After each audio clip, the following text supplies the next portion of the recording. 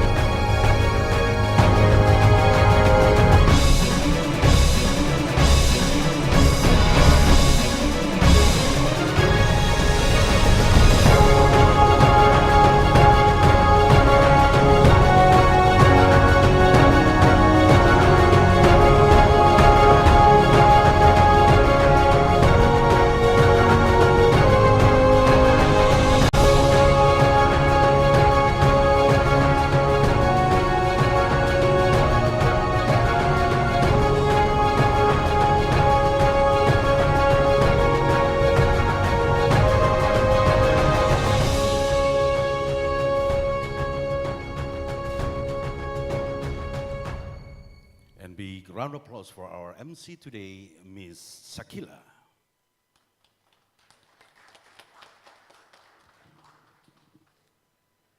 Assalamualaikum warahmatullahi wabarakatuh. Shalom, Om Swastiastu, Namo Buddhaya, Salam Kebajikan. Good morning, ladies and gentlemen. I'm Sakila. I'm serving as your master of ceremony for today's event. On behalf of the committee, we would like to extend the warmest welcome to our honorable guest, His Excellency, Acting Governor of Bangka Belitung Province, Mr. Ridwan Jamaluddin. His Excellency of Local Regional Representative to Council of Bangka Belitung Province, Mr. Herman Suhadi.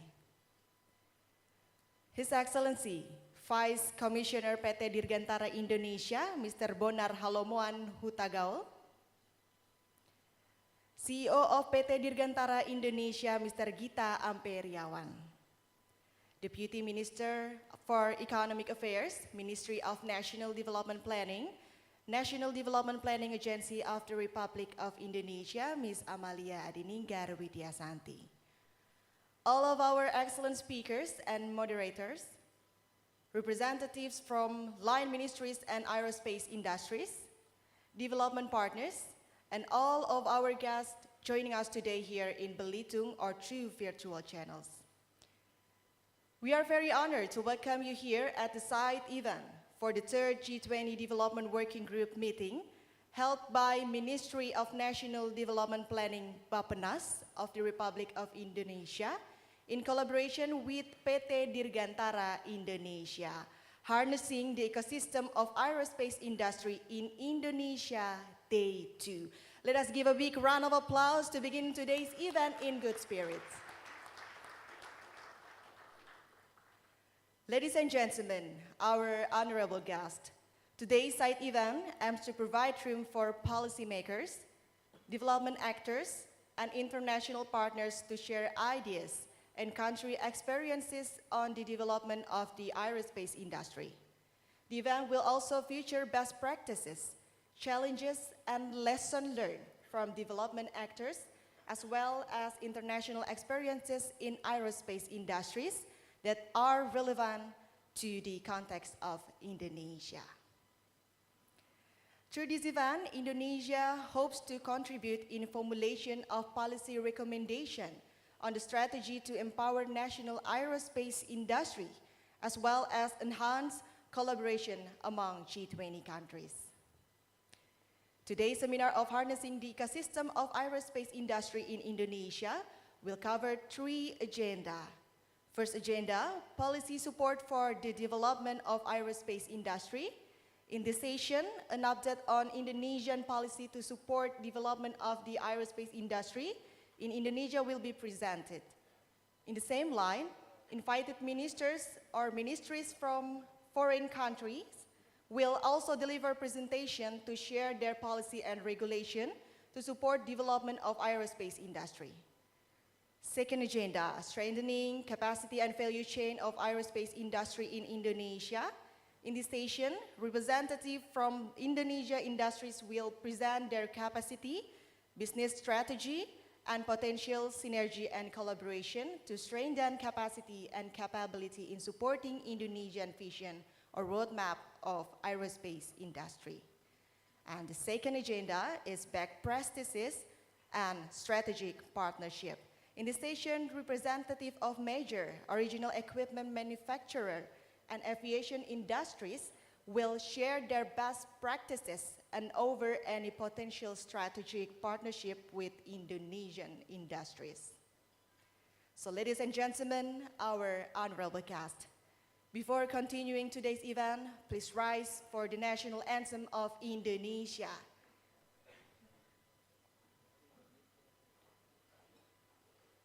Indonesia Raya.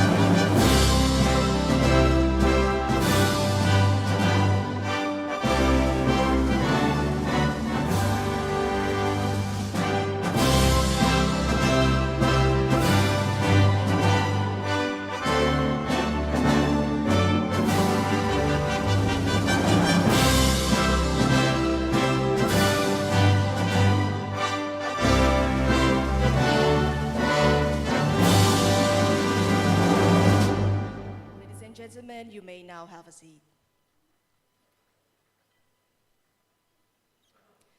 Ladies and gentlemen, our honorable guest, regarding this G20 Development Working Group event, the Ministry of National Development Planning Bappenas of the Republic of Indonesia initiated the survey on the economic impact of the G20 Development Working Group 2022. We hope that you can help fill out the questionnaire related to this survey, which can be accessed via the QR code on each of your table. The questionnaire, for 5 participants who will fill out the questionnaire completely, they will have the opportunity to get memorable souvenir from the committee. We also remind you that in this series of side event, PT Dirgantara Indonesia on 6 until 9 September 2022 from 7 a.m. until 5 p.m.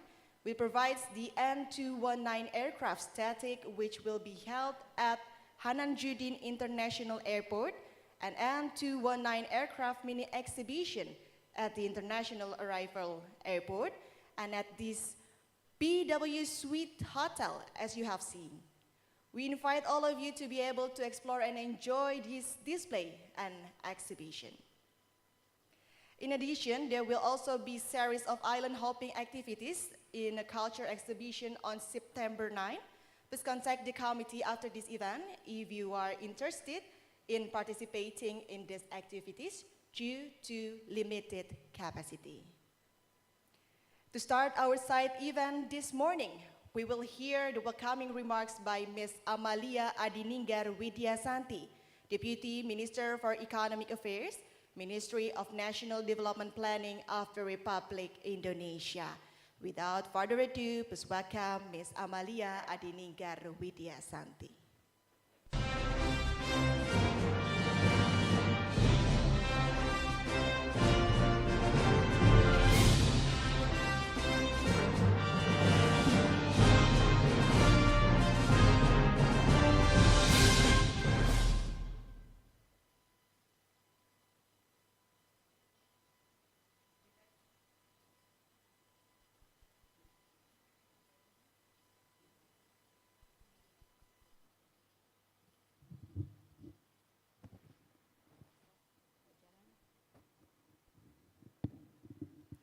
His Excellency, the Acting Governor of Bangka Belitung Province, Mr. Ridwan Jamaluddin, His Excellency, Chairman Local House of Representatives of Bangka Belitung, Mr. Herman Suhadi, Vice Commissioner of PT Dirgantara Indonesia, His Excellency, Mr. Gita Amperiawan, CEO of PT Dirgantara Indonesia, all deputy ministers, senior advisors to the minister and special staff to the ministers of National Development Planning Bappenas, representatives from the ministries and CEO of Aerospace Industries, distinguished guests, ladies and gentlemen who attend this event in this room and from online channels, Assalamualaikum warahmatullahi wabarakatuh. Today, we are entering the second day of the side event titled Harnessing the Ecosystem of Aerospace Industry in Indonesia. Yesterday, ladies and gentlemen, we have listened to the minister's speech and we have witnessed the MOU signing between PT Dirgantara Indonesia and Airbus. This MOU is very important because the MOU is concerned on the collaboration, strengthening collaboration on aerostructure, and there is a commitment from aerospace industry to gain revenue of aerostructure business for about $500 million for 10 years. And this number is actually more 10 times than the existing businesses. And with that MOU, Airbus is committed to support PT Dirgantara Indonesia to achieve that target, which is $500 million.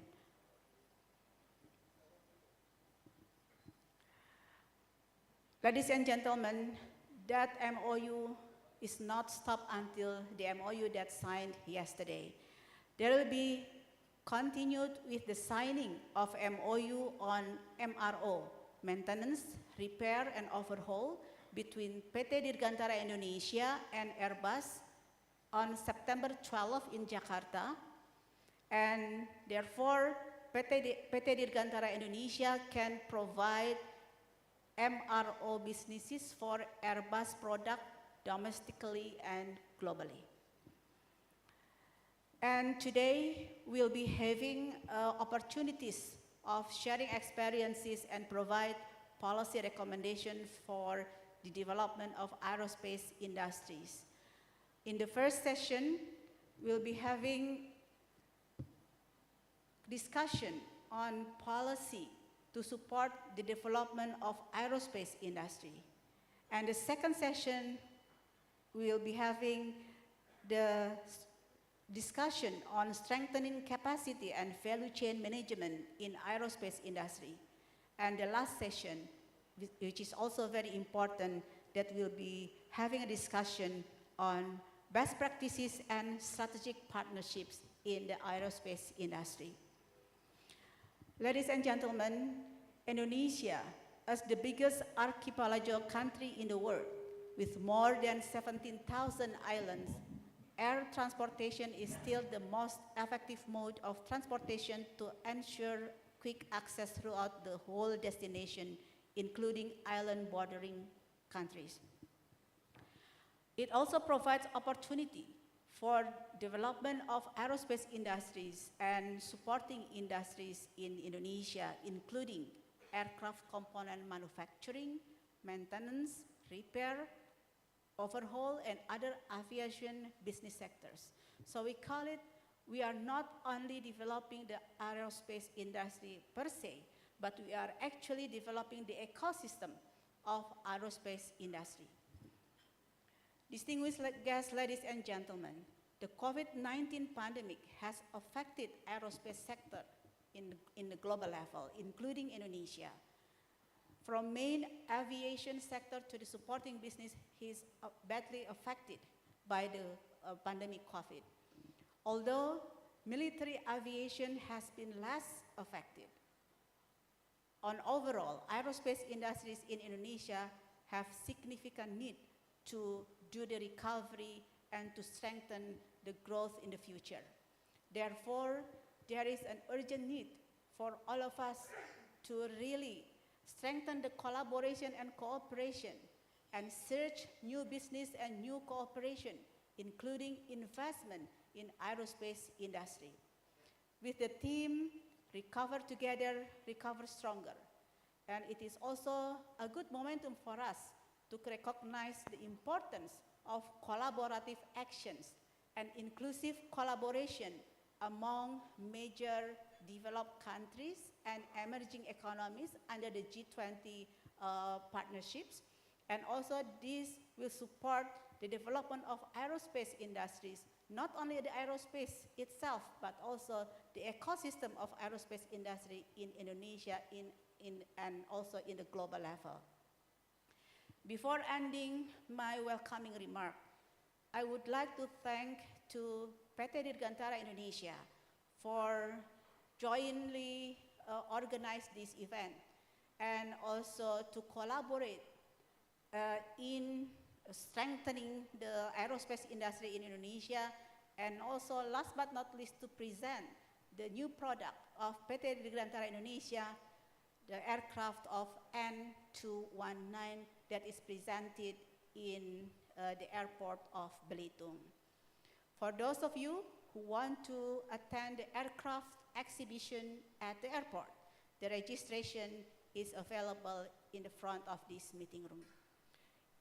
In concluding, I would like to encourage and welcome all participants and various stakeholders in this event, and please work together and provide collaborative actions and for us to really strengthen the ecosystem of the aerospace industry in Indonesia. I do thank you and enjoy the event. Assalamualaikum warahmatullahi wabarakatuh. Thank you very much to Ms. Amalia for opening today's event.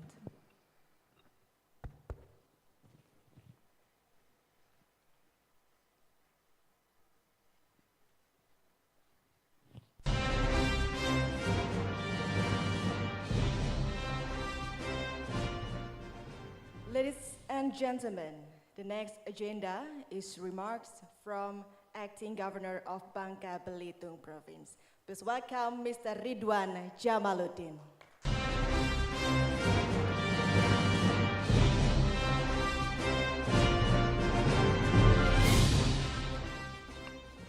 Thank you. Very good morning to all of you. Ibu Deputy, Dr. Amelia Adininggar, Pak Herman, the chairperson of the provincial parliament, Bapak Dirut, Bapak Ibu sekalian, ladies and gentlemen, international guests, welcome to Belitung. Also colleagues and friends who are watching virtually.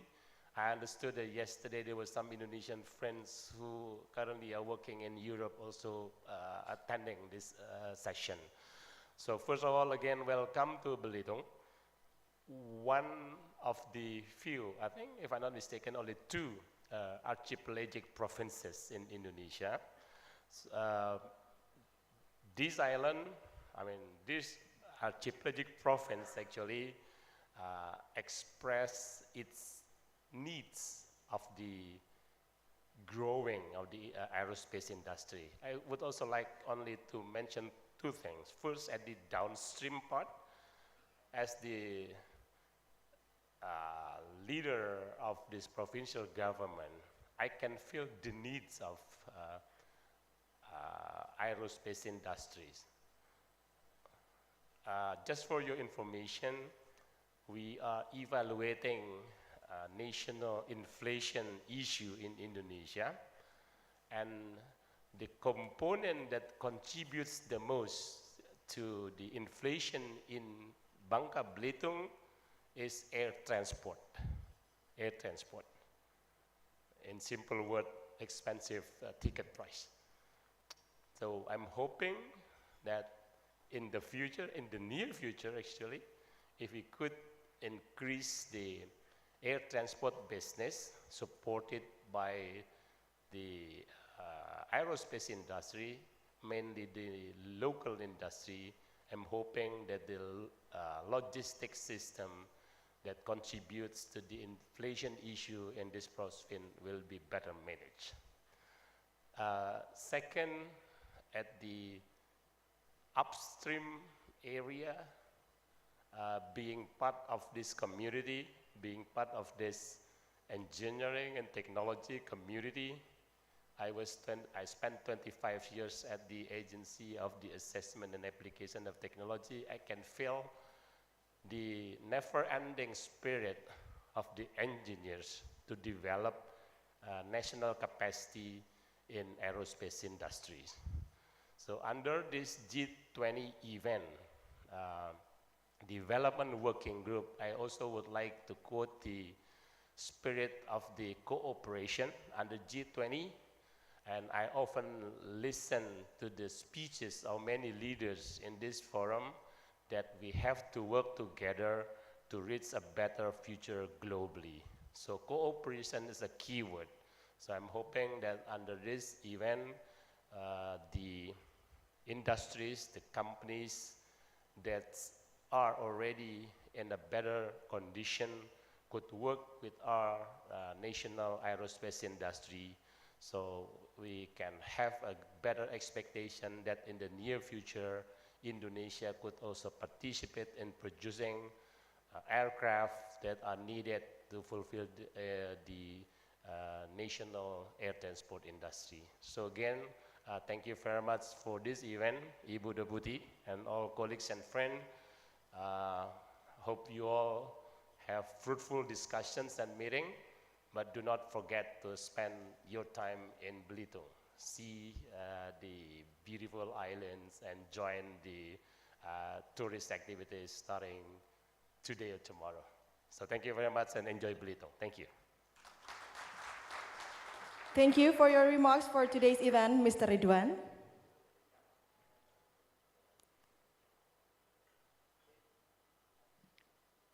Distinguished guests, ladies and gentlemen, now it's time for us to enter the first agenda of today's international seminar.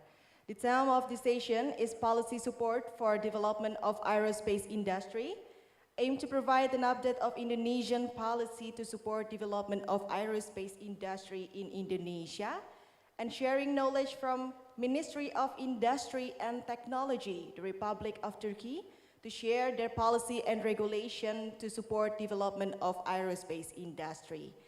This session will be led by Director of Industry, Tourism, and Creative Economy, Ministry of National Development Planning, National Development Planning Agency of the Republic of Indonesia as the moderator. Without further ado, please welcome Mr. Leonardo Teguh Sambodo.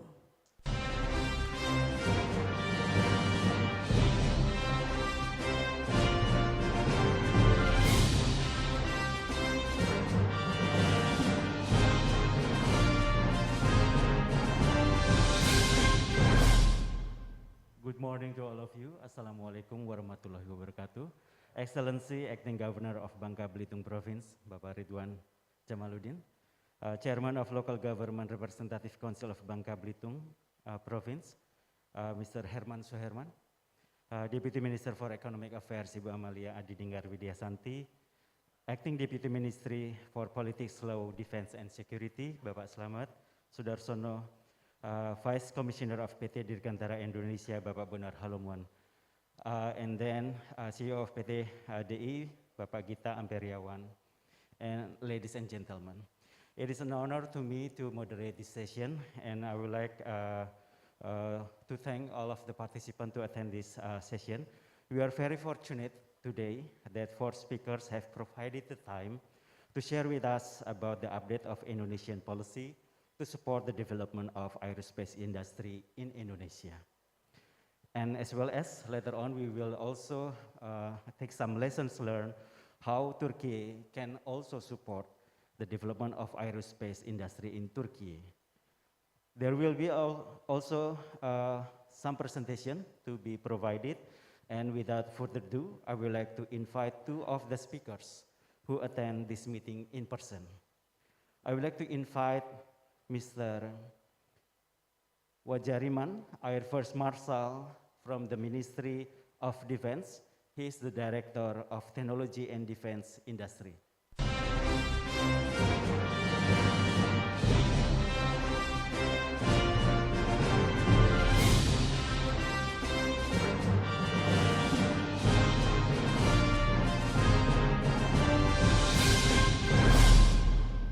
And then for the second speaker, I would like to invite Bapak Andi Komara, Coordinator for Maritime Industry from Directorate of Maritime Industry, Transportation and Defense Equipment from the Ministry of Industry of the Republic of Indonesia.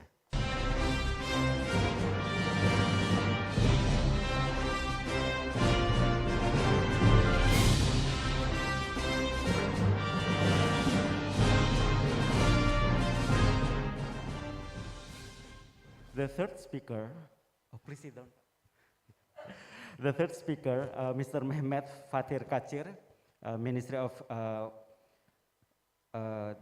the Ministry of Industry and Technology, the Republic of Turkey, has provided a pre-recorded speech, and maybe later on, the committee will also air the speech. And the last speaker come from the Ministry of Home Affairs of the Republic of Indonesia, Bapak Budiono Subambang, Director of Synchronization of Local Government Affairs 3, that will join us through this session virtually. Good morning, Pak.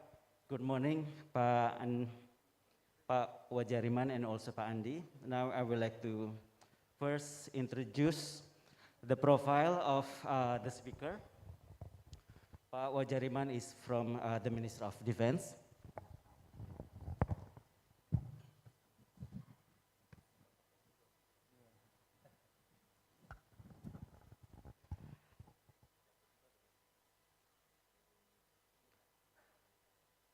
Pak Wajariman, he is the Director for Technology and Defense Industry in the Directorate General Defense Potential from the Ministry of Defense of the Republic of Indonesia. He appointed to assist the Directorate General in developing a good ecosystem for potential defense technology and industry. He graduated from Indonesian Air Force Academy in 1990 and has a vast experience in engineering. He also holds a bachelor degree in aeronautics from Bandung Institute of Technology, a master degree in aerodynamics from Cranfield University, UK, as well as he is a graduate from the Air Force Command and Staff College, the Joint Command and Staff College of the Armed Forces, and the National Resilience Institute. Now I would like to invite the first opportunity to Pak Wajariman to update us about the policy on how Indonesia can support the development of our defense industry, especially related to the aerospace. Your time is about 15 minutes. Silakan mau di sana.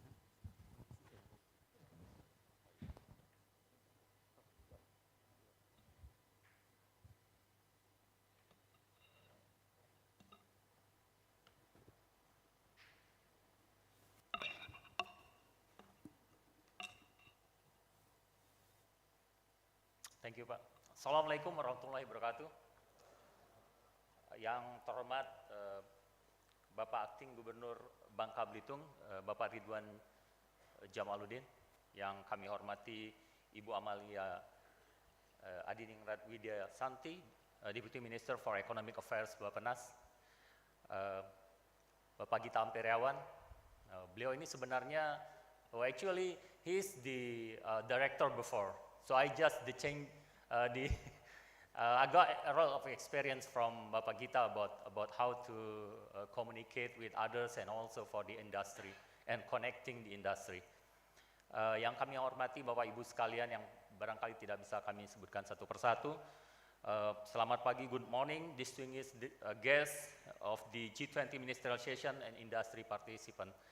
Ladies and gentlemen, I'm First Marshal Ajariman that already mentioned by the moderator, the Director of Technology and Defense Industry of the Indonesian Ministry of Defense. It is such a great honor for me to brief you an overview on the policy support for the Indonesian development of aerospace industry. I hope and believe that this event can not only build the connection between G20 members, but also to enhance the communication also with our industry communities, but also enhance other cooperation among its members. Distinguished guests, ladies and gentlemen, the outline for this presentation will be organized into 4 parts. They include strategic policy and legal basis, and then defense equipment modernization, followed by the current achievement and future plan. And finally, of course, I would like to show you the potential cooperation among us. Next, please. For the next 4 slides, I will further describe and explain the strategic policies underpinning the Indonesian defense industry policy.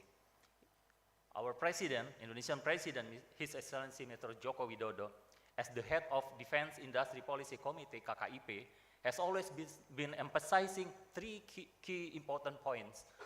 Firstly, the Indonesian Ministry of Defense and the Indonesian National Defense Force, or TNI, to continuously evaluate the procurement in one weaponry system life cycle based on the real or precise needs of the armed forces. Secondly, to create self-reliance on Indonesian domestic defense industry to support the TNI needs. And finally, to shift gradually the paradigm of thinking from defense as a matter of budget spending, moving toward defense as strategic investment. Next slide, please. Similarly, the Indonesian Minister of Defense, Mr. Prabowo Subianto, quite often brought up the classic Latin philosophy from the old Roman military officer, Flavius Renatus, saying that si vis pacem para bellum. If you want peace, get prepared for war. Mr. Prabowo always underlines that defense undertaking is an investment rather than just a matter of budget spending to build a defense force. Therefore, a capable country will preserve or create a sustainable peace, security, and stability in order to advance its national development. Next, please. As with other countries, Indonesia too has its own national interests, which are to create prosperity and preserve security. In terms of prosperity aspect, the Indonesian national resources are to be managed towards self-reliance on supply chain, production, and market. Meanwhile, on the security aspect, the self-supporting defense include developing deterrence, survivability, and quick response of the defense force. Thus, in this regard, defense industry would function as bridge connecting both prosperity and security aspect of national interest. Next, please. The implementation of defense industry policy in security sector aims at supporting military combat readiness. This is to be achieved by sufficing the major defense equipment as well as providing the needs uniquely customized according to operational requirement and technical specification. As regards prosperity sector, the defense industry undertaking is to pursue of becoming part of global supply chain, while at the same time, it is also to create domestic employment opportunities and to leverage national enterprises. Next, please. Yes. The dynamics of global security creates uncertainties that lead to a complex multidimensional challenges that in turn will have disturbing implications for national security. To cope with this situation, Indonesian national defense will need to develop a capability that has flexibility to deploy in operational fields, conducted in military operation for war or other than war. This will require a coherent military and non-military approach. It is constitutional mandatory that all Indonesian citizens have the right and obligation to defend the motherland, our homeland. In this case, the defense industry represents a civilian institution manned by Indonesian people. In more specific sector, the law number 3/2002 on national defense mandated that Minister of Defense is responsible in formulating policy on technology and defense industry, supporting research and development, as well as empowering and enhancing defense industry. Whereas the law number 34/2004 that regulates the armed forces emphasizes the needs of professional military to be well-trained, well-educated, and well-equipped. Meanwhile, the law number 2/2002 emphasizes the requirement for an up-to-date security equipment for national police to be able to maintain order and ensure public safety. To achieve those requirements, the law number 16/2012 mandates the end users, which is defense and security apparatus, to use local product of defense equipment and its components. While if they need to import the equipment from foreign countries or from other countries, it must include counter-trade, local content, and offset, stipulated clearly in any different defense procurement contract. So we have to sign the contract including the those requirements. This law then supported by law number 3/2014 on industry that local product and local component are adjusted to value the local content. Recently, to integrate all the overlapping laws, the Omnibus Law, number 11/2020, is focused to create work opportunity and employ citizens. Next, please. The cycle to realize the modernization of defense equipment. There are two ways to boost the defense technology development. These are by implementing local content and offset through overseas procurement, and by developing prototype and first article through research and development. Mass or serial production capabilities are projected to create self-reliance in local supply chain and comply with local content requirement for domestic procurement. Equally important is the effort to certify and standardize the product in order to comply with the requirement of global supply chain. The contract for imports requires local content or offset with minimum value at least 85% of the total value of the contract, which could be compensated with multiplier factor coefficient. Defense Industry Policy Committee, KKIP, has set priority on developing 7 major equipment, and in addition to the President Regulation Decree that puts 3 other additional major equipment. Those priority programs should have strategic value, contains high technology, has long-term effect, and consider the economic feasibility aspect. The program should be executed through transfer of technology, cooperation across government, and collaboration within our ministries and agencies.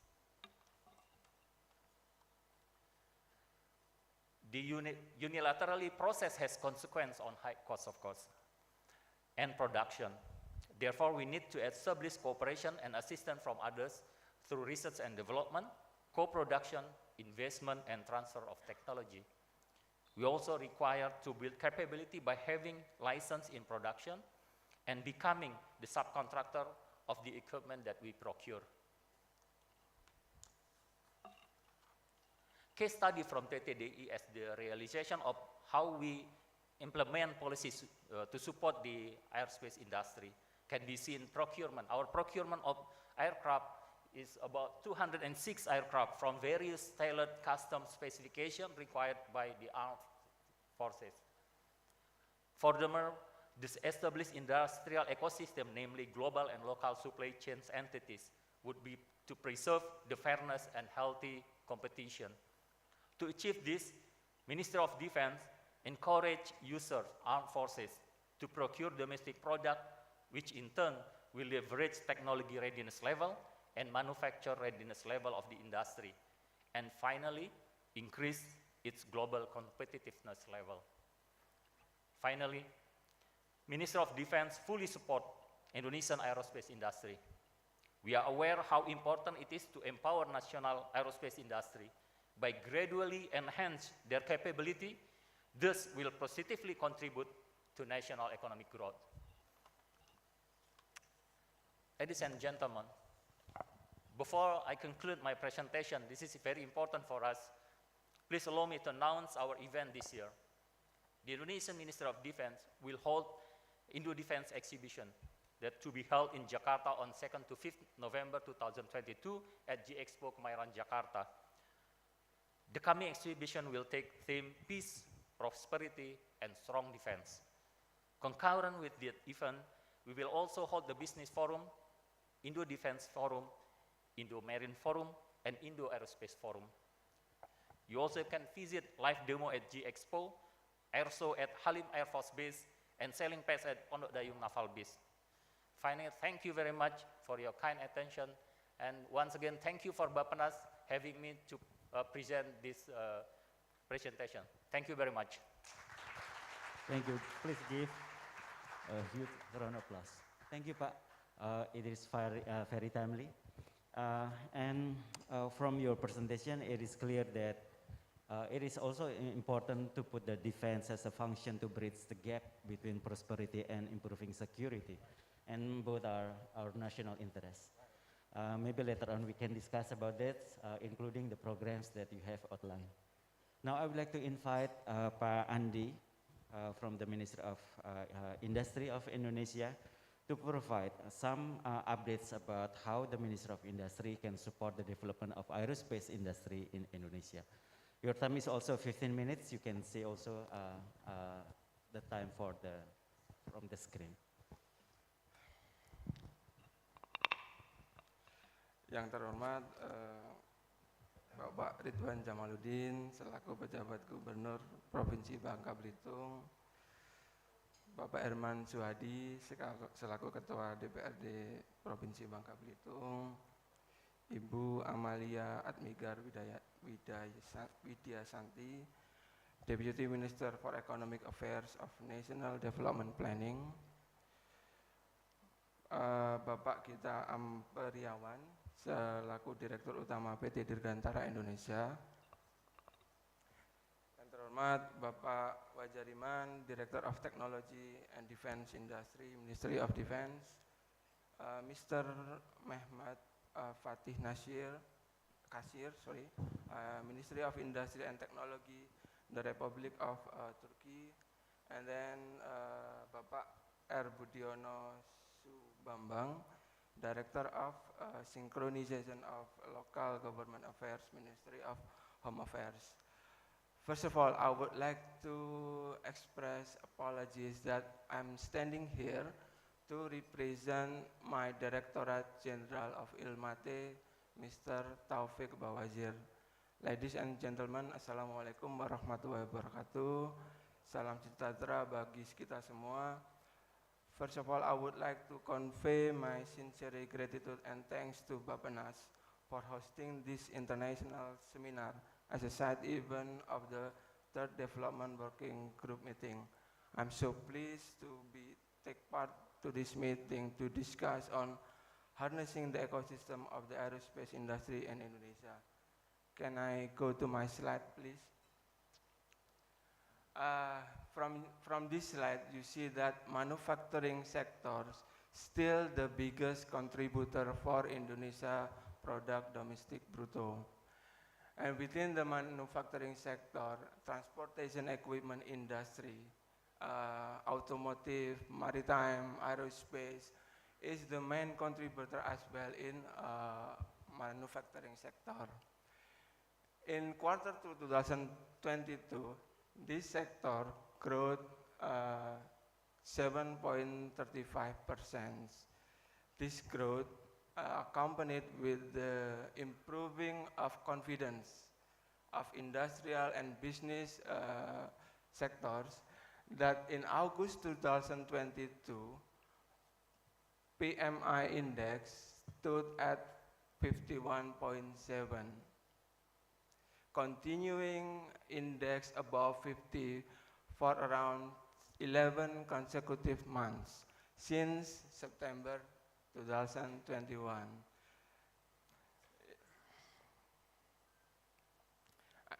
These figures show optimism for our growing national industrial sector and rapidly recovering economy. Next slide, please. Why aerospace industry is so important for us? First, because as the largest archipelagic country in the world, Indonesia needs reliable connectivity and logistics. And the national aerospace industry has played a major role in supporting the air transportation in Indonesia as well as the nation's economic growth. We identified at least 3 main pillars in supporting the aerospace industry in Indonesia.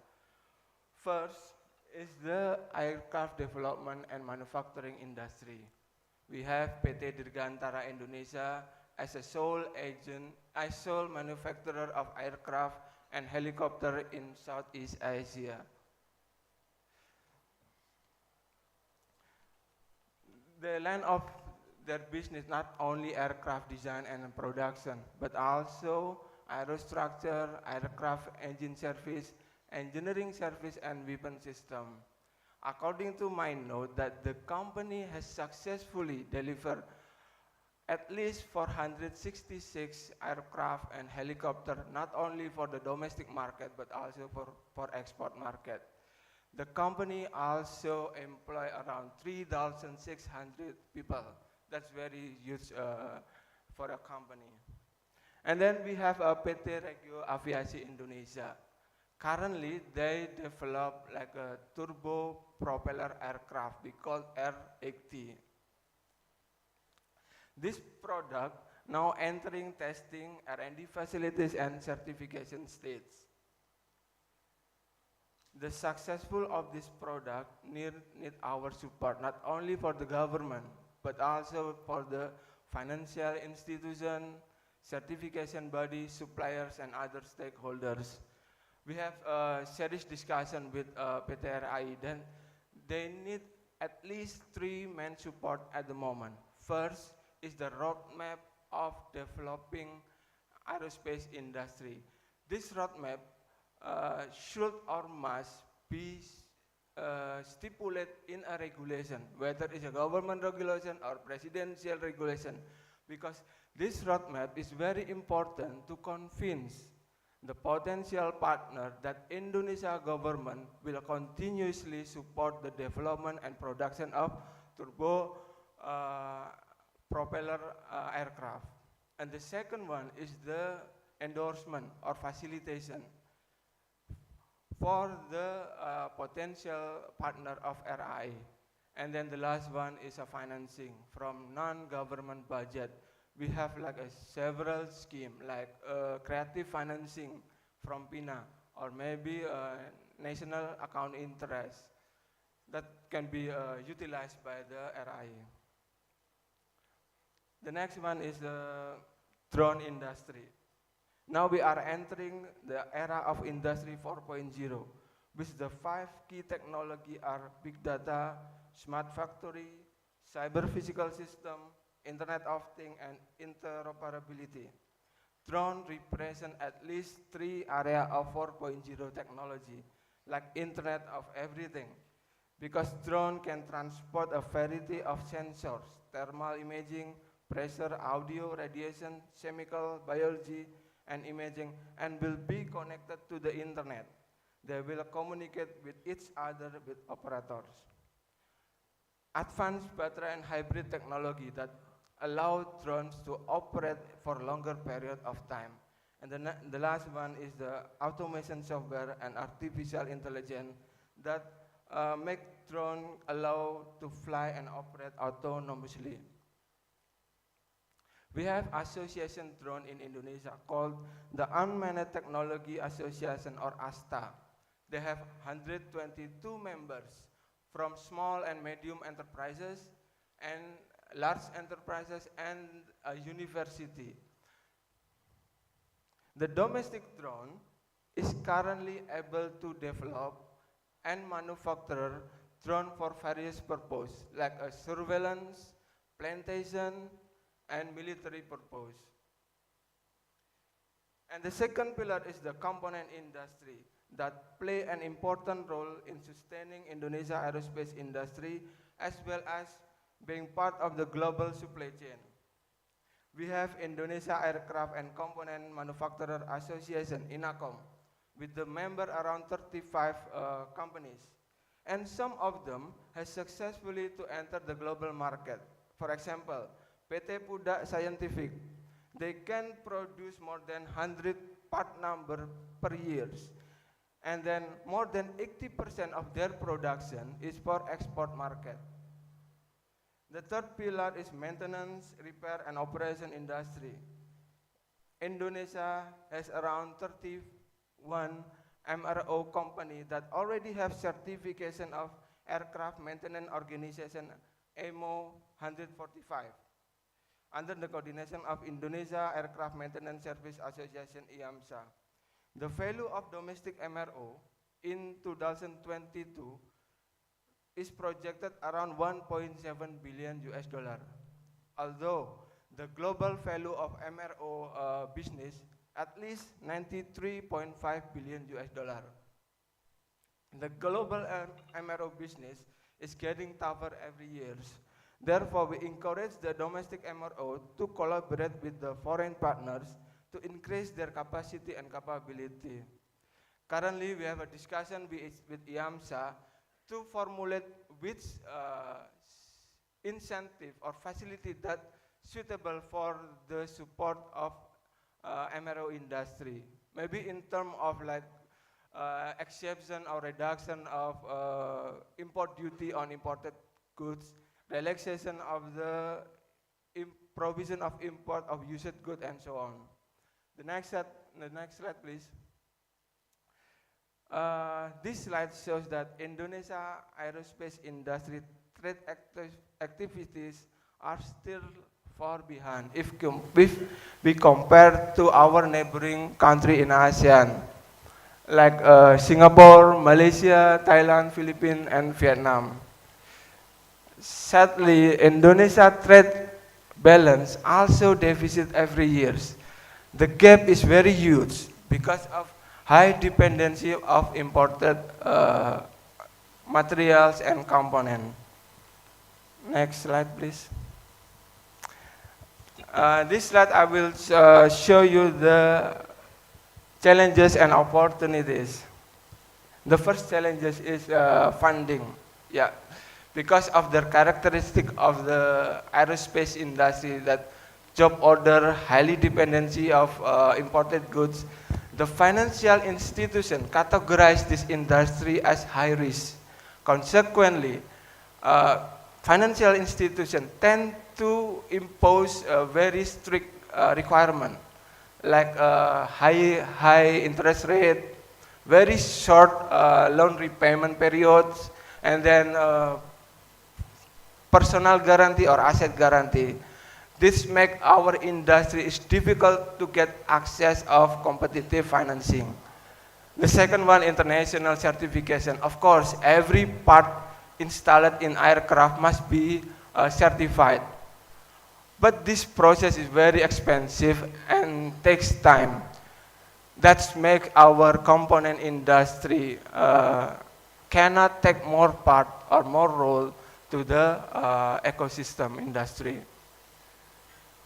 Imported product, yeah, of course, almost more than 80%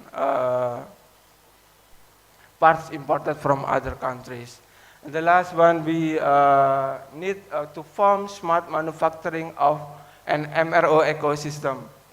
Different entities, shared challenge, meet shared objectives, offer the greater capacity and flexibility to better adapt any disruption. But we have opportunities like a regional MRO growth projection with Asia Pacific doubling growth projection within 2021 until 2031. Domestic MRO has a lot of opportunity to grow. Strategic location and competitiveness, Southeast Asia is cost competitiveness that has high potential to be major part of aerospace global supply chain, which projected around 39,490 billion US dollar within 2022 until 2041. Andy, your time is 2 minutes Okay, left. thank you. Indonesia loves traveling. Yes, we love traveling. In 2034, Indonesia has potential for additional airplane passenger up to 132 million passenger, number 4 after China, USA, and India. And the last one, domestic business environment. Indonesia offers a dynamic business environment, technological innovative firm, first-class infrastructure, political stability, as well as skilled manpower. Next, please. This is a National Industry Development Plan, which is stipulated in the government regulation number 14 of 2015. The aircraft industry is one of the national priority industry with focus on developing turbopropeller aircraft, aircraft component, and maintenance, repair, and operation. At the moment, Ministry of Industry with Land Ministry now discussing on revision of government regulation 14 of 2015. There are several additional explanation details and priority industry like a drone and rocket launcher, and then several priority development programs like formulation and implementation aerospace industry roadmap, strengthening the machinery industry subsector through revitalization on precision machinery and equipment, formulation and harmonization regulation through coordination and collaboration with related stakeholders, develop policy to encourage the use of domestic products that have high competitiveness, and the last one is improving human resource capability with competency in design engineering, precision process, precision measurement, mechatronics, robotic through training and technical guidance, including the other Industry 4.0 technology. The last slide. Various facility has been issued to support this industry development like fiscal incentive, tax holiday, mini tax holiday, tax allowance, investment allowance, super tax deduction, import duty exemption, and non-fiscal incentive like national interest account, and the domestic product preference in public procurement according to the minimum level of TKDN. National interest account, transportation equipment industry has been provided like a national interest account which stipulated in the decree of Minister of Finance number 406 of 2021. The budget allocation for this program around 1.5 trillion rupiah with the period until 31 December 2026. In 2021, MRO industry sector has received facility of import duty borne by the government with the budget allocation up to 9 billion rupiah. We are currently conducting a study for the exemption of component import duty incentive for the MRO industry through the Chapter 98 scheme. Finally, I would like to express my highest gratitude and appreciation to all parties who have participation in this event. Hopefully, this event can be a momentum to strengthen the cooperation of all stakeholders in development of the aerospace ecosystem in Indonesia and to enhance its integration to the global supply chain in the aerospace industry. Thank you. Assalamualaikum warahmatullahi wabarakatuh. Waalaikumsalam warahmatullahi wabarakatuh. Thank you, Pak Andi. Pak Andi is actually has a different background than aerospace, but it seems that you expand your knowledge into the aerospace. He has a bachelor degree in naval architecture actually and shipbuilding engineering from Institute Teknologi of 10 November in Surabaya, Indonesia, and master degree in maritime logistic management. Now hopefully we can discuss more about how the revision of the Indonesian industry master plan as well as how the Indonesian government can also provide the fiscal and non-fiscal incentives, different incentives that will be provided to support the development of aerospace industry in Indonesia. Now I would like to ask the committee to help us play the pre-recorded speech from the Ministry of, from Mr. Mehmet Fatir Kacir, from the Ministry of Industry and Technology.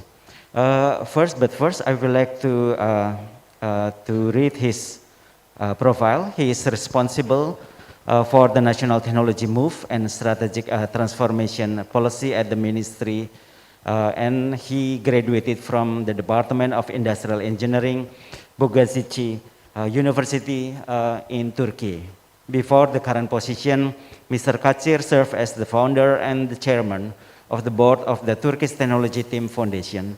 He was also among the pioneers of the establishment of experiment technology workshops, the Future Technology Stars program for gifted students, Science Center and Entrepreneurship Center programs, and Technofest in Istanbul, the largest aviation space and technology festival. Now, let's us listen to the policy support for the development of aero industry, particularly the lessons learned from Turkey.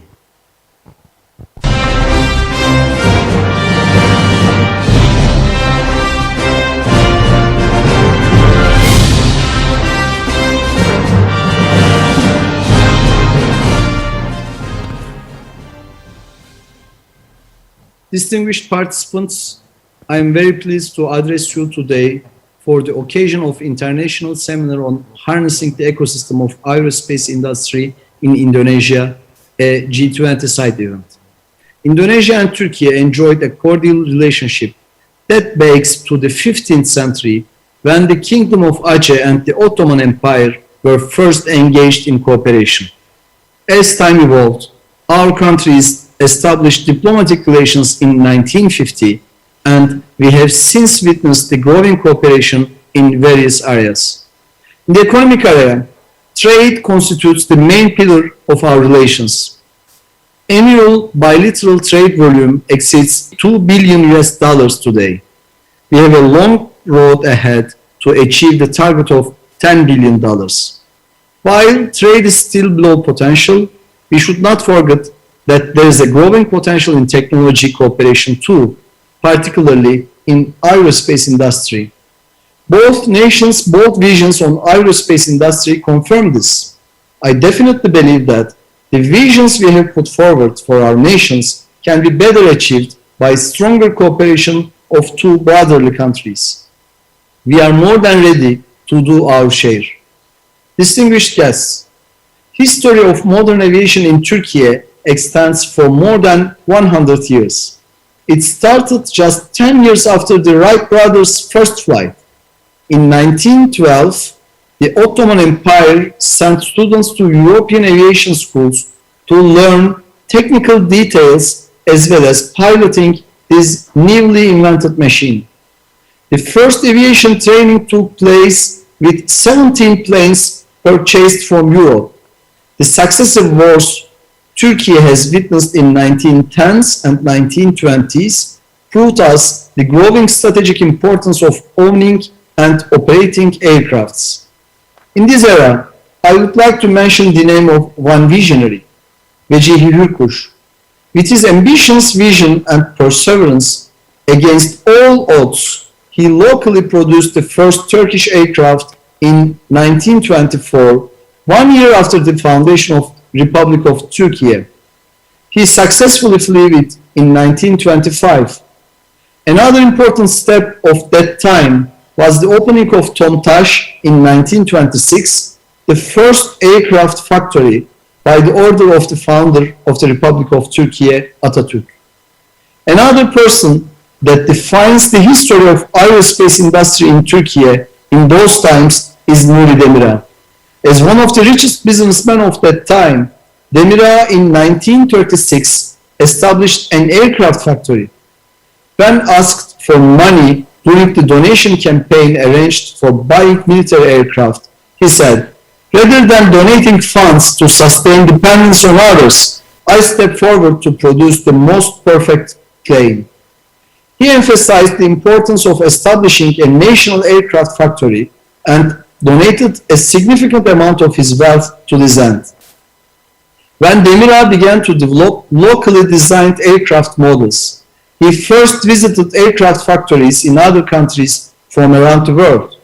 He realized that obtaining a license was basically a practice of copying pre-existing models. Those outmoded models were being licensed while innovative models were kept secret. He knew that if Turkey was to benefit from the latest technology, it had to develop its own models. He subsequently focused his studies on this matter. Demirel is quoted as saying, "If copying continues, time will be wasted on outdated things." Thanks to his efforts and investments, the first Turkish single-engine aircraft, the new D-36, was produced in 1936.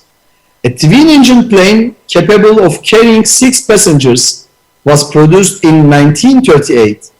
It was mass-produced later and classified as an A-class airliner by the World Aviation Authority.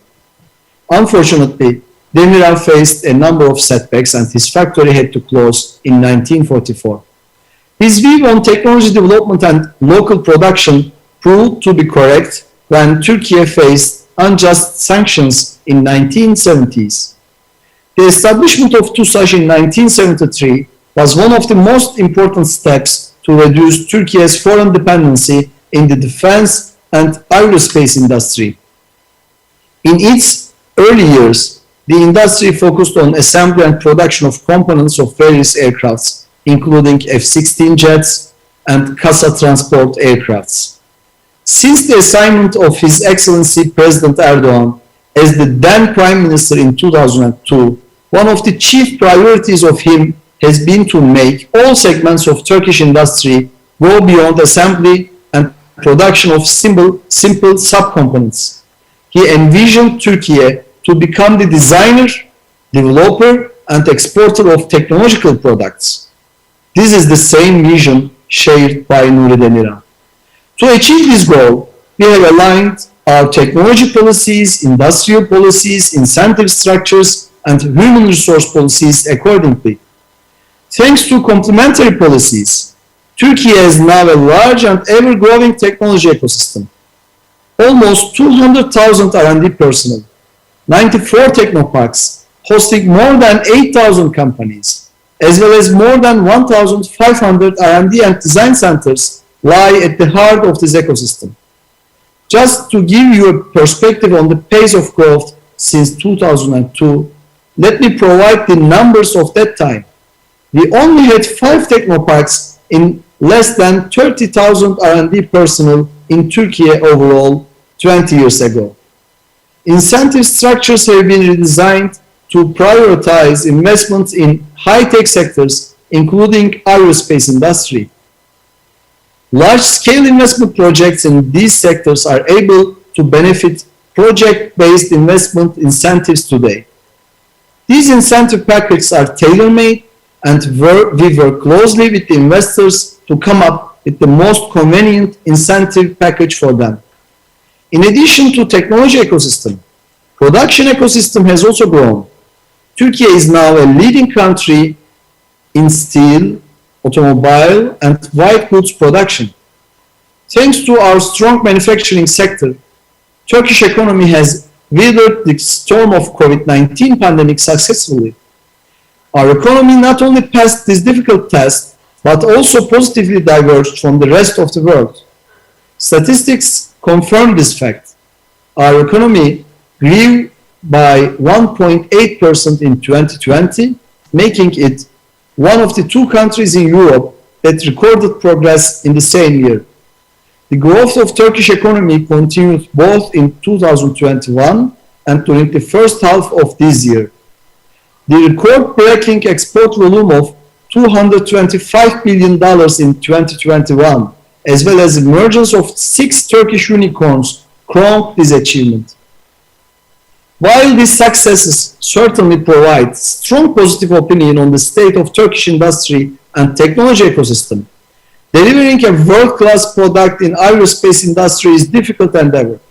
It's only possible with culmination of long-term planning and vision, investment in human capital, and smart government policies.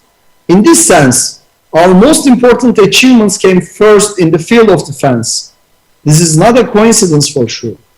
Unlike other sectors, the unique governance model of this sector made the resulting success possible.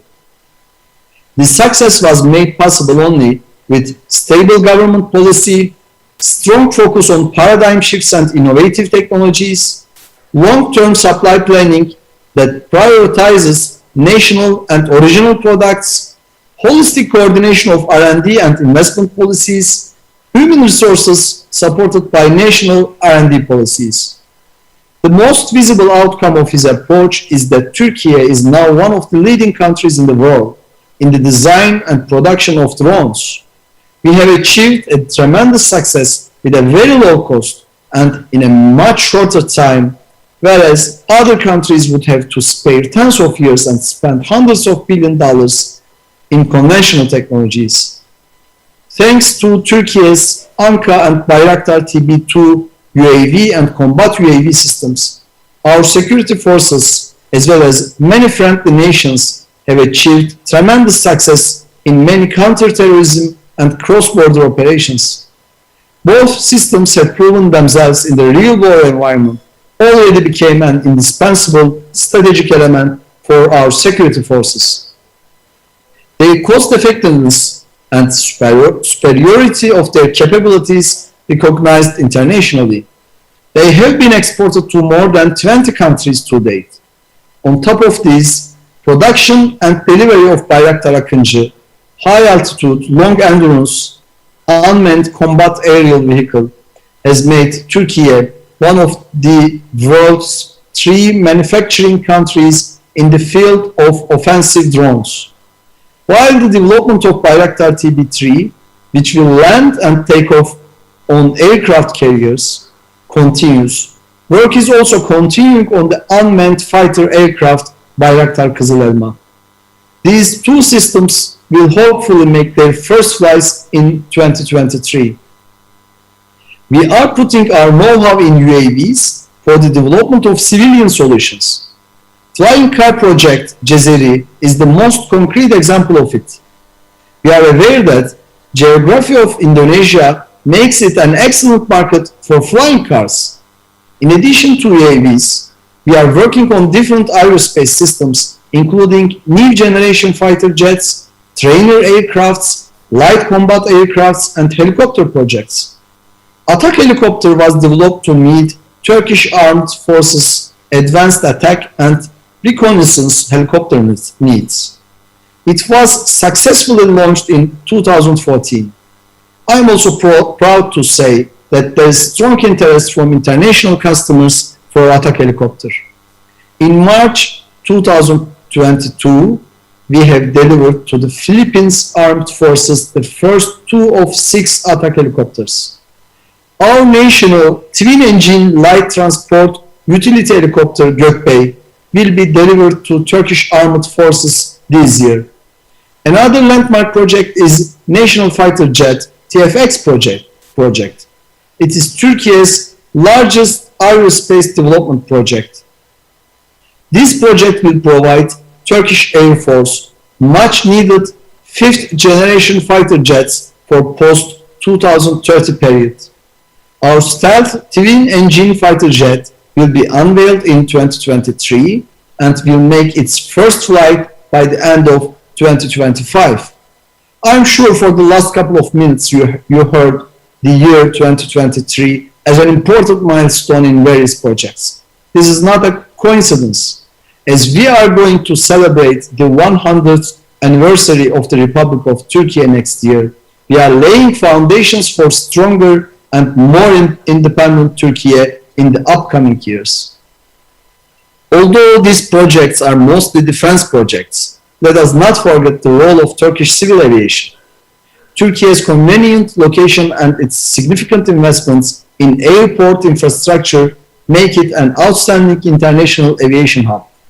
Today, there are direct flights from Turkish airports to more than 120 countries and more than 300 international destinations. Last year, New Istanbul Airport was the busiest airport in Europe and 13th busiest airport in the world.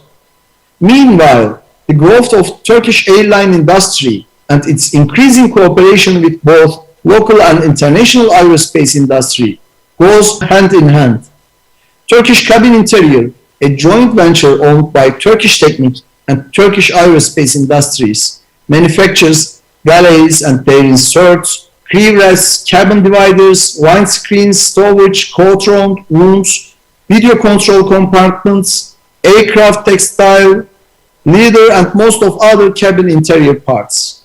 The Turkish Engine Center is a joint venture with Turkish Technic and Pratt & Whitney, specializing on CFM56 and V2500 engine overhaul and repair. While we are taking these steps, I'm very pleased to express that we are ready for stronger cooperation in the aviation industry with our brotherly countries, especially Indonesia. We are aware that thanks to Indonesia's geography and large local market, there are many opportunities for global aerospace industry. We know that the government of Indonesia has put tremendous efforts to make use of this potential to create an aerospace ecosystem. That's why the vision of Turkish aerospace industry on Indonesia is not only to sell Turkish products in that market. Turkish aerospace companies look for mutually beneficial investment opportunities. Discussions between PTDI and TAI is the most concrete example of this. I hope these discussions will achieve concrete results soon and more new partnerships will follow. With this opportunity, I also would like to express that I am more than ready to do my share to facilitate and accelerate the development of relations between two aerospace ecosystems.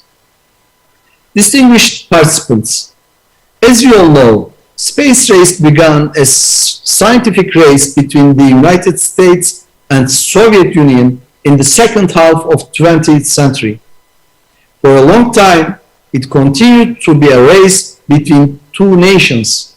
However, with the growing strategic importance of space and decrease in launch costs, new nations participate in this race much more easily.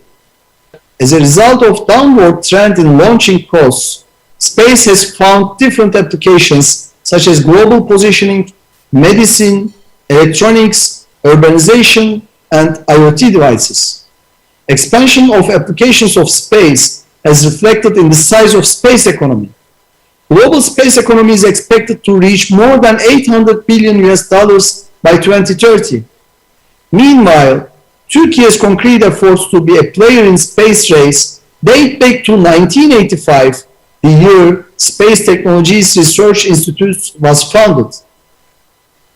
Turkey launched 12 satellites into space. Today, 5 communication satellites and 2 Earth observation satellites are in service. While the early satellite projects were made possible with design and manufacture by international companies, we always looked for the local R&D, design, test, and production of satellite systems. The experience we gained with domestic production of recently retired Earth observation satellite, RASAT, and Göktürk 2 has opened new doors for us. The opening of Turkish Space Systems Integration and Test Center in 2015 has provided the Turkish space industry with much needed testing facility. Combination of know-how and testing facilities enabled the domestic design and production of the sub-meter resolution imaging satellite IMECE and TürkSat 6A, the first national communication satellite. Both satellites are going to be launched next year. Today, our country has become a country that can develop, test, and manufacture its own satellites and has the necessary human and physical capital for this. We are now working to bring this know-how and experience to the international market. It will be our great pleasure to offer Indonesian customers our know-how and solutions in this field. Distinguished participants, our government's goals and ideals for maintaining presence in space and its peaceful use require us to have particular focus on space-related capabilities, to protect rights and interests in space, and to coordinate the work of various different entities. With these goals in mind, Turkish Space Agency was established in 2018. Most important mandate of this agency has become the preparation and implementation of the National Space Program. His Excellency President Erdogan announced the 10 targets under this program in February 2021. Most striking of these targets is the Moon mission. We aim to reach the Moon with a domestic and national original hybrid rocket and make a hard landing. First phase of the mission will make Turkey one of the few nations ever landed on the Moon. Following the hard landing, by 2028, we will be reaching Moon by our national launch rocket and make a soft landing. This will enable us to conduct a scientific research on the Moon surface. Another important goal of the National Space Program is to establish a spaceport with the cooperation of international partners.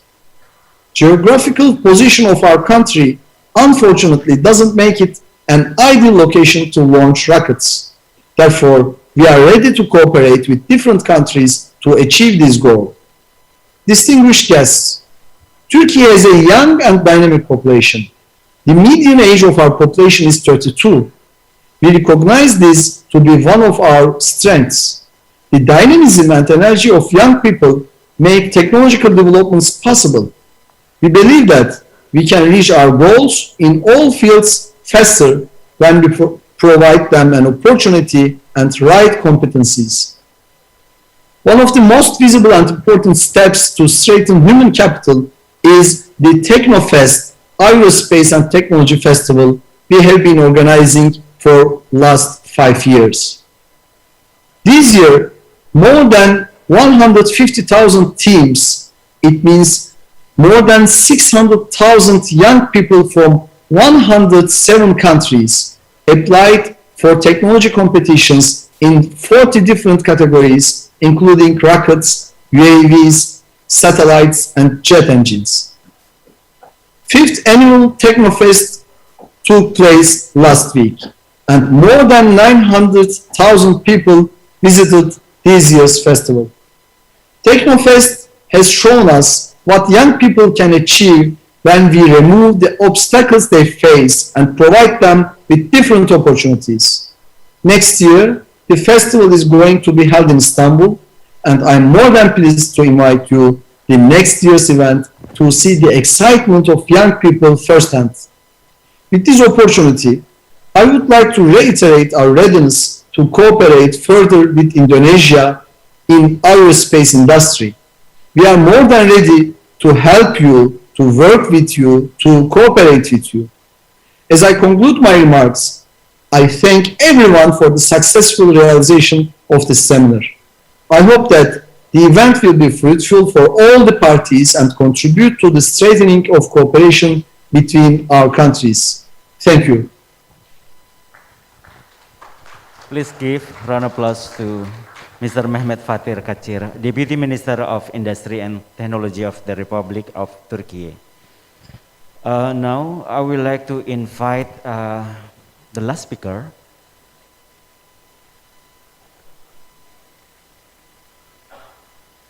Bapak Budiono Subambang, the Director of Synchronization of Local Government Affairs 3 from the Directorate General of Regional Development, Ministry of Home Affairs.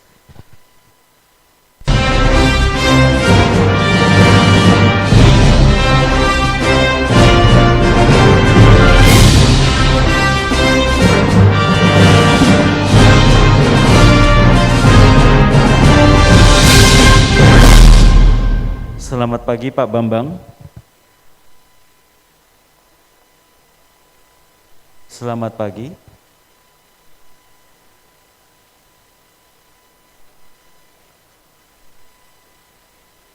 Mr. Budiono Subambang from the Ministry of Home Affairs hold the bachelor degree in Planology Engineering from the Institute of Technology Institute of Bandung Technology Institute, and then master degree in public management from Carnegie Mellon University, USA.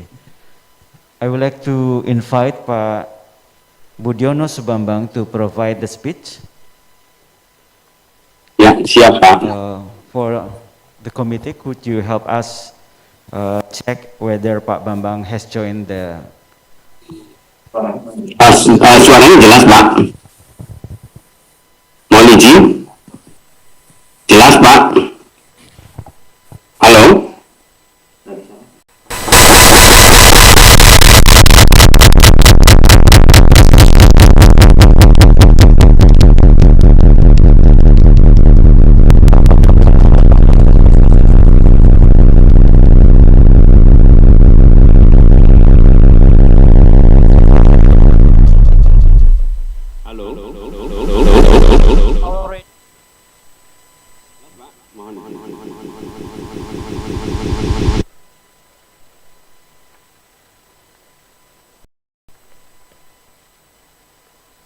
Pak Budiono, apakah sudah siap?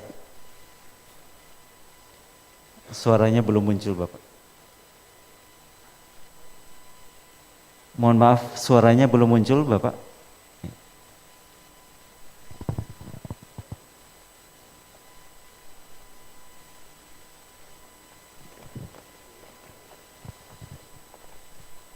Panitia bisa membantu?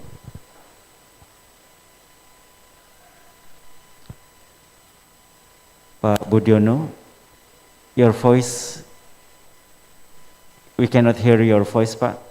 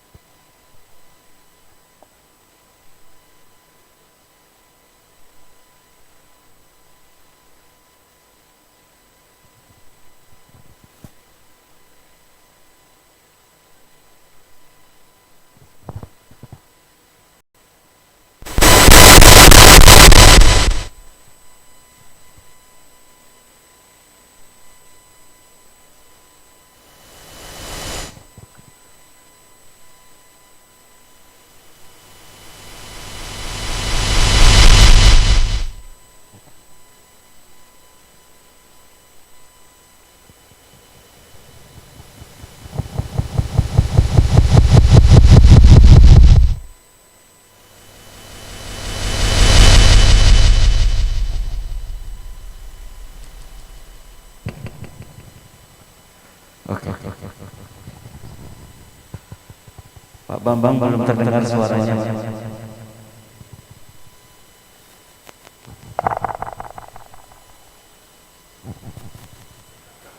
Apakah ada bisa membantu?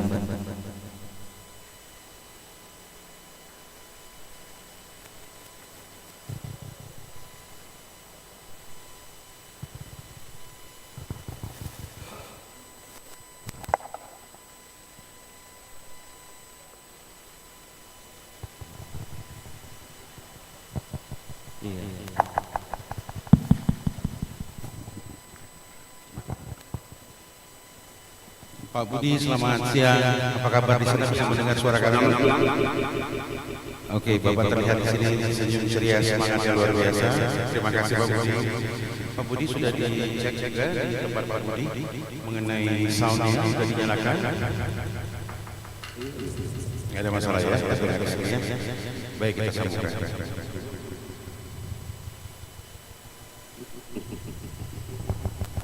Halo, jelas Pak? Iya, kita sedang menyampaikan. Sambil barangkali Pak Teguh mungkin bisa kita berikan elaborasi tentang Okay, ada pertanyaan while waiting barangkali. for Pak Budiono Subambang, I would like to highlight some of the lessons learned from Turkey that has been outlined by Mr. Katsir. It is important to note that both Turkey and Indonesia also pursue the same, at least two similar policies.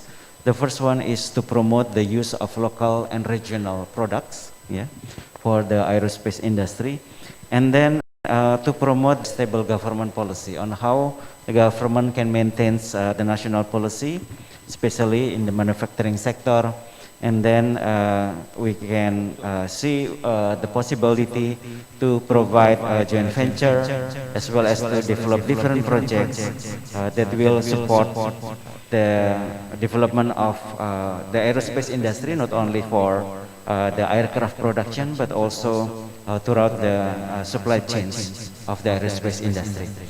Pak Budiono Subambang, izin mungkin kami akan membuka pertanyaan dulu untuk dua speaker yang sudah hadir. Nanti Pak Bambang akan kami invite untuk menyampaikan speech. Terima kasih. Now I would like to invite the questions. Now while waiting for the connection, the audio connection. Sudah dicoba boleh? Bapak silakan halo di sana. Bapak silakan coba halo. Pak Budi. Pak Budi sudah terdengar sinyal Anda masuk. Silakan lanjutkan Pak Teguh Nyun Sewu. Baik. Now I would like to invite for questions from the participants that are attending this event, this session, as well as the participants that are joining us through the Zoom virtual meeting. Maybe you can raise your hand if you have any question for the two distinguished speakers from for this in these sessions. From the left hand side.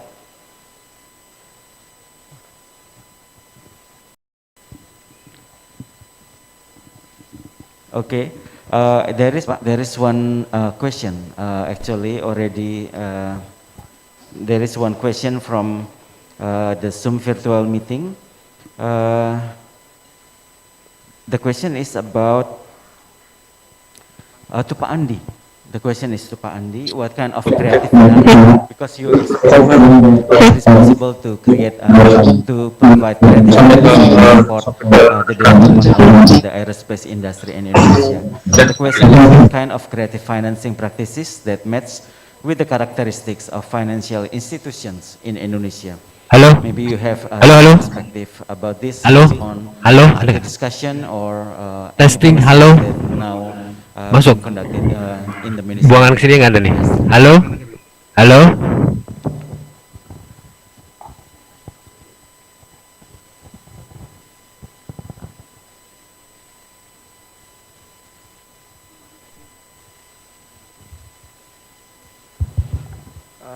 Terima kasih Pak Teguh. I mean, the term of creative financing is raised when we have a discussion with the PT Halo. Because one of the Halo. want to be supported is financing and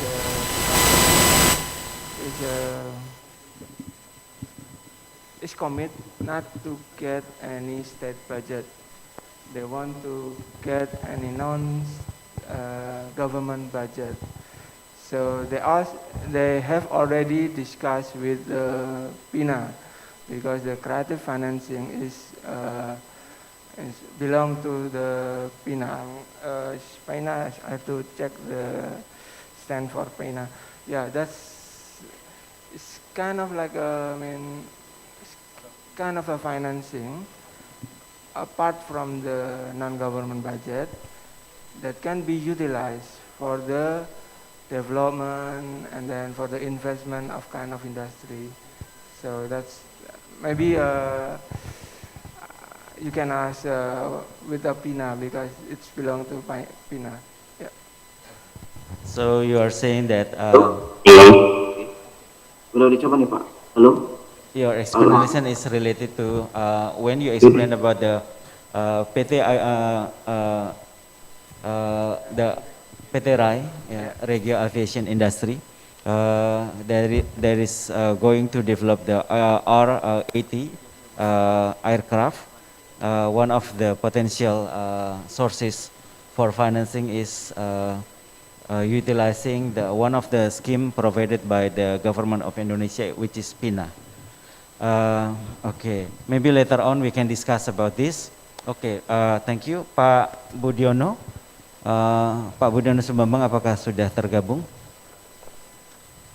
Siap Pak. Baik, Bapak dipersilakan untuk menyampaikan speech. You are now invited to provide the speech and your time is about 15 minutes, Pak. Ya. Yang bisa pendek lebih pendek lah Pak, insya Allah. Bismillahirrahmanirrahim. Assalamualaikum warahmatullahi wabarakatuh. Selamat siang dan salam sejahtera bagi kita semua. Salam sehat dan salam hormat buat semua para pimpinan yang mulai dari Bapak Gubernur, tadi Pak Ridwan, kemudian Ibu Amalia, Pak Ibu Deputi, kemudian para narasumber tadi dari Kemenhan Pak Warjiman, kemudian dari Kementerian Perindustrian, kemudian dari Turki, kemudian dari narasumber yang dan seluruh peserta yang hadir di event yang penting ini. Izinkanlah kami untuk menyampaikan beberapa poin saja terkait dengan dukungan pemerintah Kementerian Dalam Negeri dan pemerintah daerah dalam mendukung industri dirgantara di Indonesia. Jadi pertama sekali lagi first of all I would like to thanks for inviting Bapenas for us to explain our exposure on the policy support of the Ministry of Home Affairs and the local government in supporting the aerospace industry. Second, we extend a healthy greeting and respect to our speaker, what I mentioned before. Then third, I would like to apologize that the Directorate General cannot attend, and me also attend to Belitung this important event because at the same time there is an important task cannot be left behind and has assigned me to represent him. All right, let's start without our explanation. Okay.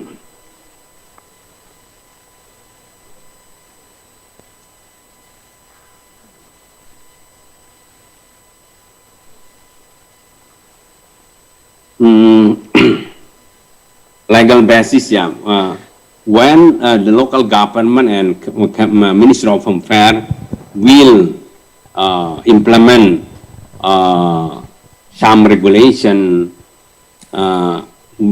we need to. Pak Budiono, is it Yeah. possible for you to put the display in full mode? Yeah, full mode. Yeah, in slide mode. Oh, sorry, okay.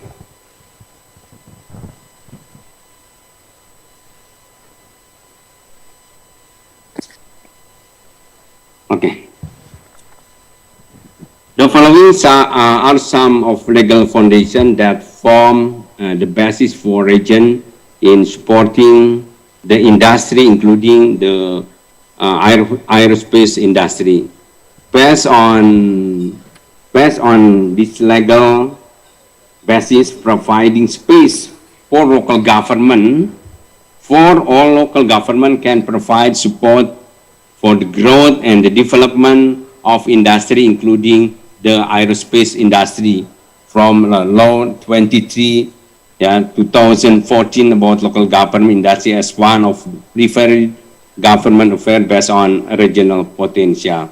And law number 3 2014 about industry mandate preparation, and until Permendagri concerning about the how to prepare planning and budgeting also to support industry in the local industry.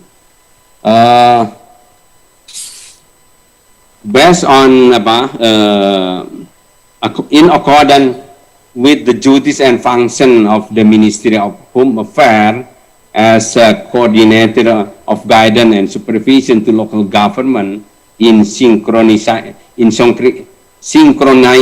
and harmonizing national policy, including policies on development of the aerospace industry, so that they can be implemented and operationalized in local government, including their participation and cooperation.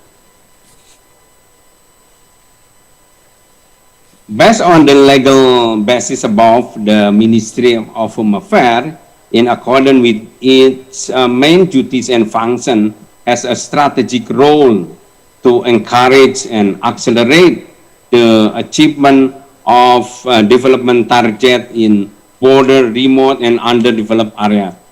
In the context of accelerating regional development in remote, underdeveloped, and underdeveloped area, of course, the Ministry of Home Affairs required a lot of input and support from many parties, including program support to support accessibility to this 3T area.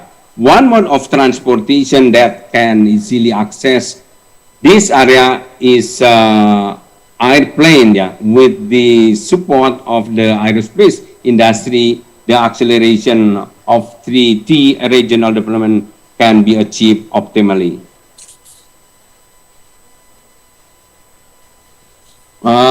As we know that the division of government authority divided to 3 authority: absolute, general government, and concurrent. And we hope that all this authority, it is hope that the region can optimize regional development and can provide community welfare.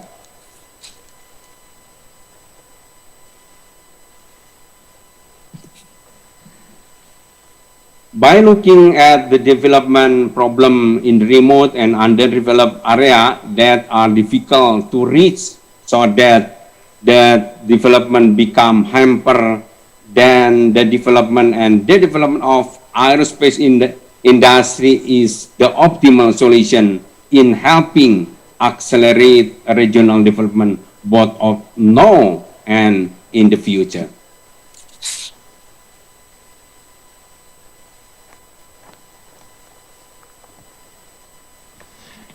Based on the law number 23, 2014 about local government affairs,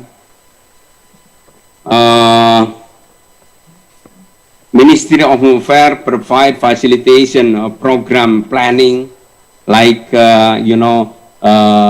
determination of district, city, industrial development plan, and also provide how to determine the provincial industrial development plan, including how to support local industry, and then support for the aerospace industry.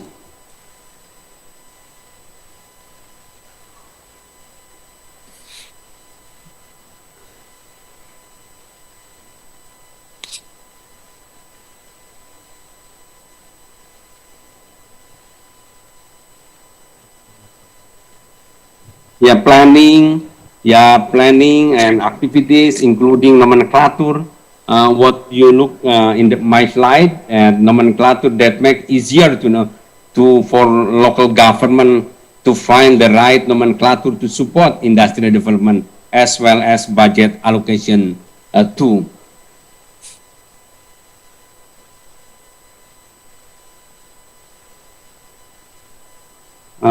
Last slide maybe. policy support for aerospace industry from Ministry of Home Affairs. Given that the aerospace industry is an industry that has a large multiplier effect, there is an opportunity for local government to participate so that the Ministry of Home Affairs will provide policy support and guideline to local government for regional development, starting from planning, and budgeting, including implementing, and to support for the development of industry, including the aerospace industry, ranging from local industrial to supporting the aerospace industry. And the second, support for regional company policies, namely building and developing BUMD that's on several regions that can play a role in supporting the industry. These are some of the policy support from Ministry of Affairs and local government. And if there is anything that no right, if deliver of our material, we apologize. Thank you so much. Waalaikumsalam warahmatullahi wabarakatuh. Waalaikumsalam warahmatullahi wabarakatuh. Please give a round of applause to Pak Budiono Subambang. Now I would like to continue for the Q&A question. I would like to invite again for the participants in this session to provide, if you have any further question or elaboration that require further explanation from the speakers, please raise your hand. Okay.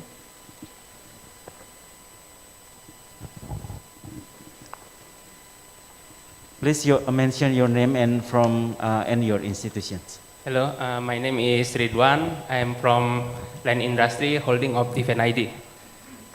My question is for Pak Andi. Previously you mentioned regarding the policy to support the aerospace ecosystem. What I see, it looks like it related to tax, like tax holiday, super tax deduction, and also about the import duty, export financing, and also utilization of local content. When I heard the best practice in Turkey, it looks like there is other policy like a technology policy.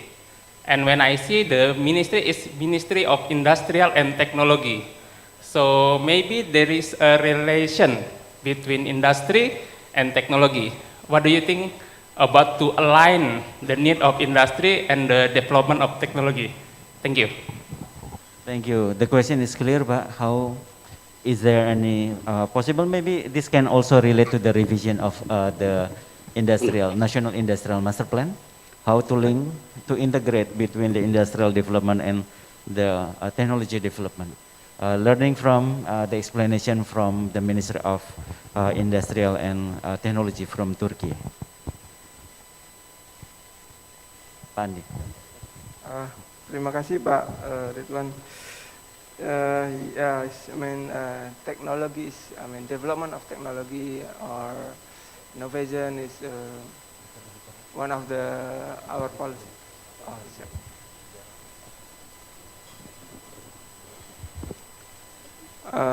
Terima kasih Pak Ridwan.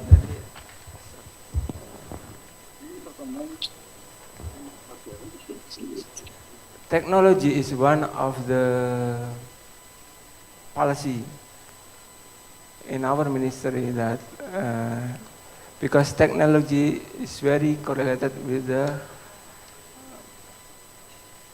additional value of the product itself. So therefore, in every regulation that support the industry, we always consider the amount of technology that we implemented.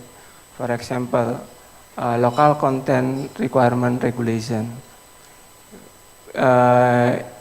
For TKDN regulation, we have a Ministry of Industry regulation of Ministry of Industry number 16 of 2011. I mean, the local content requirement must be calculated based on the materials and then human resource and overhead. and the technology itself is embedded in the material and all the three aspects. For example, we have regulation of TKDN for EV. For EV, I mean the R&D, research and development, research, design and development aspect, they have like a 20% of 20% aspect. Yeah.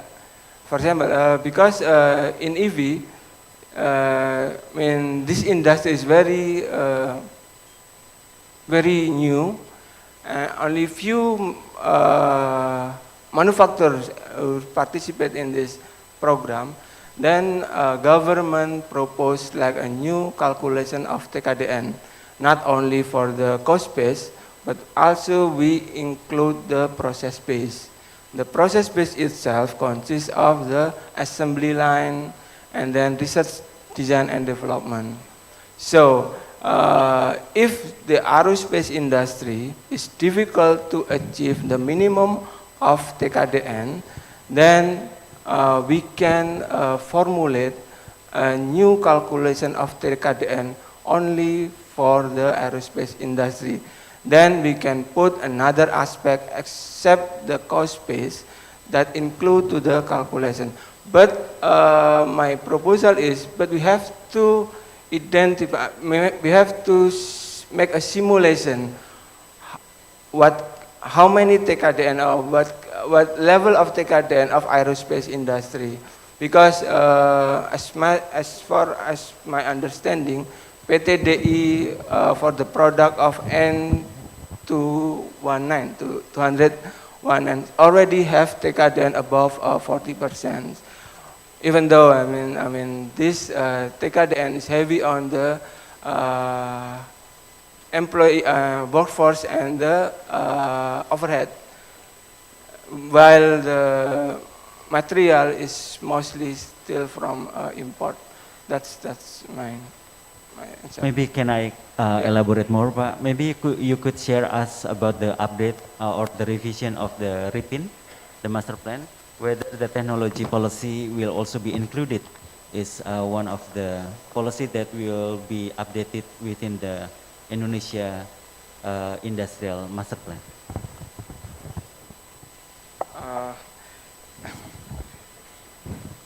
I will check about the update. Sorry, Pak. Okay. Now the second question, please, from the middle part of. Thank you. I want to continue from the first questions. I am Tarmizi from PTNTP, Nusantara Turbine Propulsion that specialized in the engine, aero engine, MRO, and industrial engine. Yeah.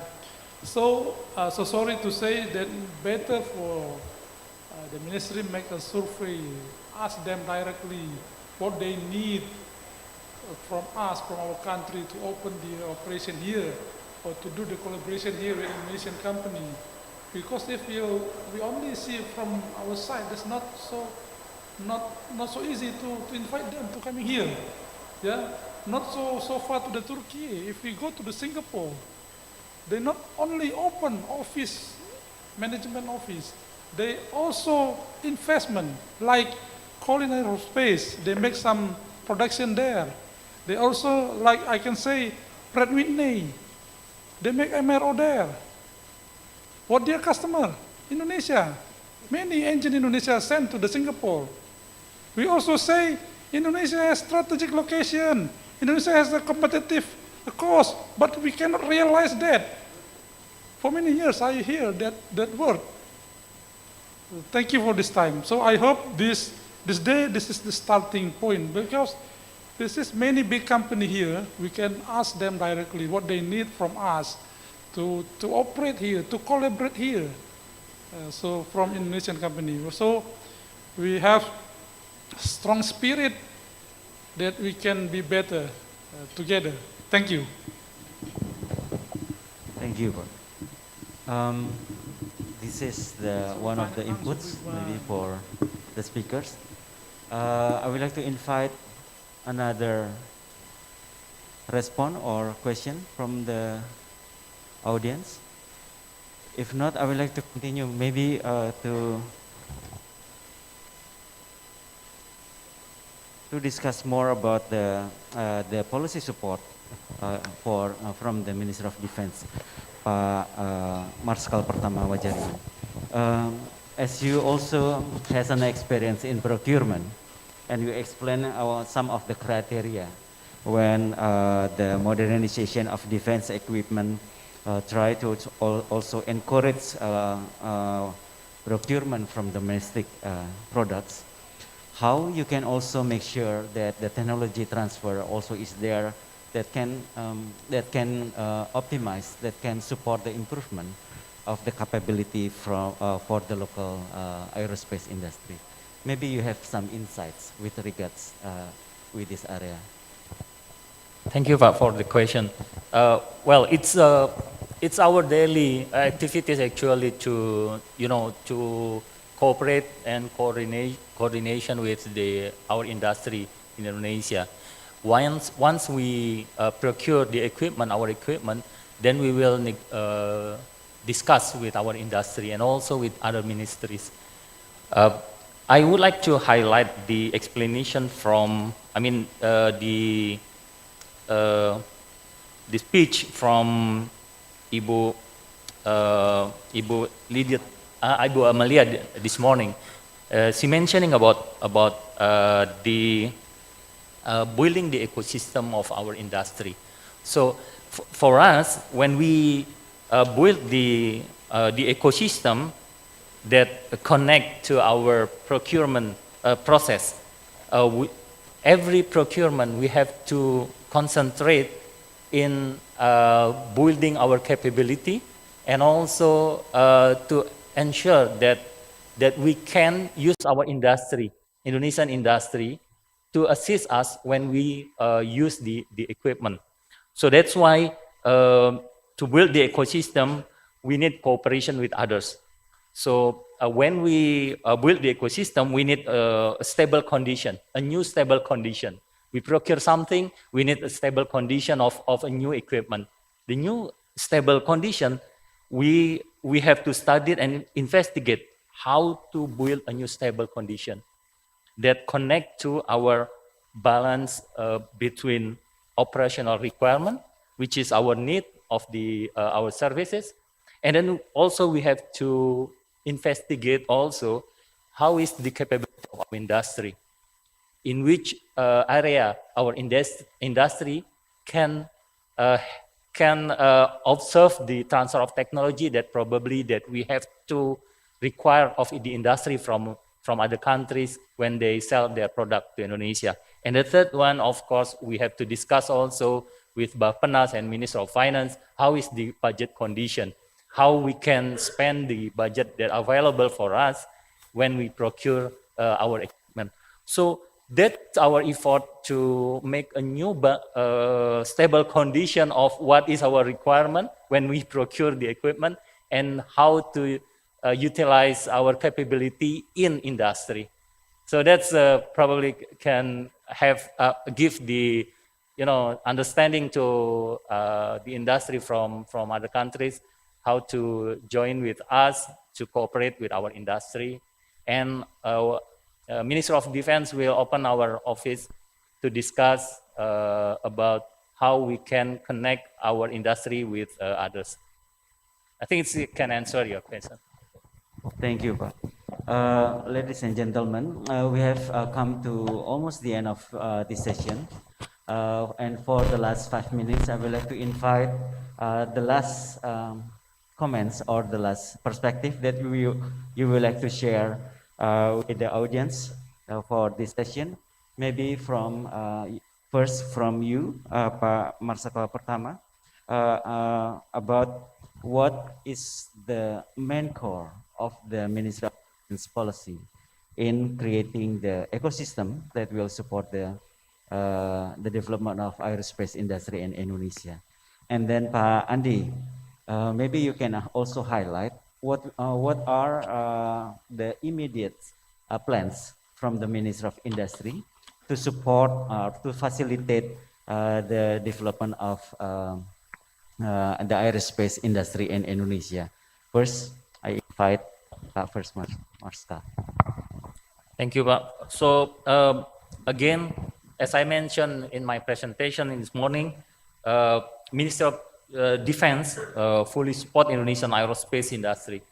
We are very aware how important it's to empower national aerospace industry. It not only to support what we need, but also to enhance the capability of our industry so that it can connect to our national economic growth. That is always the mandate that we have to do when we procure the equipment from others. Thank you. Thank you. And now Pak Andi. Makasih Pak, Pak Teguh. I want to stress my statement that the aerospace industry has very long backward and forward linkage. There's a lot of supplier is involved to build aeroplane, aircraft, or a helicopter. However, our aerospace industry in Indonesia facing like a problem of financing and then local content level, because like I said before that more than 85% component of materials is imported from the overseas. If we want to help this industry, we have to get the solution from this main problem. First, government must give a financing it's more competitive, like low interest rate, very long period repayment loan, and no guarantee at all. And the second one, we have to make sure that government budget or maybe private is build the aerospace industry in Indonesia so that our component industry have fulfilled economic of scale that the component can be produced in here so that we can impose the local content requirement through TKDN regulation. Yeah, that's my closing statement. Thank you. So based on the explanation from the two speakers, it seems that Indonesia still have many rooms to expand or to improve our regulations, our regulatory framework, as well as to improve how we can facilitate the growth of national aerospace industry. Is there still any one comments, Pak? Please.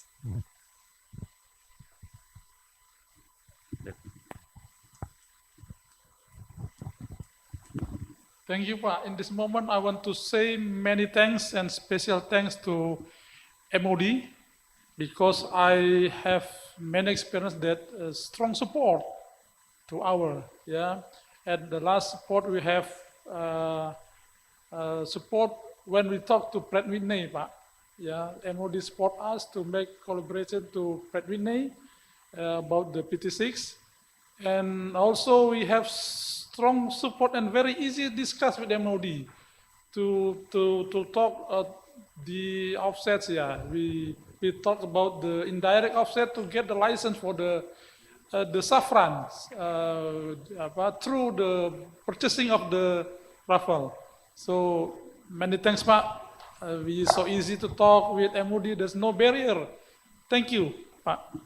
Thank you, Pak. Please give a round of applause to the speakers. Thank you very much for attending this session. And now I would like to give over the mic to MC. Thank you very much to Mr. Leonardo Teguh Sambodo for leading the session and providing a conclusion regarding this session. Now it's time for us to extend our great appreciation to our speakers and moderator in this session.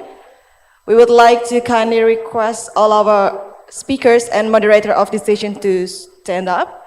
To present our appreciation representing the committee, we would like to invite Mr. Slamet Sudarsono, Acting Deputy for Politics, Law, Defense and Security, Ministry of National Development Planning of the Republic of Indonesia, to kindly come up to the stage. The token of appreciation is the 1:50 scale N219 aircraft model designed by PT Dirgantara Indonesia. It has achieved important milestone in the aerospace industry by their success to design and certify the N219 aircraft. N219 is a new generation multipurpose aircraft with the biggest cabin cross-section in its class and is suitable for various mission applications such as passenger transport, medical evacuation, cargo transport, troop transport, surveillance, and search and rescue. The aircraft has the capability to take off and landing on the unpaved runways, flyover mountainous area with advanced avionics system, fixed landing gear, wide passengers door suitable for loading and unloading both passenger and cargo, and therefore will play significant roles in supporting the economy and defense security of Indonesia especially. Now we're gonna do a photo session to all our speakers, moderator and Mr. Selamat.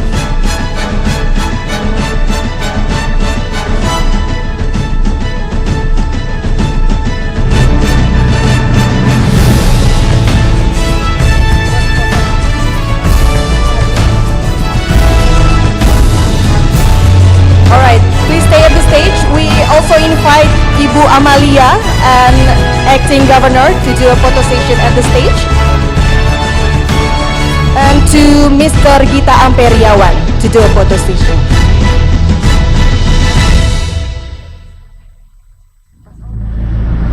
And also Pak Herman.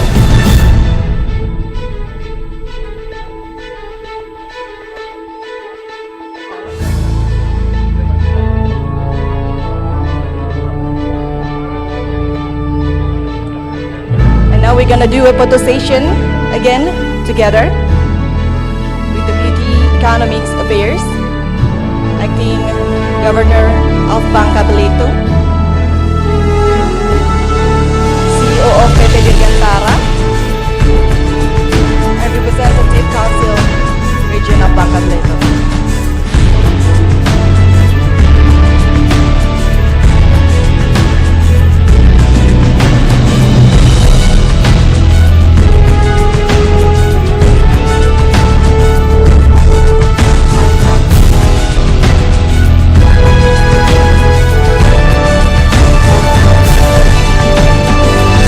Alright, ladies and gentlemen, please give a big round of applause for the moderator and all the speakers. Thank you so much for your time, sir. You may return to your seat.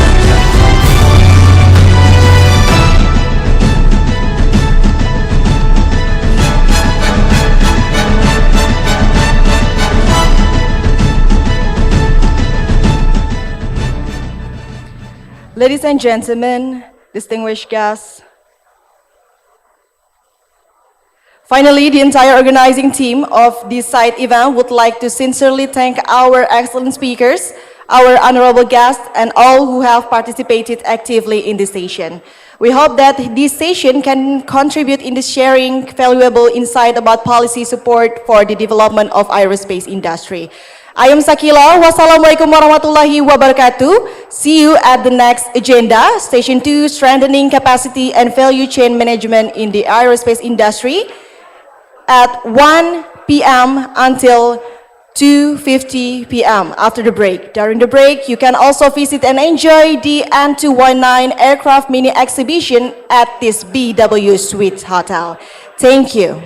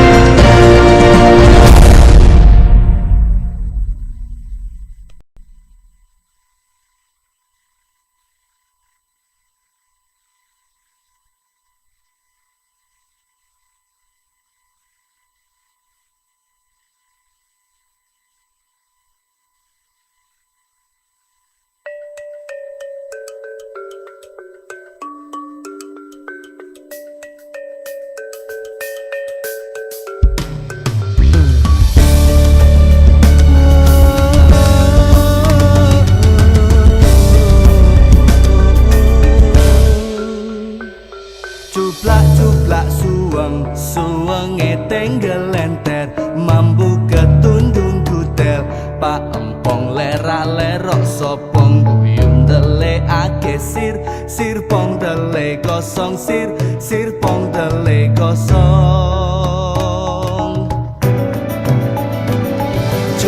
cuplak suwenge tenggel lenter mambu ketundung kutel pak empong lerak lerok sopong buyung dele ake sir pong dele gosong sir pong dele gosong. Ladies and gentlemen, for lunch today has served at Lengkuas Restaurant.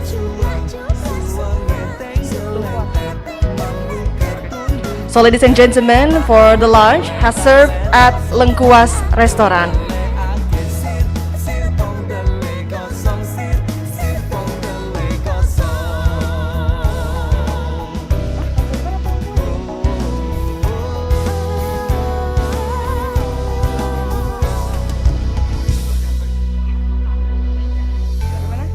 Saya keluar atau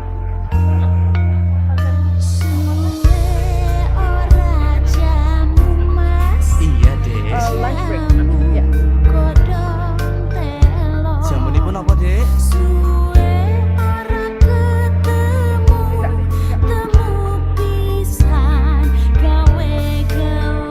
Tenane deh. Iya iya.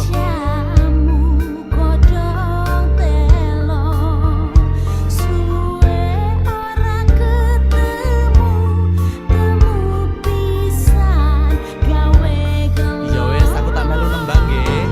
Suwe ora jamu godhong telo. Suwe ora ketemu pisan gawe gelo. Suwe ora jamu godhong telo. Terima kasih. Terima kasih. Terima kasih. Terima kasih. Terima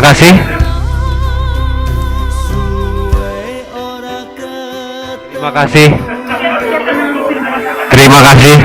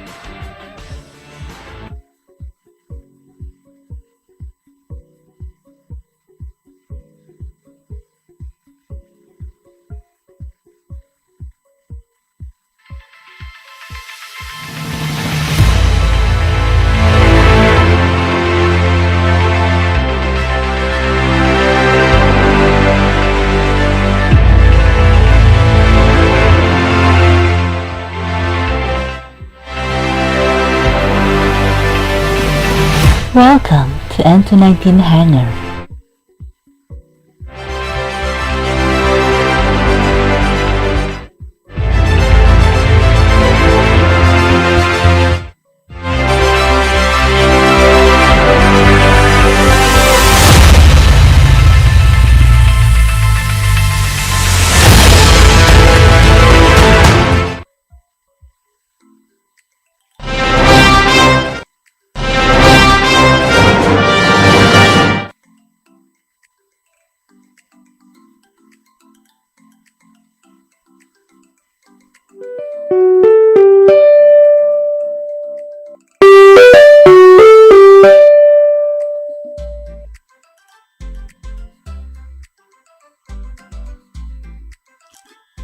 Halo.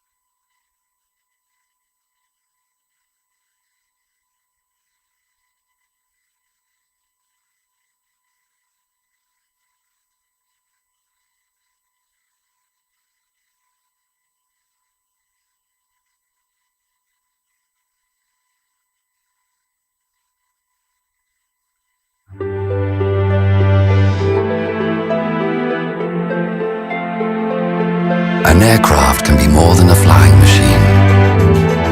It is born with a profound vision, imagined by the men and women who dare push the boundaries of their dreams.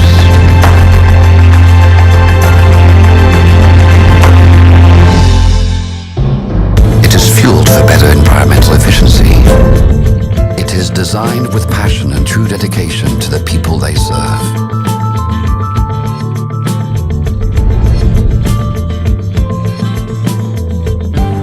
It is engineered to satisfy the needs of the most demanding customers and maintained to the highest level of excellence throughout its lifespan. It is driven by innovation at its heart and service as a state of mind.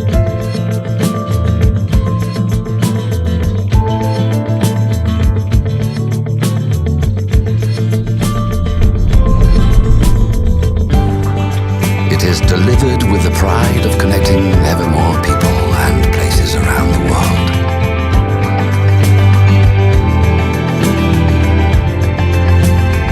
This is why our aircrafts are propelled by emotion.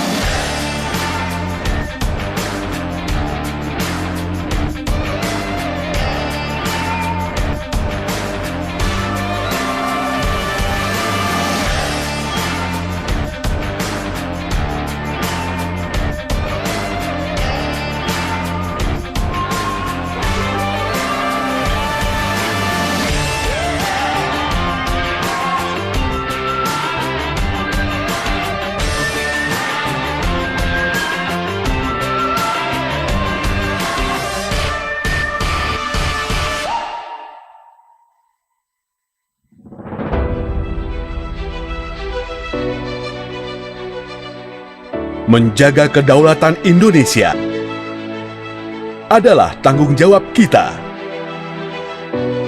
Para pandu Ibu Pertiwi mencapai kemakmuran negeri. Satu isu utama yang paling penting dalam pertahanan kita adalah kedaulatan. Sudah berkali-kali saya sampaikan, saya tegaskan bahwa kedaulatan itu harga mati. Kedaulatan itu tidak bisa dinegosiasikan. Tidak ada tawar-menawar. Kementerian BUMN menginisiasi penyatuan 5 BUMN dari industri pertahanan dalam Defense Industri Indonesia atau Defend ID. Defend ID membangun ekosistem industri pertahanan yang kuat, independen, dan kompetitif. Memiliki ketangguhan dalam setiap matra pertahanan. Di darat, laut, dan udara.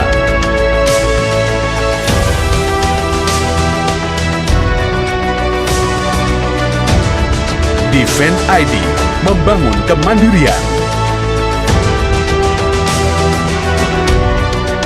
menguatkan kepemimpinan teknologi berbasis smart power dan alutsista teknologi modern, melakukan inovasi bisnis untuk menjangkau pasar dan dampak yang lebih besar, bertransformasi menjadi perusahaan berkelas dunia demi menuju Indonesia maju.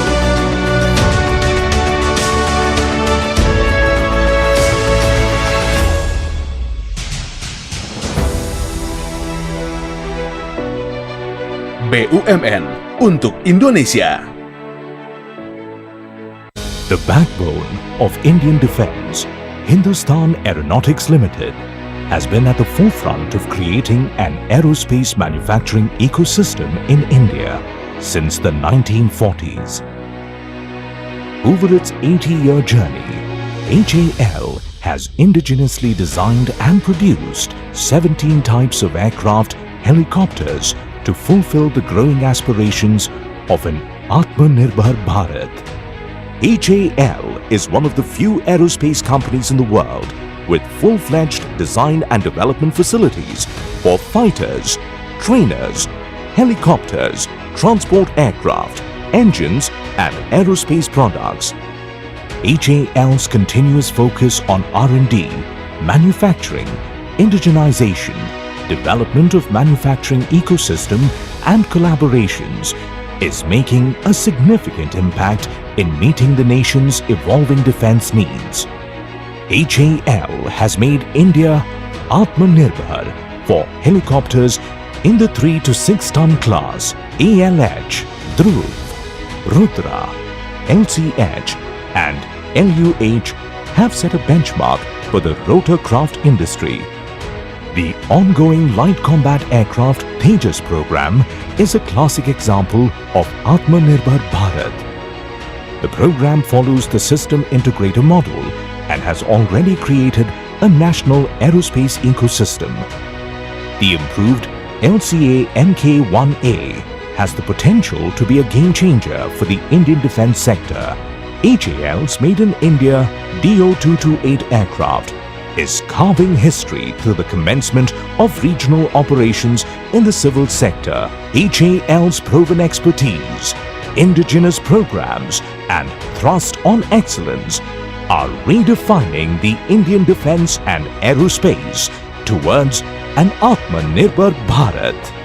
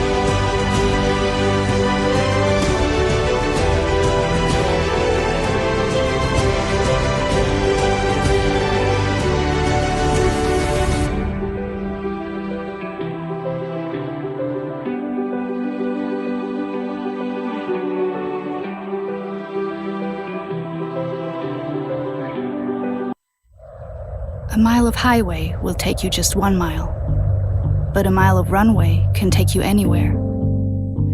Can you still remember the first time you felt this excitement?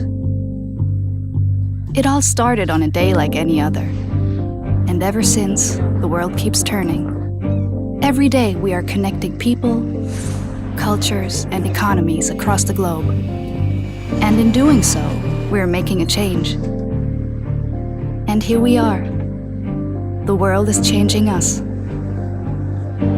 We are aware of our responsibility and committed to providing equal opportunities.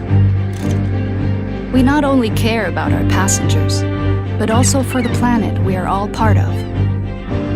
Our airlines are at the core of all our endeavors, so we are operating with the most modern fleets. We believe in an open world, where mobility is not a privilege, but accessible for everyone. Airplanes are a symbol of freedom. But is this enough? Committing to a sustainable, meaningful, and innovative way of doing business is of great importance for lasting success. Our goal is clear. We want to achieve carbon neutrality. We believe that the heart and soul of everything are our people. Driven by passion, committed to responsibility, and united by one purpose: to bring people closer together. By not only taking them in the air, but far beyond. We open your world.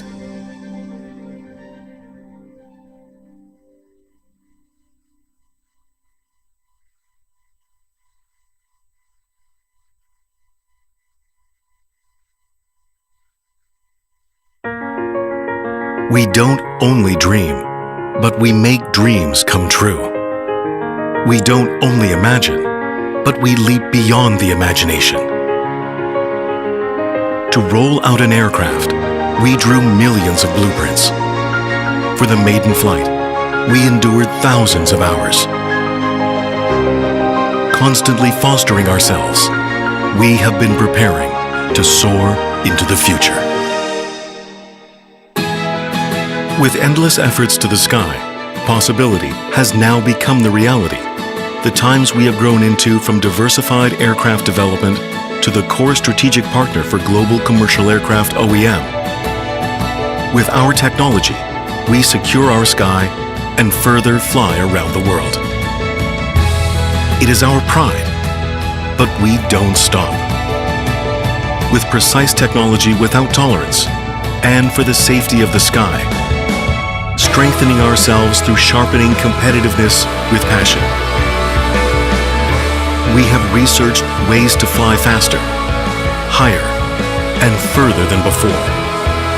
Now, we focus on the value of the technologies and presenting the infinite possibility to change our life and to open the smart world. The technology will then show its genuine value. Challenges and technology combined go beyond time and space. Let the imagination and reality meet to be the sky of the future. Kai realizes the sky that we have dreamed of. Beyond dreams to reality. Fly into the future.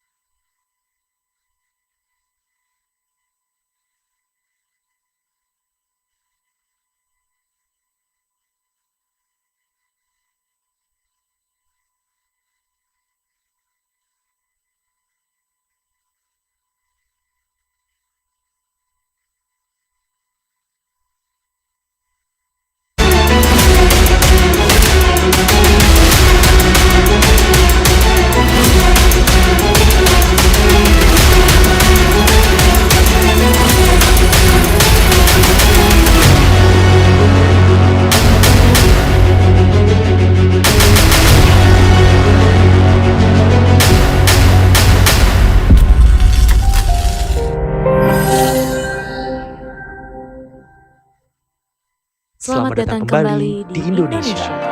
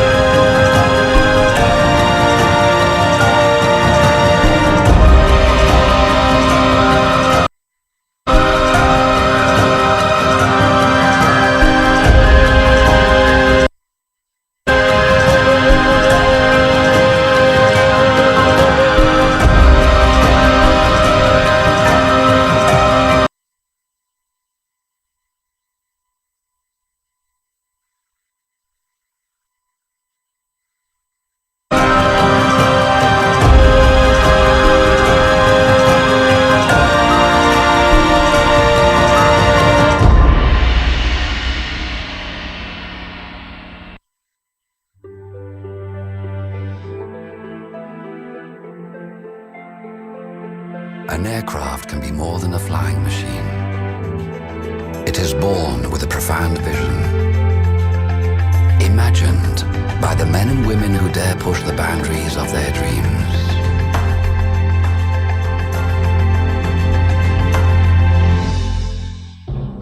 It is fueled for better environmental efficiency. It is designed with passion and true dedication to the people they serve.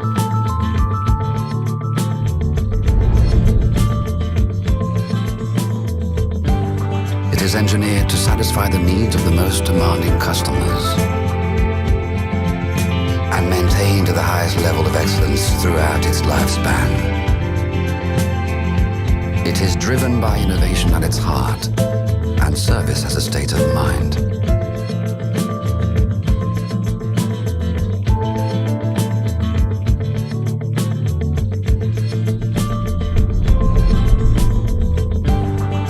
It is delivered with the pride of connecting ever more people and places around the world.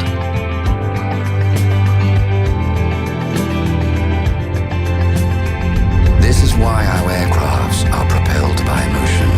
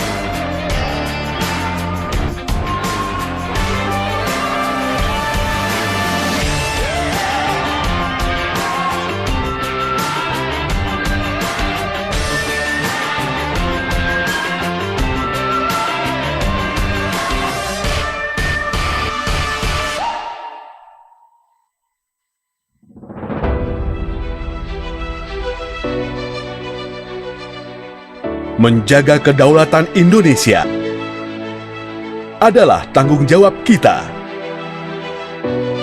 para pandu Ibu Pertiwi,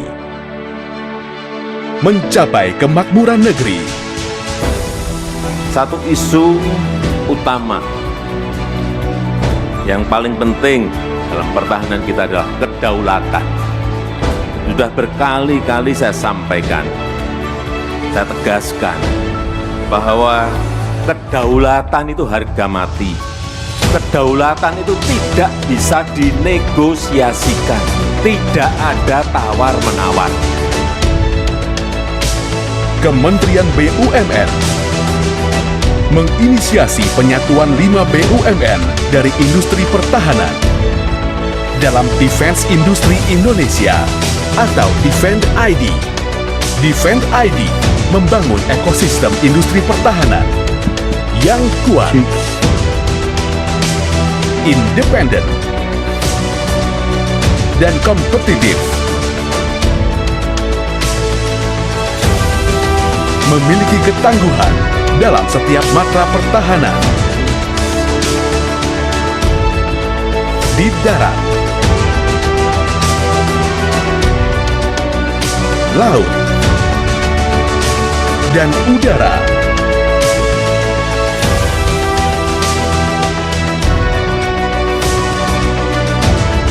Defend ID membangun kemandirian,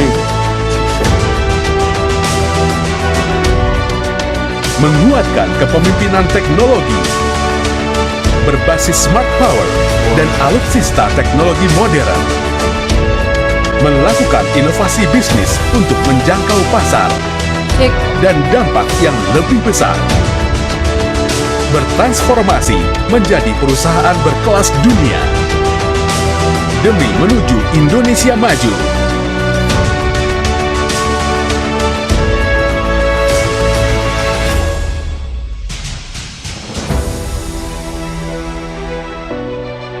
BUMN untuk Indonesia. The backbone of Indian defense, Hindustan Aeronautics Limited, has been at the forefront of creating an aerospace manufacturing ecosystem in India since the 1940s. Over its 80-year journey, HAL has indigenously designed and produced 17 types of aircraft, helicopters to fulfill the growing aspirations of an Atmanirbhar Bharat.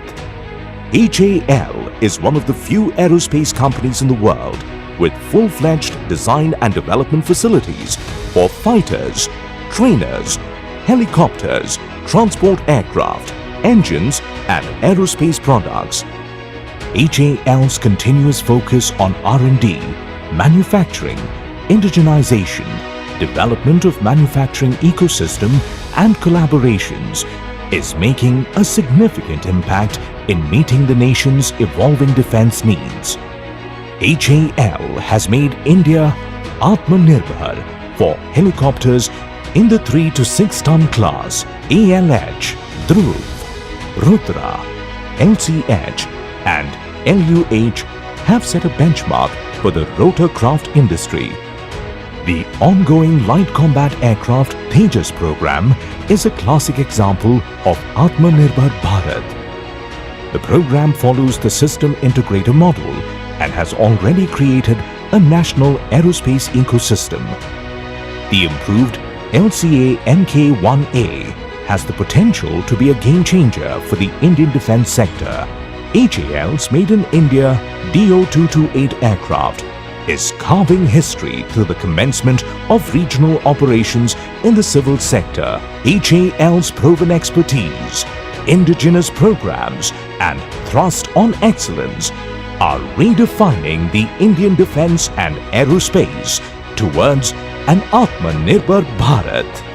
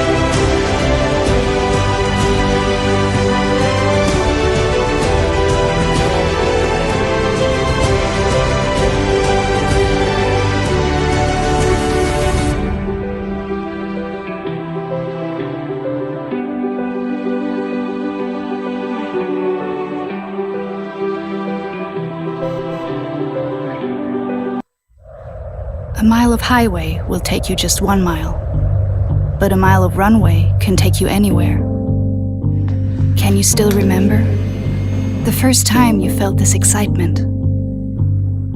It all started on a day like any other, and ever since, the world keeps turning. Every day we are connecting people, cultures, and economies across the globe. And in doing so, we are making a change. And here we are. The world is changing us. We are aware of our responsibility and committed to providing equal opportunities. We not only care about our passengers, but also for the planet we are all part of. Our airlines are at the core of all our endeavors, so we are operating with the most modern fleets. We believe in an open world, where mobility is not a privilege, but accessible for everyone. Airplanes are a symbol of freedom. But is this enough? Committing to a sustainable, meaningful, and innovative way of doing business is of great importance for lasting success. Our goal is clear. We want to achieve carbon neutrality. We believe that the heart and soul of everything are our people. Driven by passion, committed to responsibility, and united by one purpose: to bring people closer together. By not only taking them in the air, but far beyond. We open your world.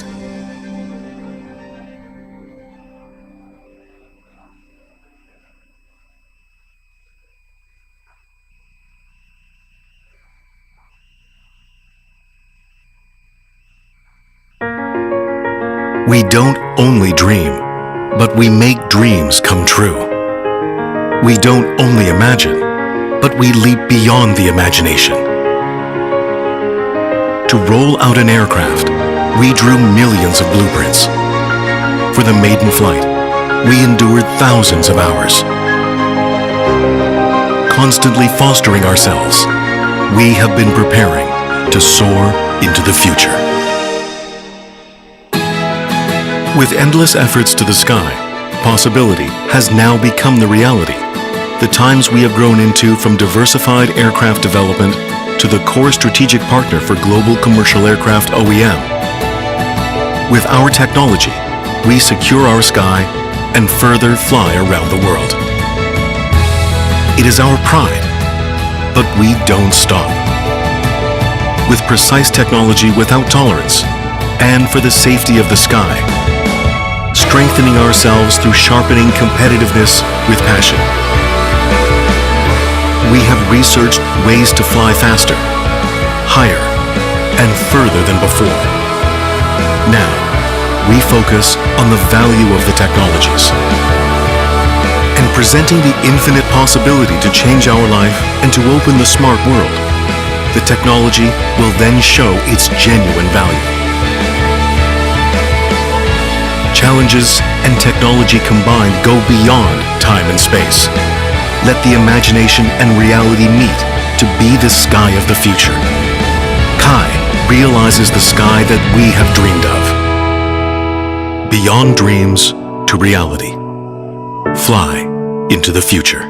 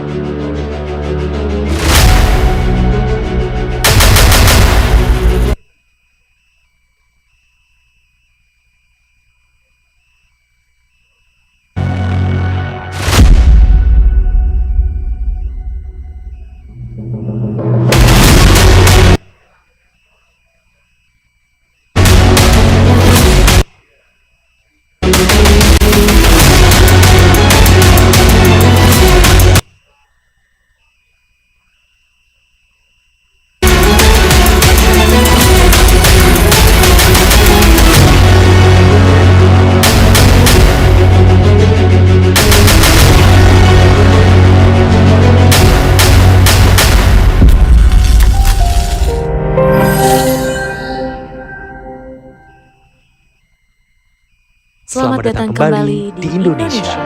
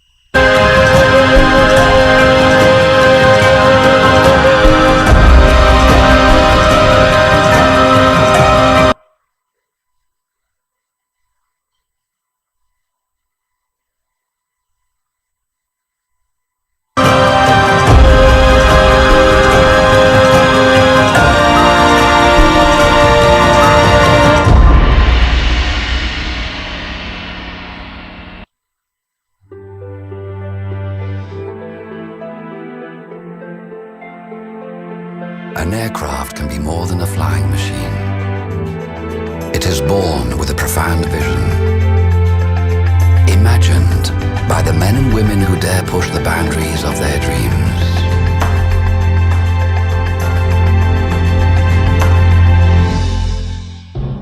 It is fueled for better environmental efficiency. It is designed with passion and true dedication to the people they serve.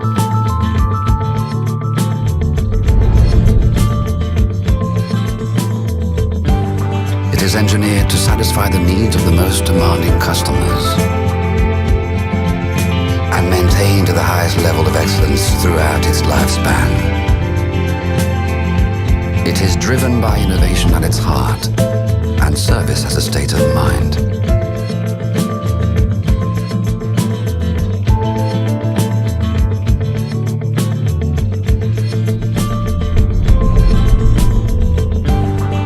It is delivered with the pride of connecting ever more people and places around the world.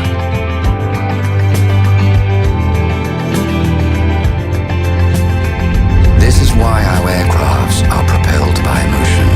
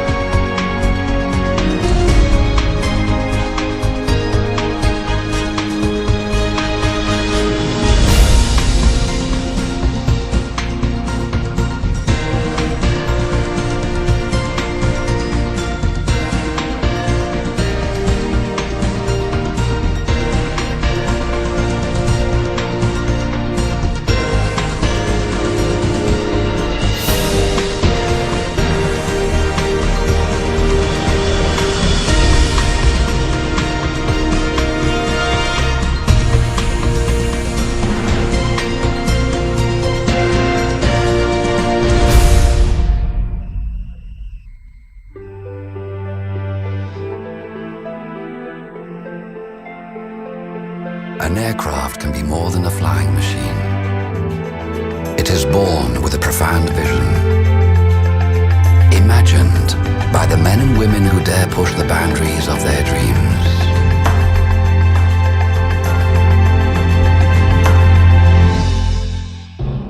It is fueled for better environmental efficiency.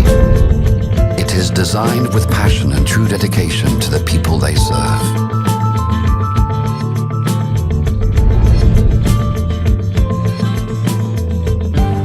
It is engineered to satisfy the needs of the most demanding customers and maintained to the highest level of excellence throughout its lifespan. It is driven by innovation at its heart and service as a state of mind.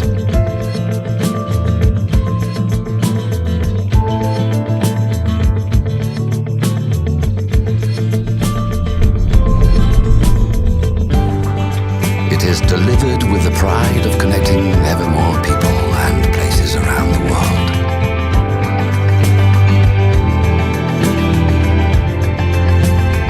This is why our aircrafts are propelled by motion.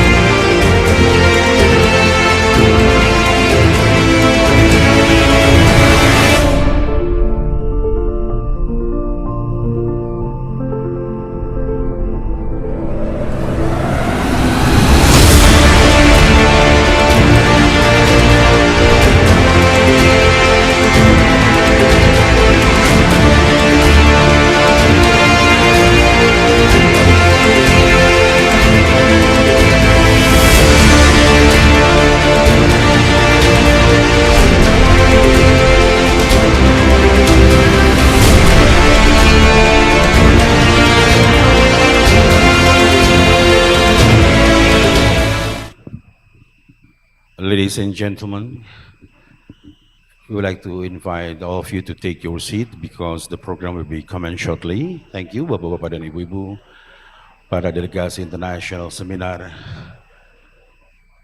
dari Aerospace Industri di Indonesia. Kami persilahkan untuk segera duduk karena program akan kita segera mulai.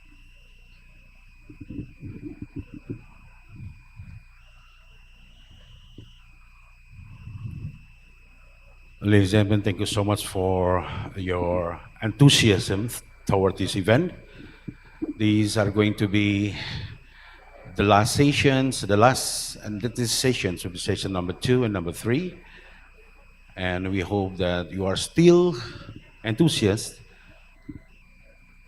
to running these programs. Ladies and gentlemen, please be seated because we are going to start shortly.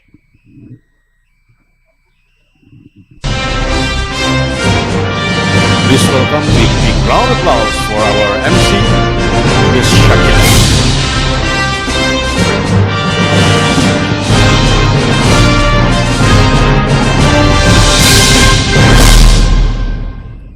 Good afternoon, ladies and gentlemen. Welcome back with me, Sakila, as your master of ceremony for today's event.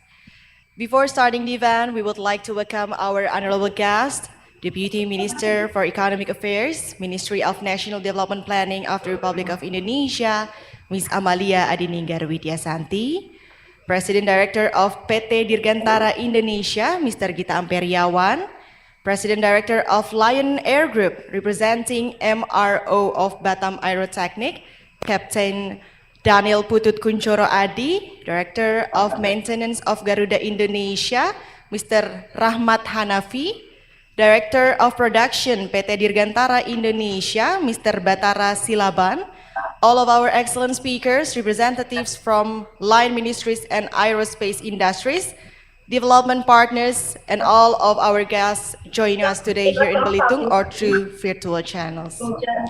We are very honored to welcome you again at the site event for the third G20 Development Working Group meeting held by the Ministry of National Development Planning, Bappenas, in collaboration with PT Dirgantara Indonesia, harnessing the ecosystem of aerospace industry in Indonesia, second day. Let us give a big round of applause.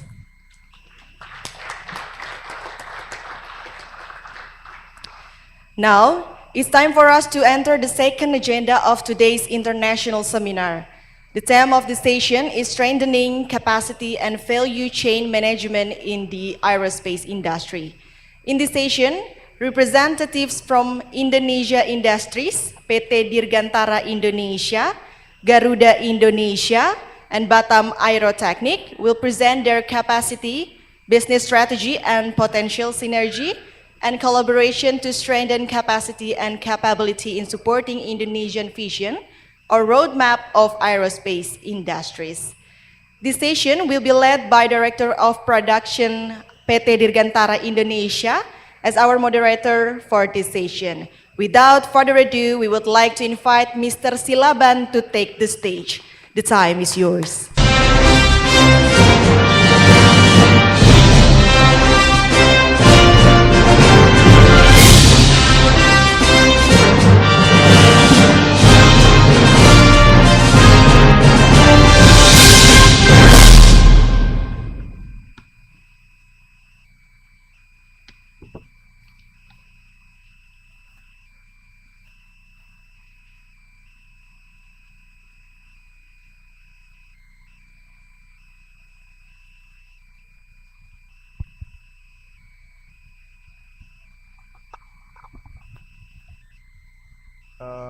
Good afternoon, all the distinguished guests.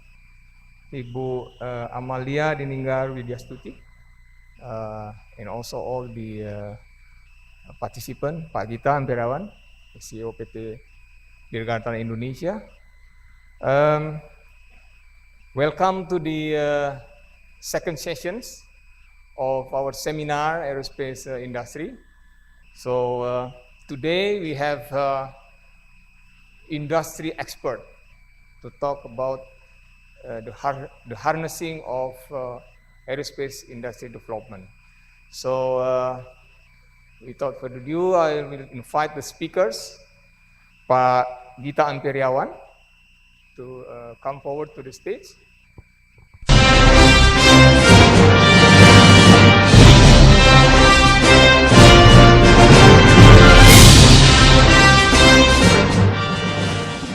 Mr. Rahmat Hanafi. Okay.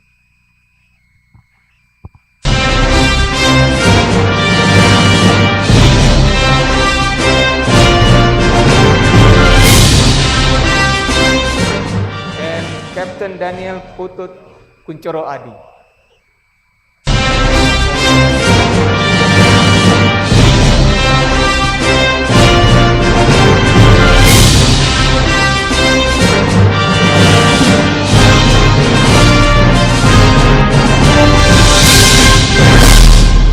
Have a seat, gentlemen.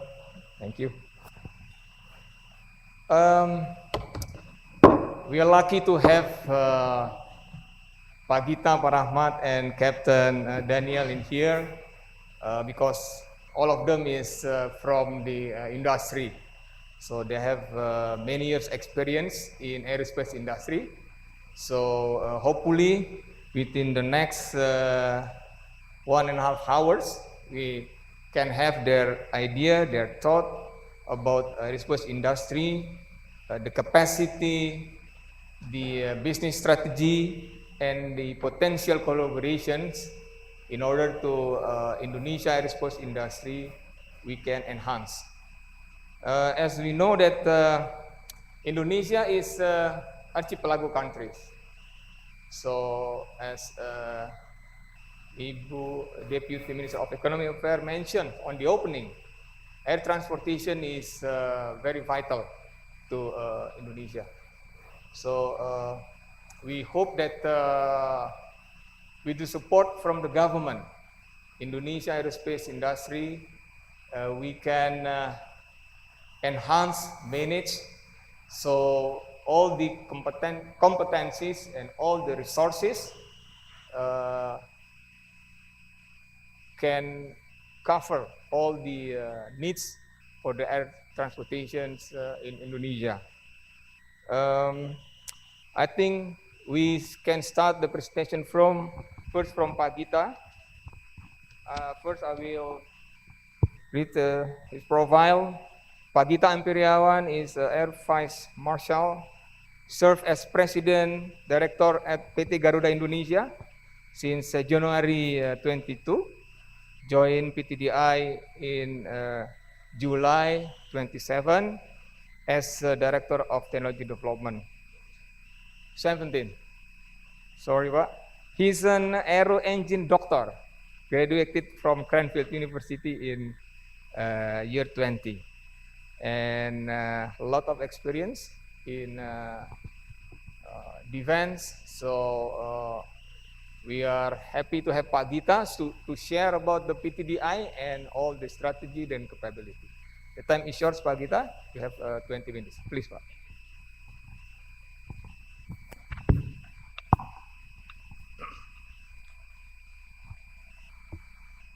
Assalamualaikum warahmatullahi wabarakatuh.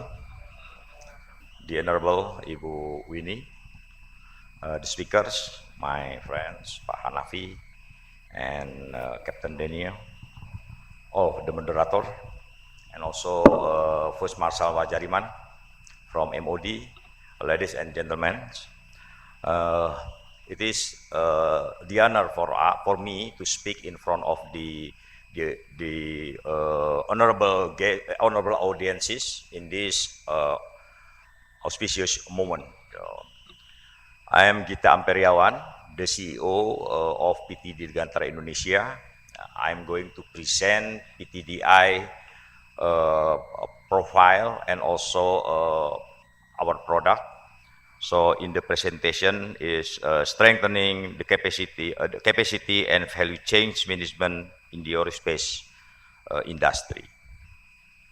So PT Dirgantara Indonesia was established in 1976 with the Mr. Habibie as our founder. So we have delivered 466 aircraft, both in fixed and rotary wing, for 50 customers around the globe. Nowadays, we have 6,700 employees with the 2 subsidiary company. So, since the beginning, we believe, that the strategic partner is a must for PTDI. So now we maintain and improve collaboration with our strategic partner. I think presenting here, Mr. Anand from Airbus, Vingsang and Pablo. So there are Shinto from Bell, and also Robbie from Lockheed Martin. Which else? Mr. Dr. Attila from Turkish aerospace industry. Mr. Kim from KAI, Korean aerospace industry. Yes, I think that's all, and more. So we have PTDI have 4 line business. The first is aircraft design and production, aerostructure, aircraft and engine services, and the last engineering services. Now we are in the program with the KAI in developing the jet fighter KFX IFX. In this period is we are doing the engineering manufacturing design phase in the KAI.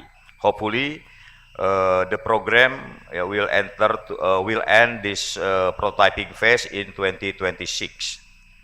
The next, please. This is our product. So we can see first is our own product, CN235-220, and also NC212I. So we have exported these two types of the aircraft to many customers over the globe. So we have for the total of our product, many of them market domestically, but there are about 53 our product can be exported. So then we have also CN295, the collaboration product with Airbus, and we have all various types of the helicopter, which is also the collaboration product with our strategic partner, Airbus, and also Bell. Next, please. So now I would like to promote a little bit regarding the N219. Yeah, PTDI is now showcasing N219 in the airport. So please spend your time to have a look more detail our product there. And then, gentlemen, ladies and gentlemen, actually N219 is our ingenious product. Yeah, it has been granted the type certificate in 2020, on December 2020, and it was involving around 200 engineer, Indonesian engineer there. So these aircrafts especially designed based on the characteristic of Indonesian geographic condition. As you know, we have so many islands, around 70,000 islands. So we design with that characteristic of geographical, such as if we see the Papua, this is very tough, geographical. So we believe that N219 can be the solution for the Indonesian connectivity by opening up the accessibility for the rural area, the remote area, and also the unreachable area. So why? Because this aircraft is designed with the performance that can serve for those area. So with collaborating with our strategic partner, hopefully soon we will expand the market of 219 in the global market. But now the priority for our N219 market is for the domestic one. So this is the how the N219 gives the solution for the archipelago as an archipelago connection. So with I just mentioned with the 70,000 island, yeah, where the infrastructure development is now being the priority of our government. The N219 I'm confident can be the good choice now for the government for doing what we call it the jembatan udara and bridging. So we this N219 can be deployed. First is increase the connectivity, yeah, as a solution to reach the rural area. So this is the passenger aircraft with 19 passengers.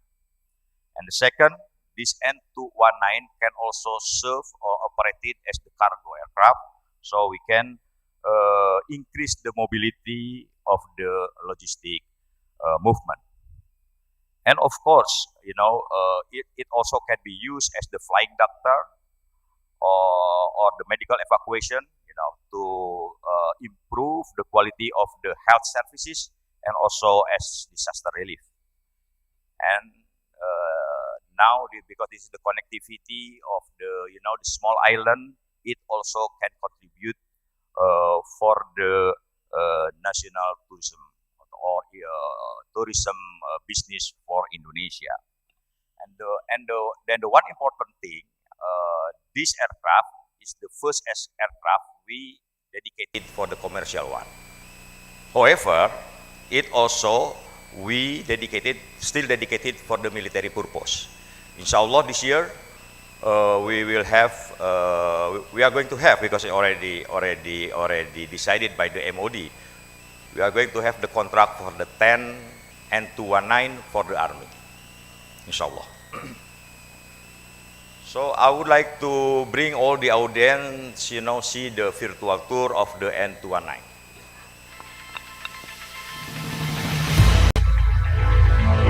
This is PTDI Bandung.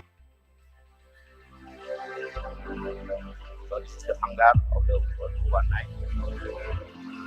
This is the aircraft.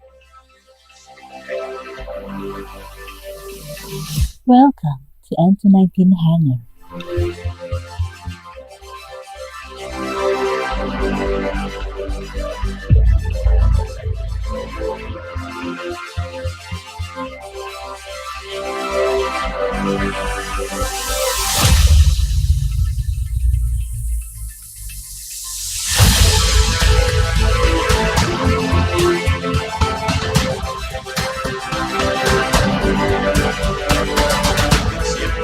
Our local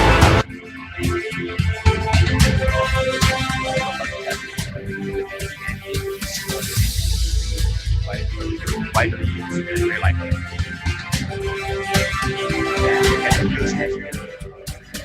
Configuration, passenger cargo, flight number,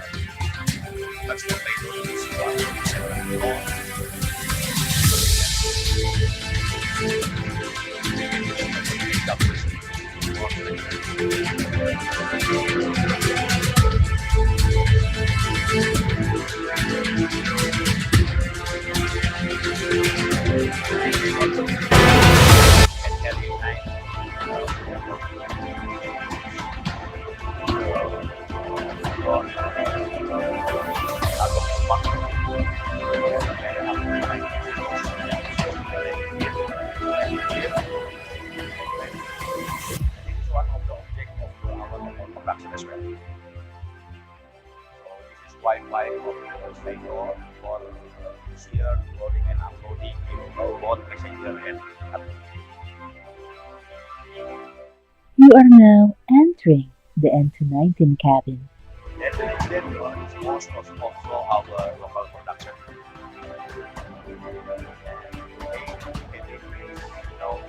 Higher, unless higher than average, convenient for everybody.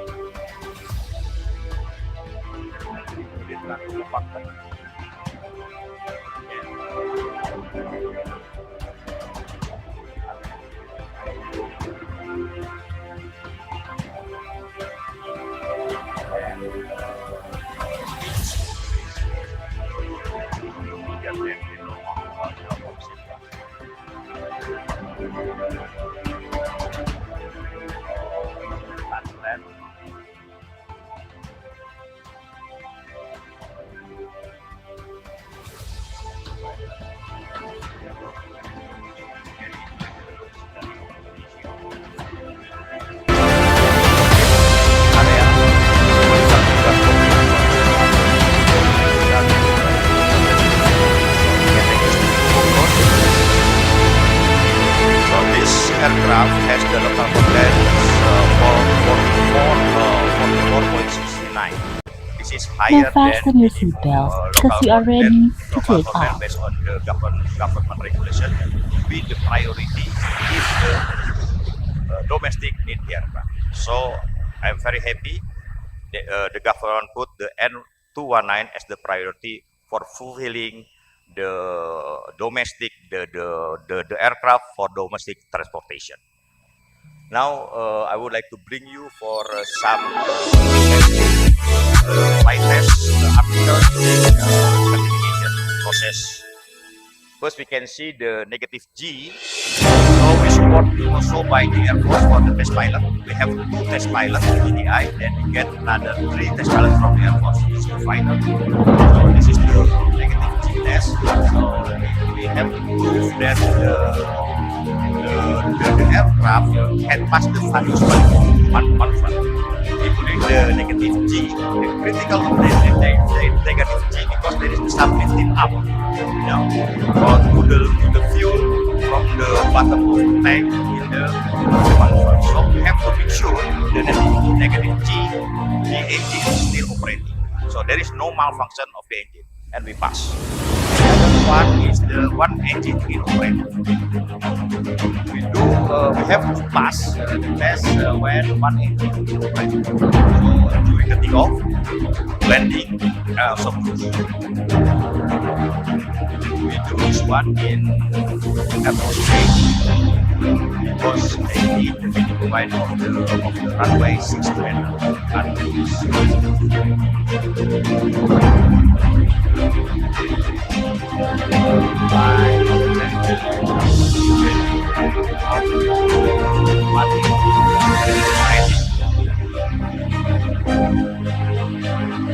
And also this is the best market for determine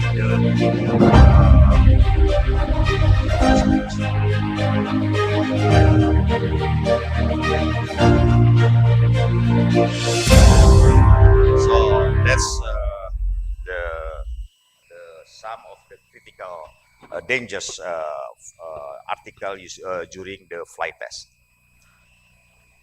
So the next is the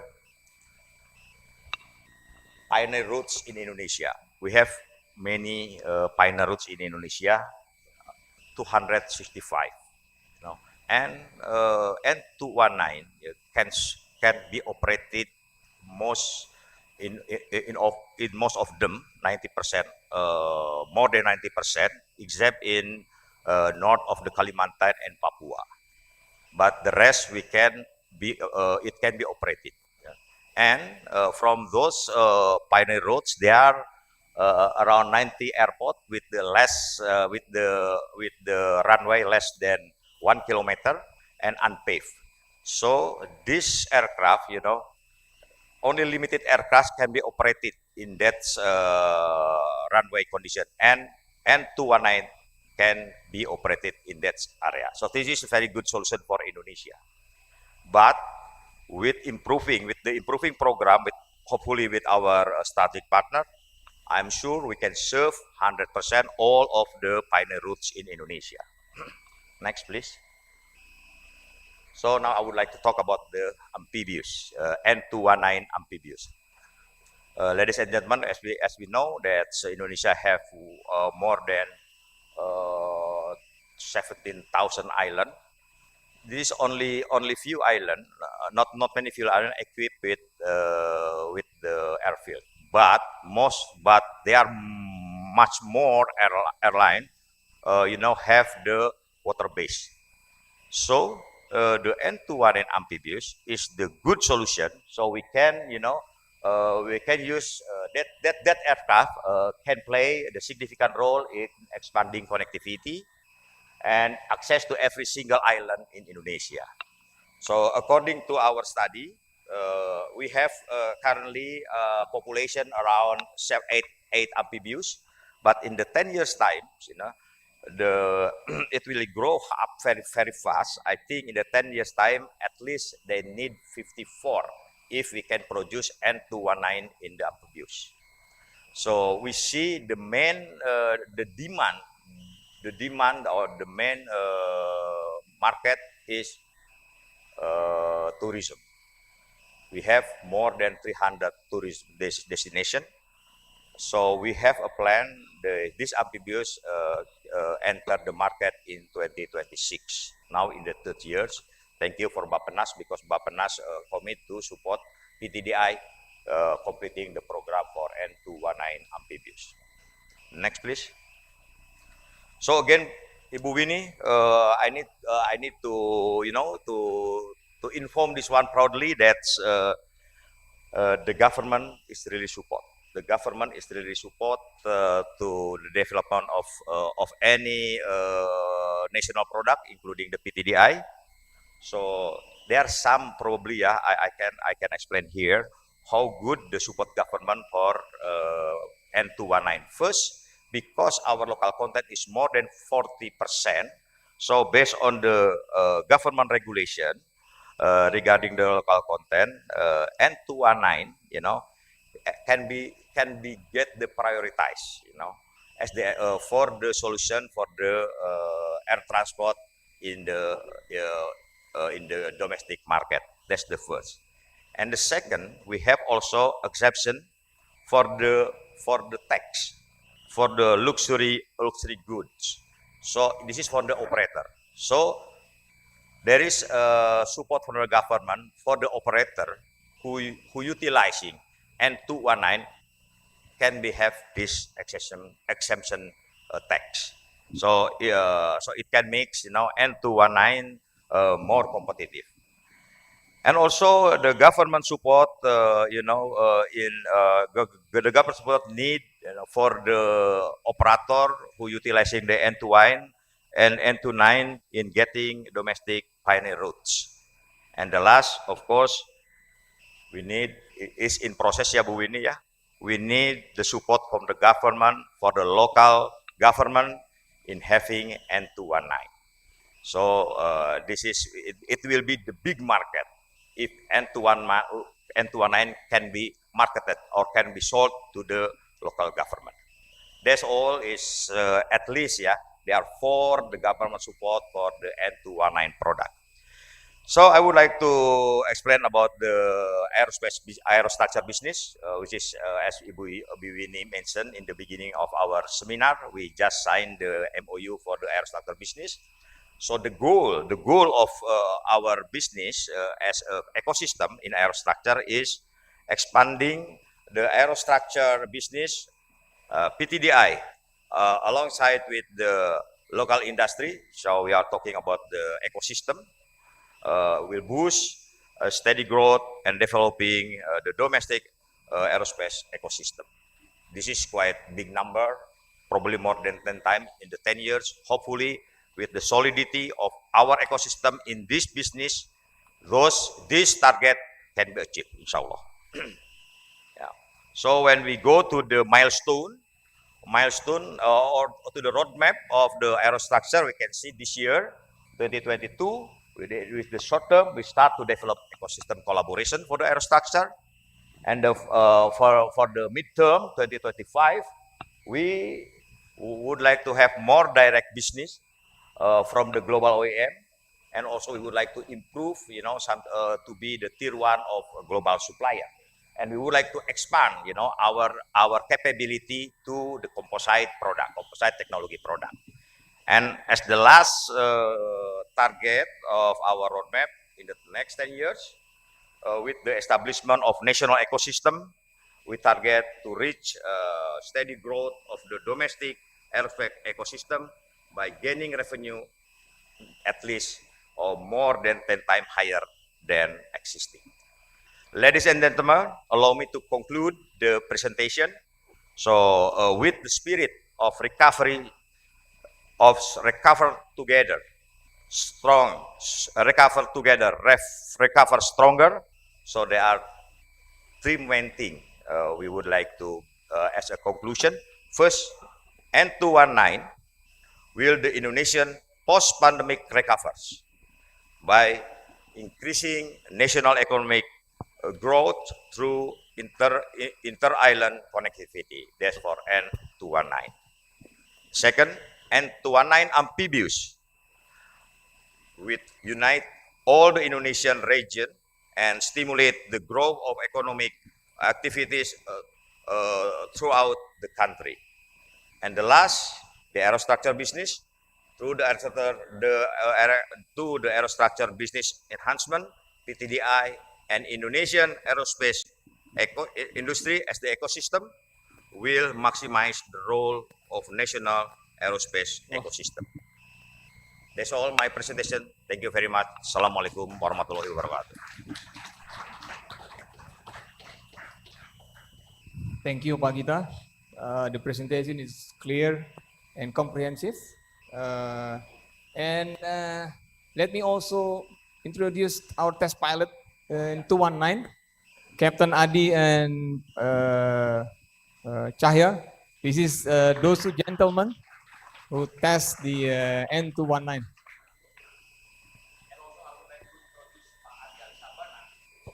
Yes, Pak Andi, please stand up.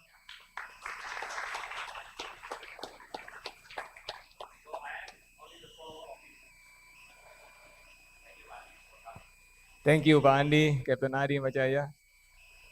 So, thank you once again, Pak Gita. And next speaker will be Pak Rahmat Hanafi. Pak Rahmat is Director of Technique and Fleet of PT Garuda Indonesia. He spent almost 23 years in aviation engineering. He is also the President Commissaries of PT JMF Aeroasia as MRO. So time is yours, Pak Rahmat. Thank you.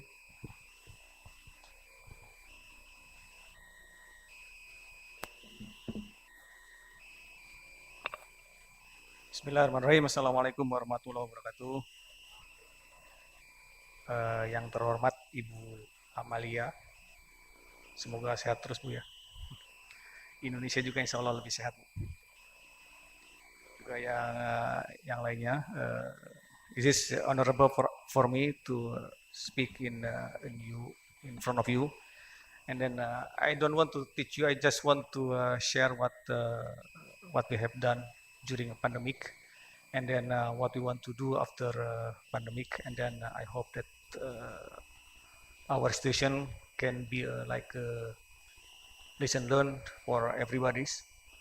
And then we see that with this pandemic, it make us stronger, inshallah. Yeah. And then we see that after passing this pandemic, I think our industry, the aviation industry, will be growing again, and I hope it's faster than before. My name is Rahmat Hanafi, and I was appointed as a Director of Maintenance in Garuda just before pandemic is about end of January 2020. So I don't have a honeymoon with our work, because after assignment in February, our country Indonesia still not still starting pandemic, and then we see as a board of director, we see that there is a lot of challenging in the future, and we in our board there is nobody that already have experience how to handle the pandemic, and then we have to learn each other. We have to be solid in board, and then we also have to see what our customer response, and also our suppliers. And then alhamdulillah, we can pass the pandemic, and then since now we have to see the future that we want to get a better future. Okay, next. Here, I'm sorry, I have to see here.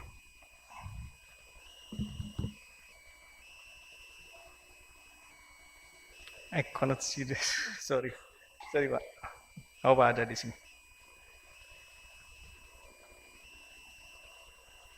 Maybe I better with hard copy.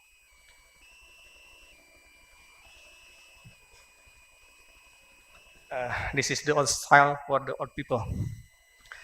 Okay, we can see there in the first presentation that the pandemic, the COVID is starting in Indonesia is about February 2020.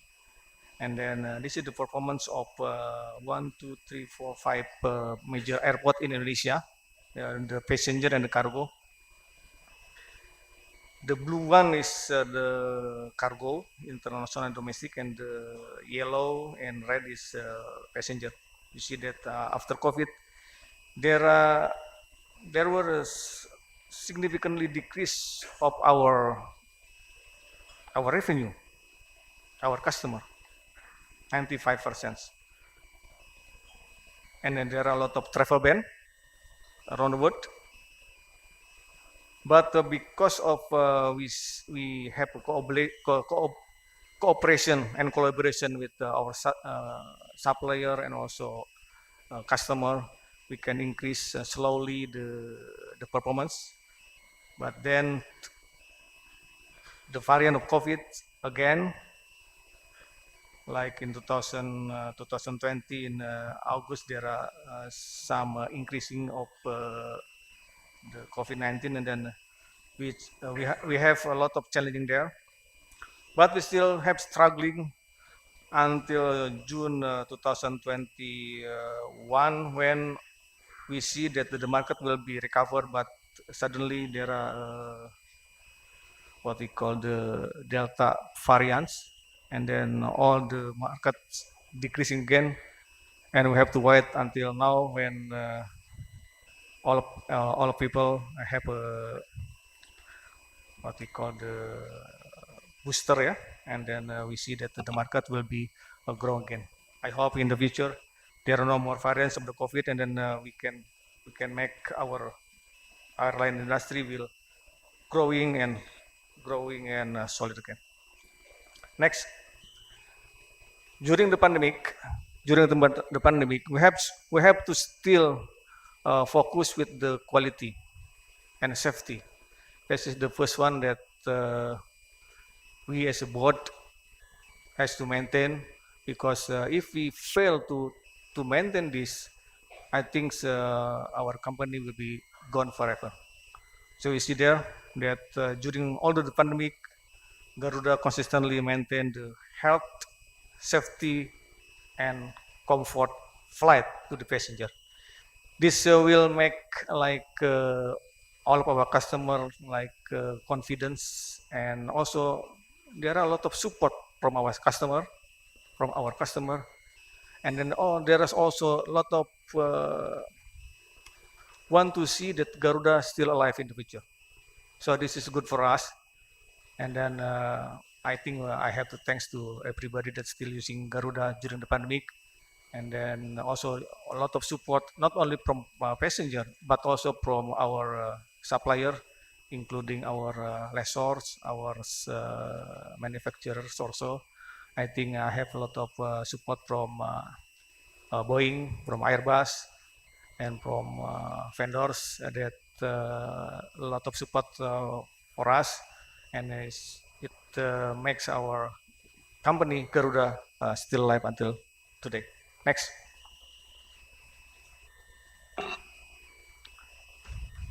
You see here that our company Garuda has to focus to customer. Before the pandemic, during the pandemic, after the pandemic, we have to still focus in customer. No more.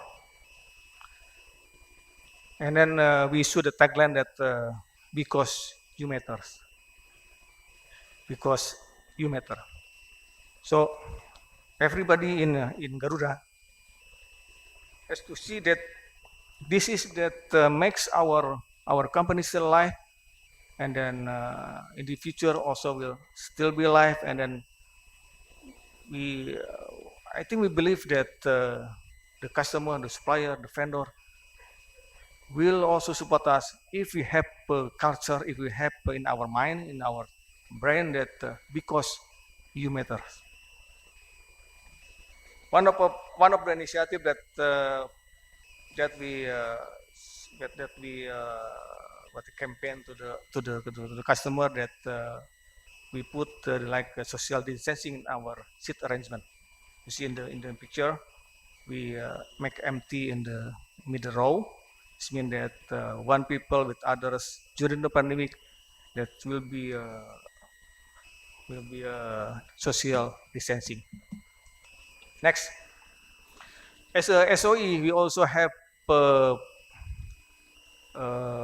initiative with our government and all of stakeholder to make our countries faster to recover a bit from the COVID. So we have a lot of initiative and then partnering with all of the stakeholder, from the bankers, from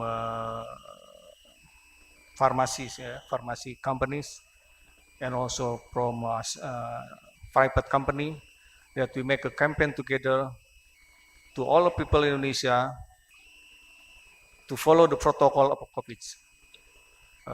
Pakai masker. You can see in the one of this in the picture there that there is a aircraft that put the masker in the weather radar. Yeah, it looks like that people using or like not insisting but approach people to use a masker during pandemic. And then also we have cooperation with the government and also private sector to import the vaccine from China. This is a Sinovac. And then next, we also add some more flight because I know that some of our customers said that Garuda now is very high in the ticket price. And then in Indonesia also there's a lot of question, how can we reduce the ticket price? And Garuda already add some more flight. I hope that the ticket price can be reduced in the future, but there is a challenging because the airplane that we have now is limited. We still want to increase the available, the serviceable airplane to be flew, and then I hope the ticket price will be soon reduction the ticket price. Next, some of us also now I think that we don't use all of our airplane before pandemic because we see that some of our airplane is not matched with our road. So we return 18 CRJ 1000, Bombardier CRJ 1000, and then also we return 13 ATR 72 because in Garuda it doesn't match with our route. But of course we need more narrow body airplane like Airbus 320 or Boeing 737 in the near future. And then I think starting 2024 or 2025, we will need more wide body airplane. There is Airbus 330 or Boeing 777 or Boeing 787. As I said before, that now the challenge is how we restore our airplane that during the pandemic is grounded for long period. We have to restore about, I think, more than 30 airplane that we have to restore this year, and also this will help us to reduce the price because there will be a lot of flight available. And the challenge, the other challenge is we need like capital, lot of money, money, because a lot of engine, a lot of engine. You know that the engine is a very high maintenance cost. So we need support from a financial institution, and then we already have agreement with PPA that they will provide us the financial. So it means that from here we see that the financial is okay, the capacity will be increased, the competency of Garuda is okay. So the political is also okay. So it means that from now I think Garuda will be ready for growth in the future.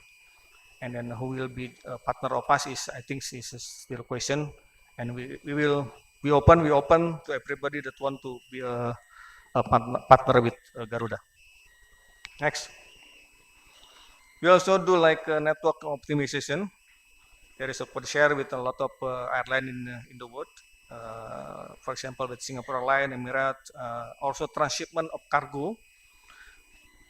Transshipment is we send a cargo, for example, if you want to export from here to USA, there will be a transshipment agreement. Garuda will only like aggregator of the products, of the goods, For example, we just ship the goods from, for example, from Denpasar, from Kuala Namu, from Ujung Pandang to Jakarta, and then other carriers will ship the goods from Jakarta to USA. And also we have a collaboration with aviation ecosystem, because in Indonesia there will be a holding company, what we call the aviation tourism holding, yeah. And Garuda will be there, and what we call is we have an agreement and collaboration, and then also roadmap with Aviata, that some of our company and maybe also Garuda will be joined with Aviata in during 2 years from now. Okay, and then aligning consumer behavior with added value service in all touch point. This means that we also use UMKM to SME, SME, small medium enterprise. We encourage all of the SME to be our partner also. Like here is button scarf, and then there also we put that BBI is we try to use Indonesian product, ya, bangga buatan Indonesia. So a lot of product from SME we use it, and I think in the future not only for the good like that, but also if we want to have a cooperation in the maintenance, I think there will be a lot of thing we can do, especially for the spare part that comes from outside Indonesia. We can use PMA.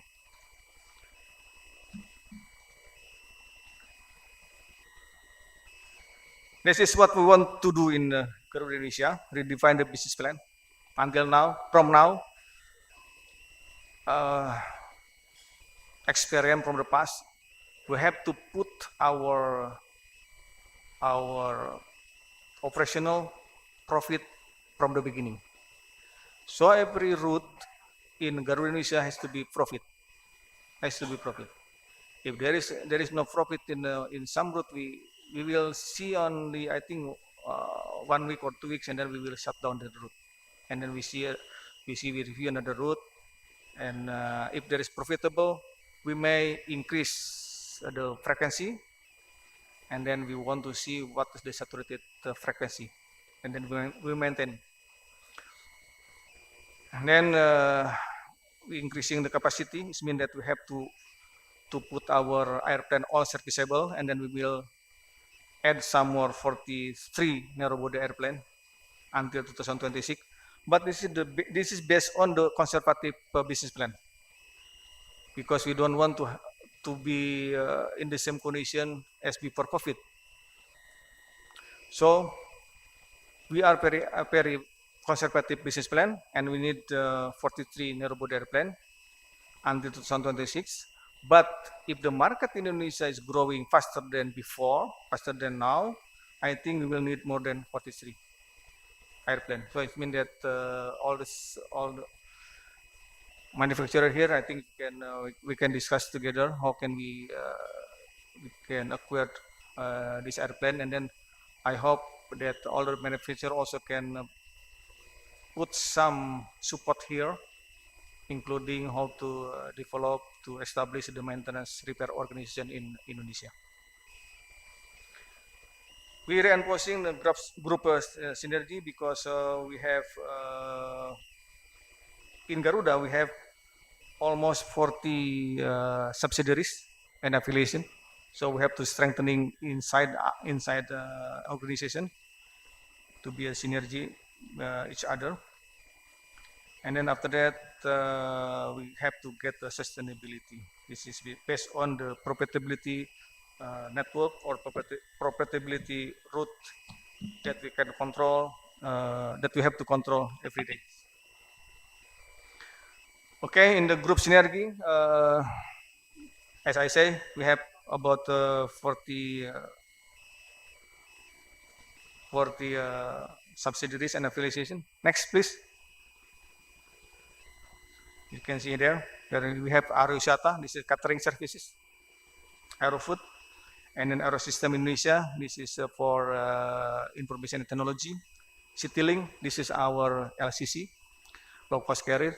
And then in our review with this LCC in Indonesia, I think in the future LCC will be especially Citylink, the growing will be faster than Garuda Indonesia itself. And then we also have holiday Garuda Indonesia Holiday Friends. This means that we have one vehicle or one company in France that we can use it for some lessor don't want to have directly agreement with Indonesian company, so we have to put some company in France, and some lessor use it. And we also have Garuda maintenance facility. This is our MRO to maintain our airplane, and then also Saber. Saber is for the GDS. I think some of you know. So the GDS is for the ticketing services. This is GMF. Have a lot of capacity. We have 3 hangar, and the capacity is for narrow body is 16, for wide body is 5 plus 3 is 8. So it is a big hangar. If you can visit to Garuda maintenance facility, you can see that the narrow body hangar is the biggest hangar in the world, 16 bay. Now it's full. And then the wide body hangar is full until December next year. So it means that you can imagine that a lot of airline now is in queuing to get the airplane is serviceable. The capabilities, there are a lot. The wide body, Airbus 330, Boeing 777, Boeing 747, Airbus 330 Neo, 787, 350, narrow body. You can see there. Then also, GMF also be a defense industry MRO.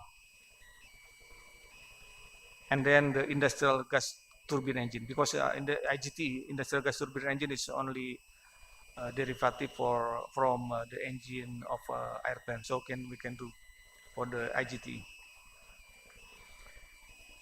Okay, now you can see the customer of GMF is already worldwide customer, run of the world, except for United States and South America.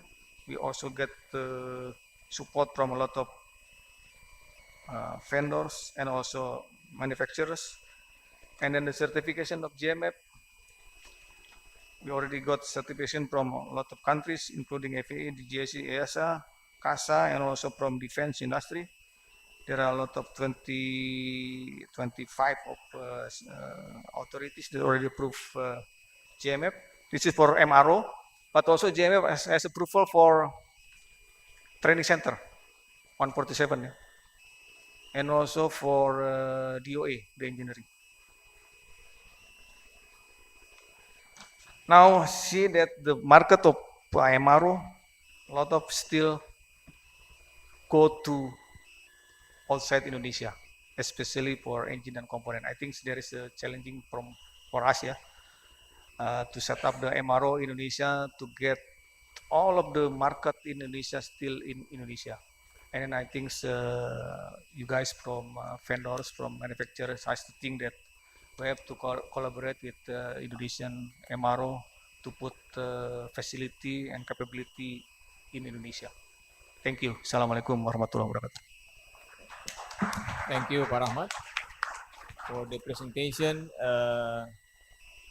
Describe how the airline trend passengers and cargo and is going up, and also the potential of MRO business that on the last presentations see the potential of MRO for the collaboration in the ecosystem. Our next speaker will be Captain Daniel Putut Kuncoro Adi. Spent almost more than 30 years in the aviation. Actually, Captain Daniel just spoke to me that have 7,000 flight hours with CASA 212, Pak. So Captain Adi is the president Lion Group with more than 20,000 employees. So time is yours, Captain Adi. Sorry, Captain Daniel. Thank you. Thank you very much, Excellencies. Represent Minister of National Development Planning, Ibu Amalia. Distinguished guests from G20 countries, our respective partner, Airbus, ATR, and Boeing, and ladies and gentlemen, good afternoon. On my second until third slides, maybe to be telling you about how the ecosystem aviation industry in Indonesia before, after pandemic. Next. We will show you from the data that now in Indonesia, you can see we have 27 airlines and more than 112 certified airport. As Pak Gita told us that 200 airport as well in Indonesia. And in 2017, 121 million passengers. And per capita trips is 0.48. Register aircraft, which is have a C of A, around 560 aircraft. Then you can see on the other side of the slides that currently Lion Air Group, we have 331 aircraft. Thank you for supporting from Boeing, Airbus, and ATR. As you know, we just discussed with ATR, we are the biggest consumer for ATR 72. 67 and will be 70 in Indonesia and still incoming order. With this number of aircraft, until 2024, we will have 396. It's a confirmed order. Next. We can see also the current commercial air transport in the world consists of amount of almost 29,100. Everybody know about this. And wide body, regional aircraft, turboprop, narrow body, and also Asia Pacific is around 8,500 aircraft.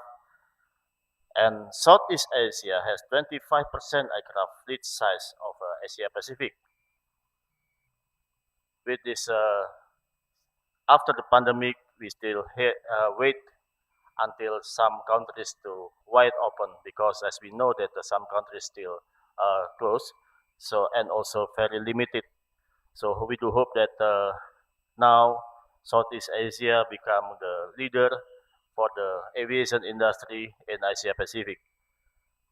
After the pandemic effects stated by IATA in the Asia Pacific is 69% compared with 2019, and is still minus 31%.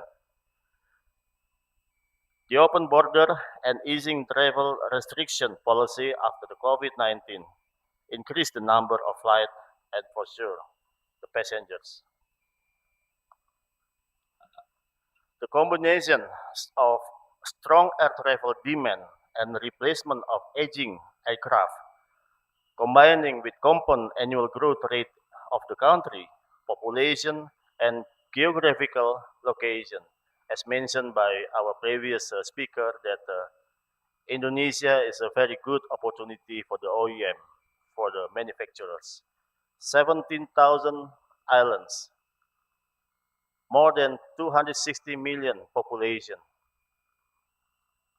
As we know that Southeast Asia, 25% aircraft fleet, and 7% are in Indonesia.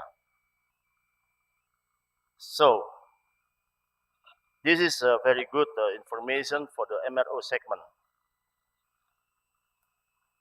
Next. MRO segment share in Asia Pacific is the biggest in the world, with amount almost 23.4 billion US dollar value, and around 5.85 billion are in Southeast Asia. MRO consists of airframe modification, engines, line, and components. As you can see, gentlemen, and all the respective ladies and gentlemen, 42% engine need to be in repair and maintain. So engine maintenance, repair, and overhaul is the predominant contribute for MRO activity.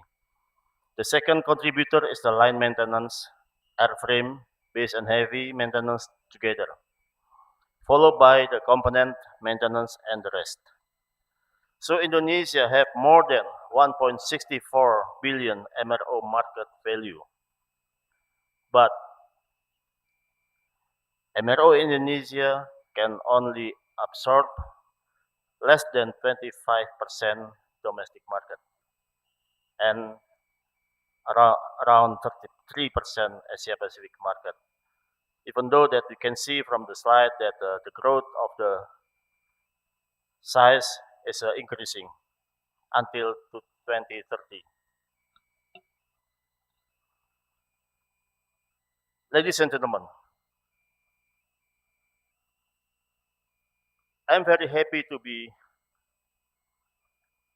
all contribute for the harnessing the ecosystem of airspace industry, supporting airspace industry as a Batam Aerotechnic, as aircraft maintenance center,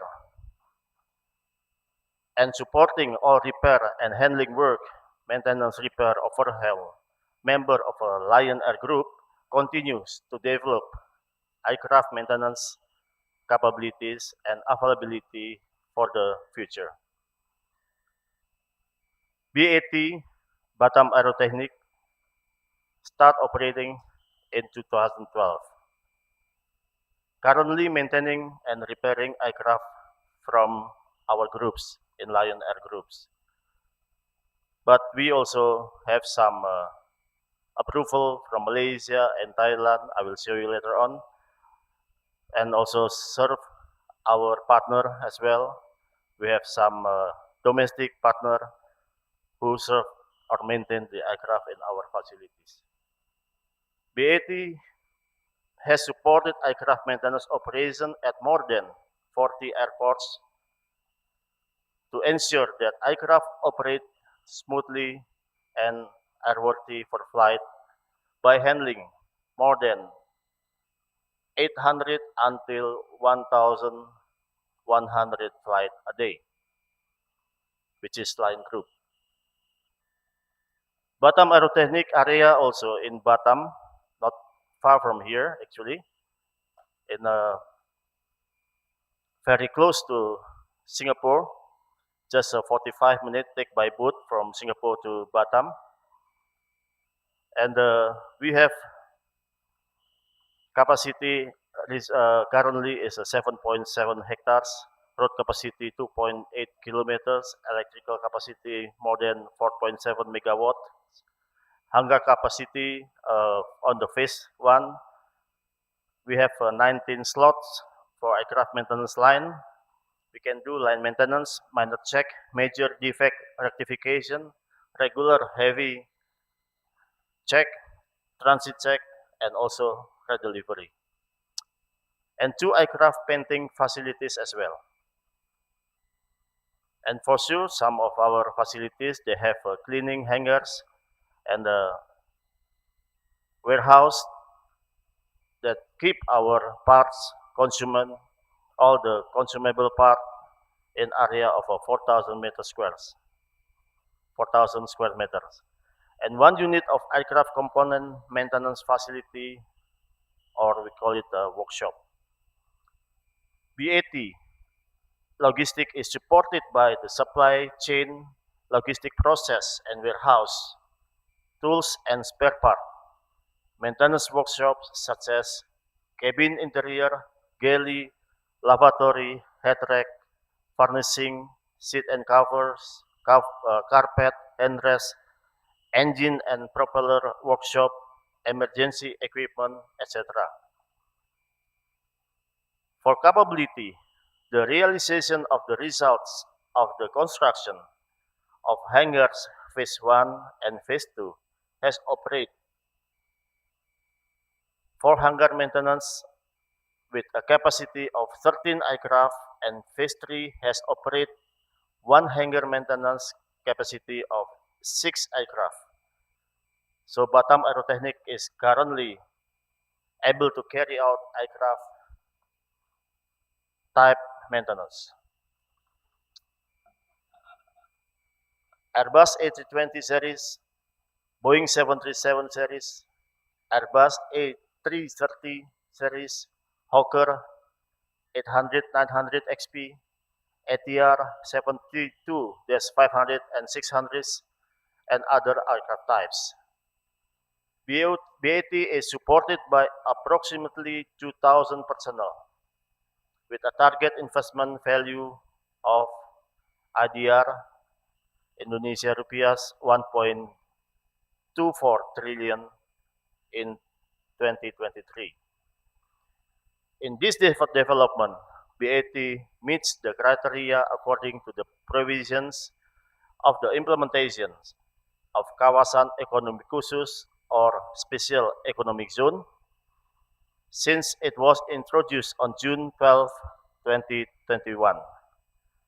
Thank you, Bapenas, also supporting this KEK on our facilities, and we still need support from the Ministry of Planning to expand our special economic zone. The investment value reached IDR 7.29 trillion and can absorb a workforce of around almost 10,000 people by 2030. The development of this special economic zone is expected to save 30% until 35% of the MRO needs of national airlines worth for IDR 26 trillion per year. The investment value reached IDR 7.29 trillion. And we do hope that we expect it to be able to support and meet the Asia Pacific market, which is predicted to have an average of 12,000 aircraft units with a business value of around 100 billion US dollar by 2025. An expansion of BAT or Batam Aerotechnic capabilities. In the construction of the continuation of the phase 3 and phase 4 hangars, BAT plans to build 8 hangars that can accommodate 24 medium body aircraft, 737, Airbus A320, and the hangar is expected to increase the uptake of aircraft maintenance need nationally and internationally, as well as minimize the number of MRO jobs sent abroad. Special Economic Zone in Batam is optimistic that it will be able to encourage the company to continue increasing the utilization and optimization of its current capabilities in line with the sustainable work plan, and it is hoped that integrated aircraft maintenance can be realized so that it can be reduced the number of work on various aircraft maintenance abroad. In an effort to build a competitive Indonesian MRO industry in the global aviation ecosystem, BAT has the sincerity to always encourage more efficient aircraft maintenance. The development of Special Economic Zone or KEK BAT in Batam is ready to operate in line with supporting government programs in creating a conducive ecosystem for the national aviation industry, and development evaluation will be carried out every year. A strategic step to increase the number of human resources or a competitive, skilled, and professional workforce. BAT together with Lion Group Training Center, as our colleagues also did it in GMF. We have also training center for BAT approved for 147 for maintenance training organization. Engage in education, especially aviation education. Has added workers with expertise as mechanics or aircraft technician as needed, and cooperation with the AMTO or training organization. As an education and training center in the field of aviation aim at ensuring the availability of manpower, especially mechanics and aircraft engineers. In the term of recover together, recover stronger, BAT express its gratitude for the formation of various collaboration in an effort to carry out business development with the aim positive synergy in the aviation sector. The business created by the government strongly supports the growth and development in Indonesia, in this case businessmen in the aviation industry, especially air transportation services, really feel the help and support from the government in the content of developing and growing the aviation industry business field. To harnessing this aviation ecosystem in Indonesia, like Pak Gita mentioned on the previous presentation, we do hope that also PTDI can sit together with us and involving the government together, and also the others party or other stakeholders or other government involving on the to build the MRO. I believe that PTDI can also very powerful, can have all the new aircraft produced as 219 and 219 already in place. We do hope that also we can support. So, but also we do hope that PTDI or NTP, National Turbine Propulsion, also have some solution for engine repair and engine maintenance, because we live in the same ecosystem and we live in the same aviation industry, then we will help each other to carry out the successful and powerful Indonesian aviation industry.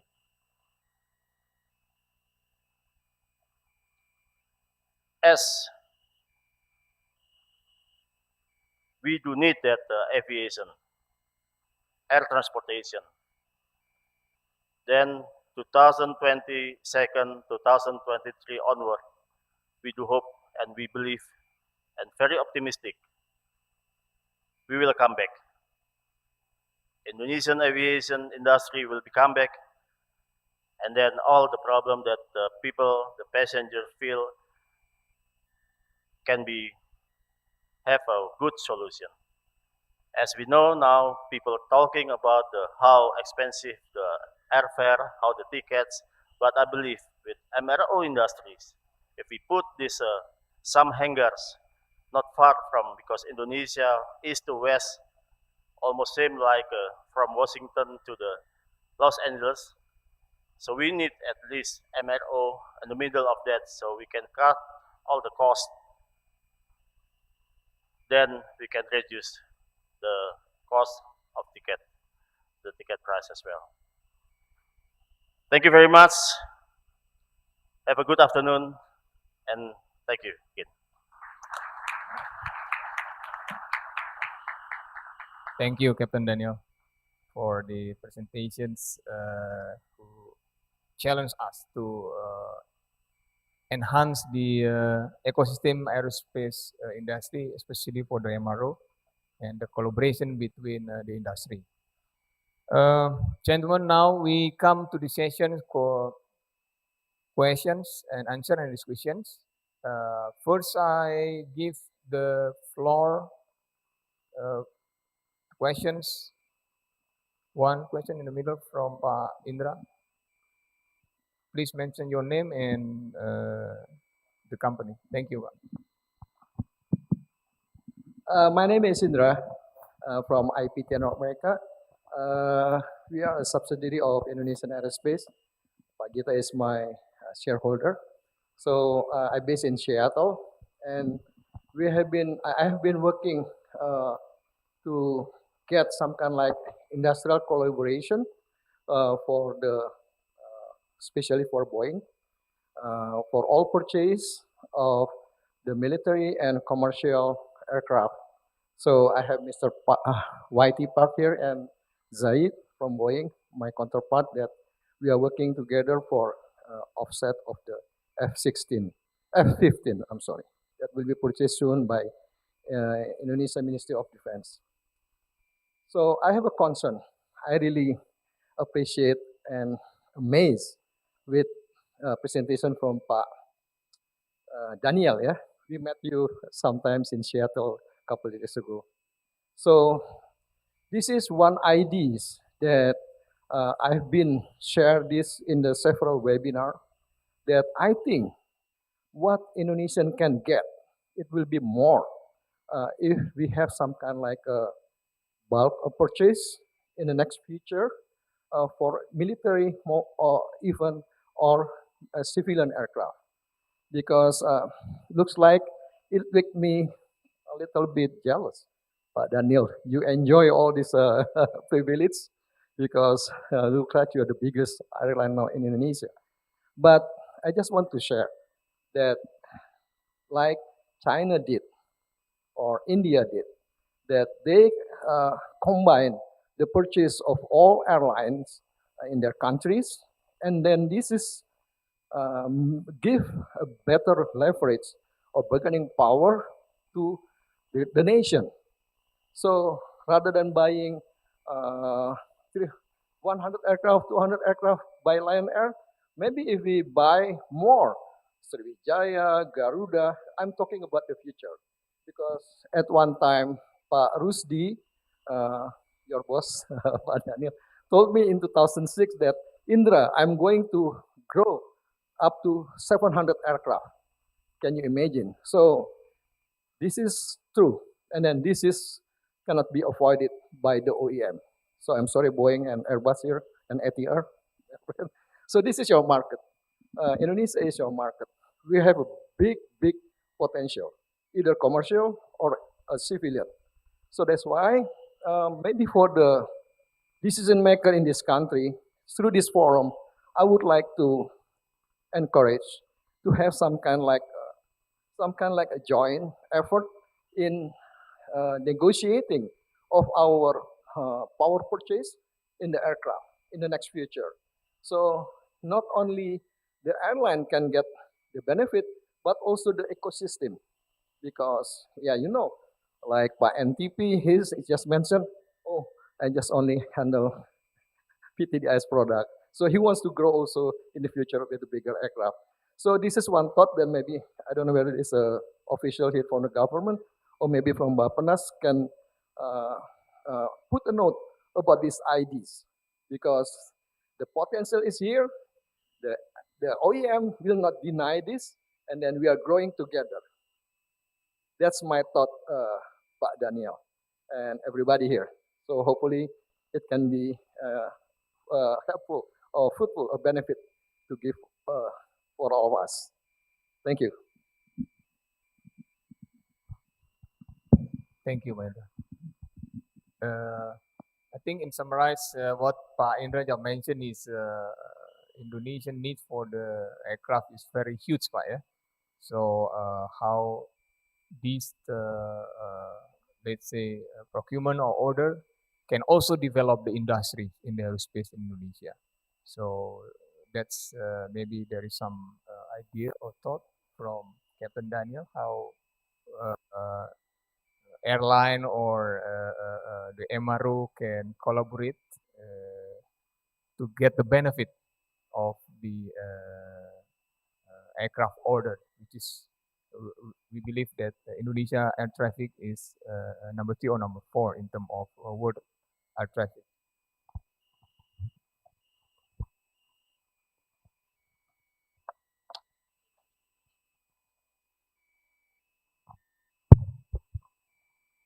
Well, thank you, Pak Batara. Pak Indra, long time no see, Pak. Last we met in Seattle a few years ago. I think we need to address actually what Pak Indra question to not only to the to airlines, as yeah, but everybody know that we do very good negotiation actually with the OEMs, and then why then now all the OEMs has become our uh, very special friends.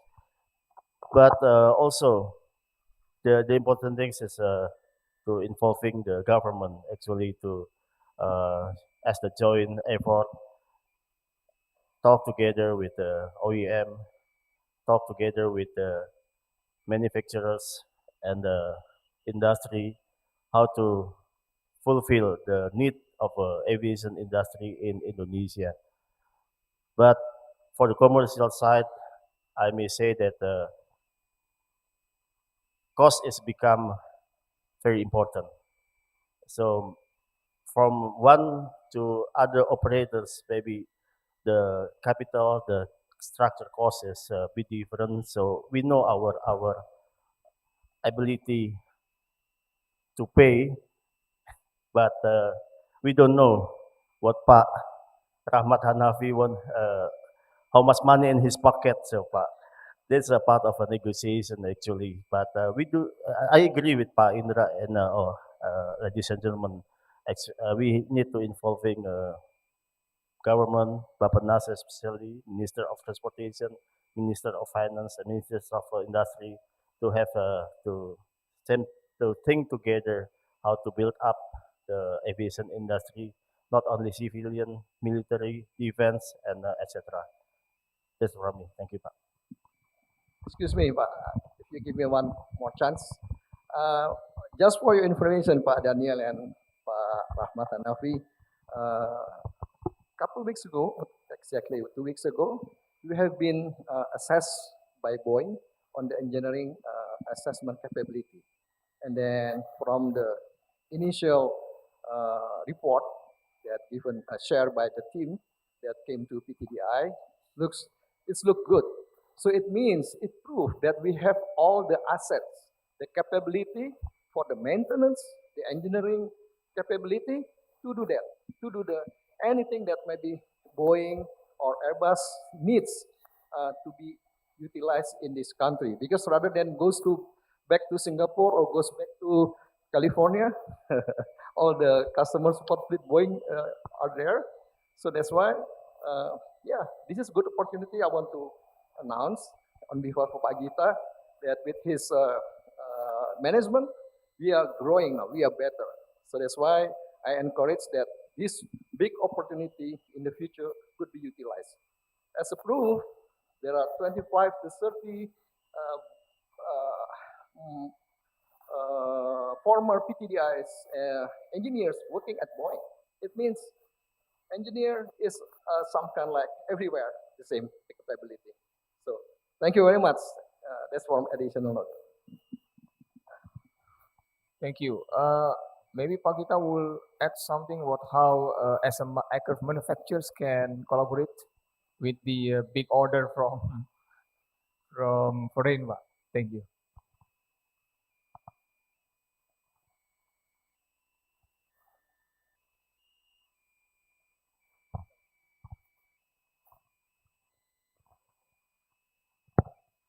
Okay, thank you, Pak Batara. I think I totally agree with Pak Indra, yeah, that especially the domestic aerospace industry has to get the benefit from any procurement from the commercial and also the military aircraft procurement. Uh, I spent 7 years in MOD, Pak, and we initiated to implement the offset policy. Whereas any procurement from abroad, need to do the offset, to get the benefit, direct benefit or indirect benefit for the industry, for the defense industry. We can do the same. We can do the similar thing with that, Pak. So the first thing probably I would like to encourage the government because government make the regulation.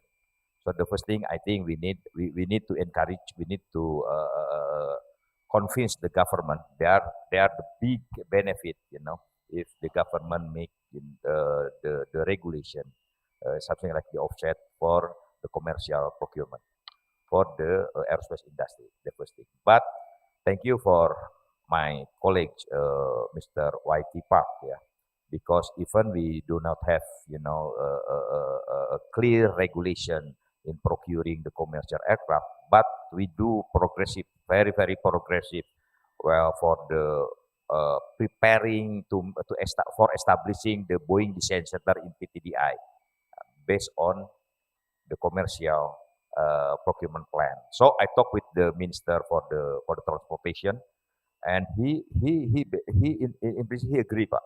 So probably we would like also he suggests me, to join the team with the Ministry for Transportation to talk with the Boeing, and yes, and propose to Boeing for establishing the Boeing Design Center.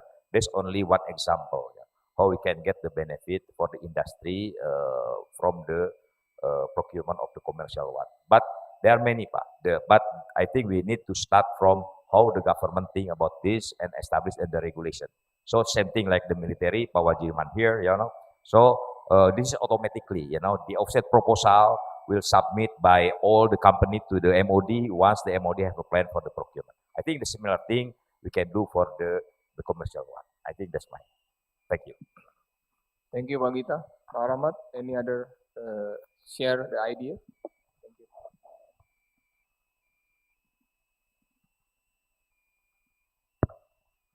Thank you, Pak Batara. I think, Pak Indra, I think this is already long discussion. Yeah, I think before pandemic we already discussed about it. But what I have think that we as a Indonesian not government, I think Indonesian state country, I think we can use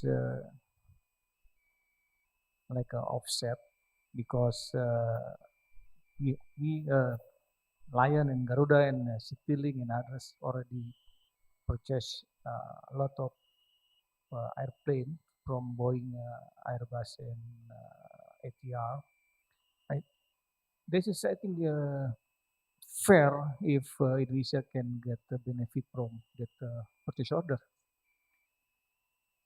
And we just need that the big airline in Indonesia join together and then push Boeing and Airbus and ATR to get a lot of offset to Indonesia and building some capacity, some capability, maybe MRO, maybe supply chains, maybe training to be in Indonesia. It will help much for airlines because you know that I think airlines only things simple, yeah.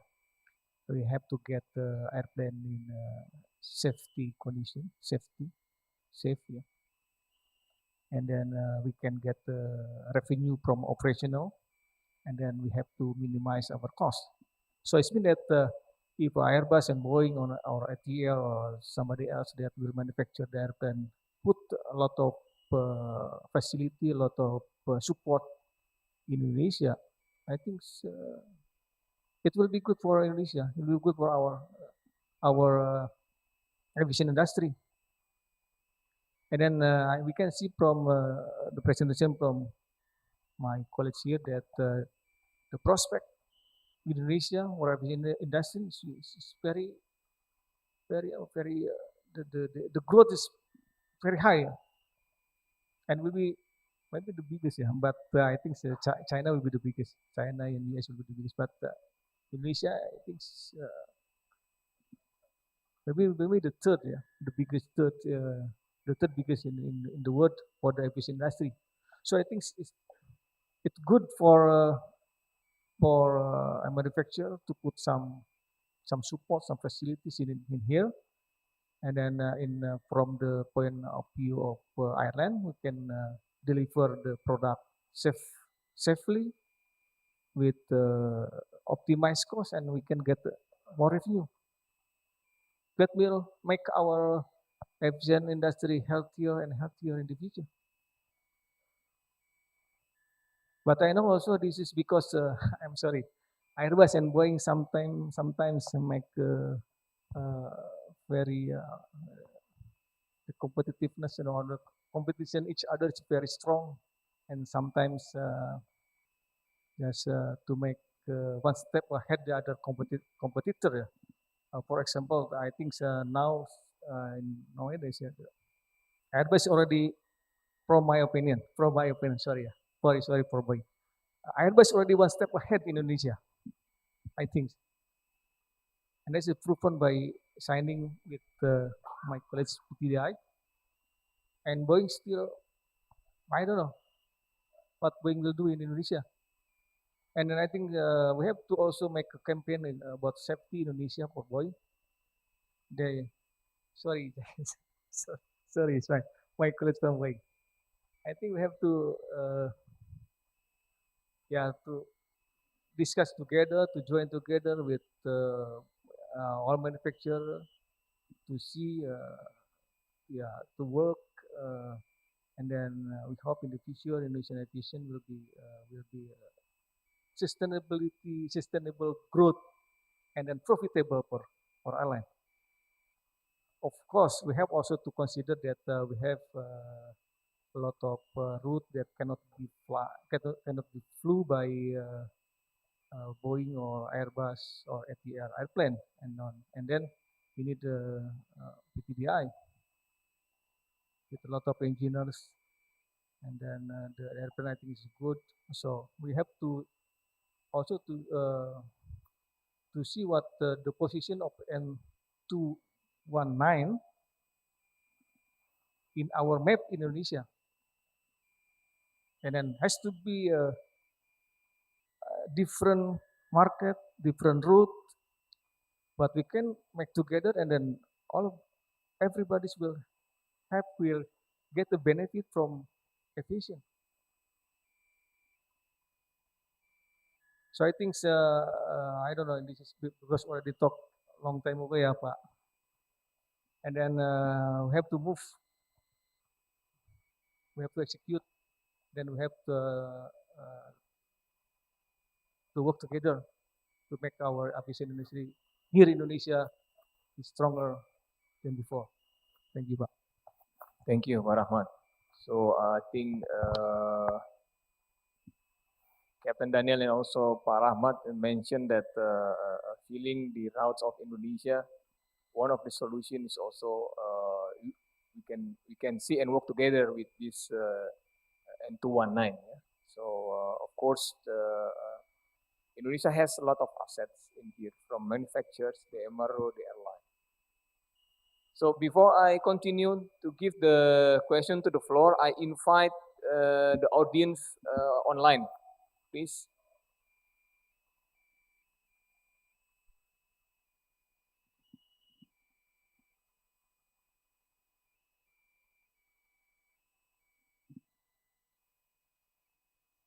Good afternoon.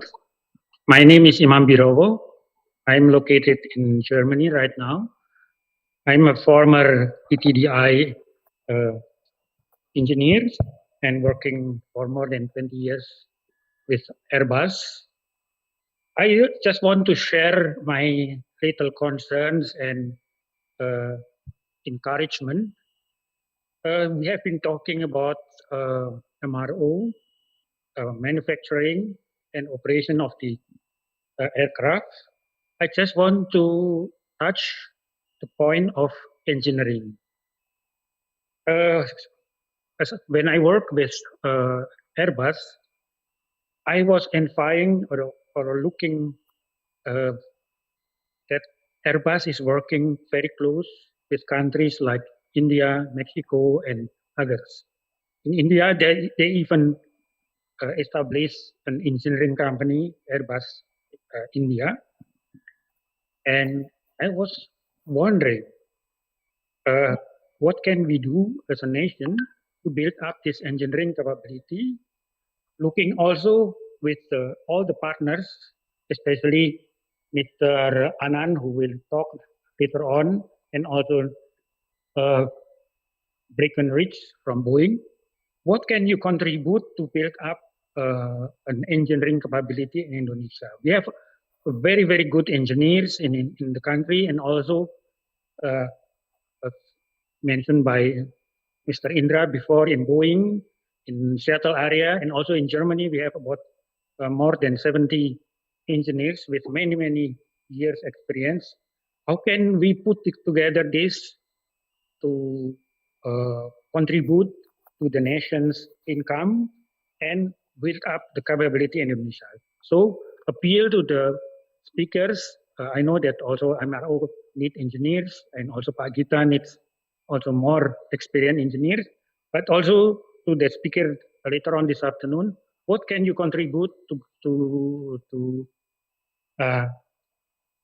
put together this potential so that Indonesia can have also a good global share in engineering capability? Thank you. Thank you, Pak, for the sharing and for the appeal. I think maybe for the next sessions, the speaker can have their thoughts on that. Or maybe other speakers would like to add something about the engineering capability. Okay. Silakan, Pak Rahmat.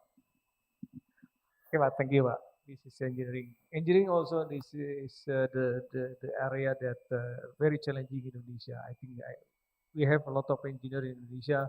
Some a lot of also engineers went to abroad and then never comes to Indonesia to build the aviation industry in Indonesia. But I think we still have a chance that to develop our capability and to use our capability of engineering. We have here DOA, Destination Operation Approval, that it will use a lot of our engineering capability. I think, yeah, because I'm the first DOA head there in Indonesia. We can use engineering here if we can also optimize using the DOA and PMA. Pak Andi Sabana is in NACOM.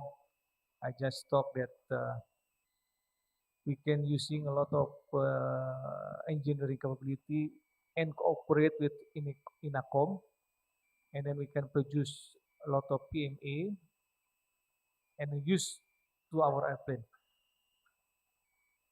during operational. And then when we return to lessor, we can put the original one. And then this will be lowering our cost much more. And then because we have now is here in PTDI, and then also the OM will be also. I heard that will also establish the facility here. I think the capability of engineering will be used more in the future. Thank you, Pak. Thank you. Okay. So I'll back to the floor for the questions. Silakan, Pak.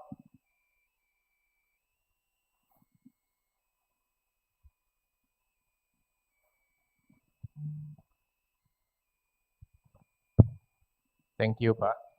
I think I would like to respond to the question or suggestion from our colleagues from Germany. Yeah. There is no question that Indonesia has so many talented engineers, but they are now working abroad, yeah, like in Airbus, Boeing, Embraer, etc. So what we need is in order to be able to build the engineering capacity or engineering business, aerospace engineering business in Indonesia, is to create the business itself first. Otherwise, we cannot invite them to come back to Jakarta, to Indonesia, because there is no business yet. So this is, I think, it's very good opportunity for PTDI, yeah, for MRO business to have or to create the business here in Indonesia in the aviation industry. And then I think after that, we can recruit, yeah, the best talented engineers all over the world to come to this country and then to grow the aerospace industry. I think this is what we need to do. As far as what the government, yeah, can do, I think we have to sit together, I think, yeah, because what the government can and should do. So we have to be very careful in this kind of things. When the government do something, sometimes could hurt the business, yeah. So that we need to sit together to make a plan, yeah, about the future of the aviation industry and aerospace industry in Indonesia, yeah. Listen to all the stakeholders, yeah, of the aerospace industry, and then formulate the policy, yeah, appropriate policy, yeah. This, I think, that's what we need to do, yeah, in the near future. Thank you. Thank you. Gita will add some. Thank you. I would like to add some more. First, I think I am agree that we have so many engineering resource, you know, to support the MRO activities in domestic. But the most important for me is get the authorization, yeah, to do that one. For instance, PTDI is the EMC, authorized maintenance center for instance, Bell product, for Airbus product. So that's the first thing, Pak. We need to get the authorization. And the second thing, I think the government also need to know, because in fact that, you know, there are many projects regarding the MRO. It's not come to the authorized center. It's not come to us. This has happened. Yeah. So the government also need to appreciate. This is not for the industry. This is also for the user. This is also for save the budget, you know, allocated for the one. Make sure that the operating life of the alutsista is come up to the TBO, for instance, like that, Pak. So get the authorized, and the government also need to appreciate by giving the contract to the authorized institution in domestic. And then I would like to explain or to say, Pak, regarding the diaspora, Pak. We discussed in Germany with Ibu Rini in Munich with our diaspora in Germany. So please, our diaspora, you know, in Germany, in abroad, please find the networking. Please connect the networking in your country, in Indonesia, because we have to make the networking with the global industry, you know. So this is important, Pak. This is also the same important with provide, you know, the project for instance in country, but also please find us networking to support the domestic industry, to support the PTDI. At the time, please find in the industry in Germany who can support the PTDI in the current in the existing business and also in the future business, Pak. So this is, I think, also important, Pak. We can get contribution for our diaspora in Germany, last time we discussed. I think that's some more additional. Thank you. Thank you, Pak Gita. Again, I invite the floor. Please, Pak. Silakan, Pak Darmiji. Thank you, Pak Batara. I want, with honor, Pak, with probably we invite Mr. Daniel and Pak Rahmat to see NTP Pak in detail, Pak.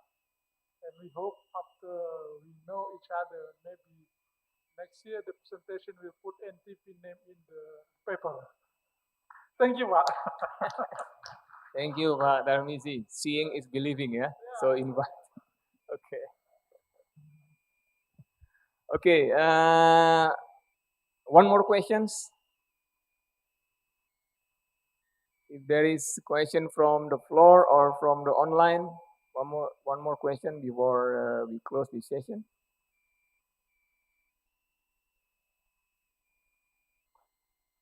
Okay, if there isn't any, so to conclude the sessions,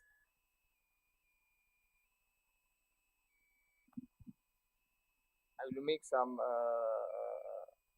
takes for these very fruitful sessions, the presentation, also the discussion from the speaker, from the floor, and also from the online audience. Number one, air traffic in Indonesia as an archipelagic country is a gift, I think, from God, that Ministry of National Development Planning has made the roadmap. So we see how the government's political support the aerospace industry in Indonesia. Number two, Indonesia has a complete asset on the aerospace industry, as we hear from speakers, also from the audience. The resources from the aircraft manufacturers, from the airline, from the MRO, from the component industry. So thousands of experts and engineers, not only for the industry. We have the institutions, research, and all the institutions who support the aerospace industry. So that's the asset from aerospace industry in Indonesia. Not only commercial, but also aerospace industry in the defense. The benefit of all the order or purchase from foreigners, I think, as Pak Gita mentioned, in the commercial, we can explore the policy on the offsets to enhance all the resources in the aerospace industry.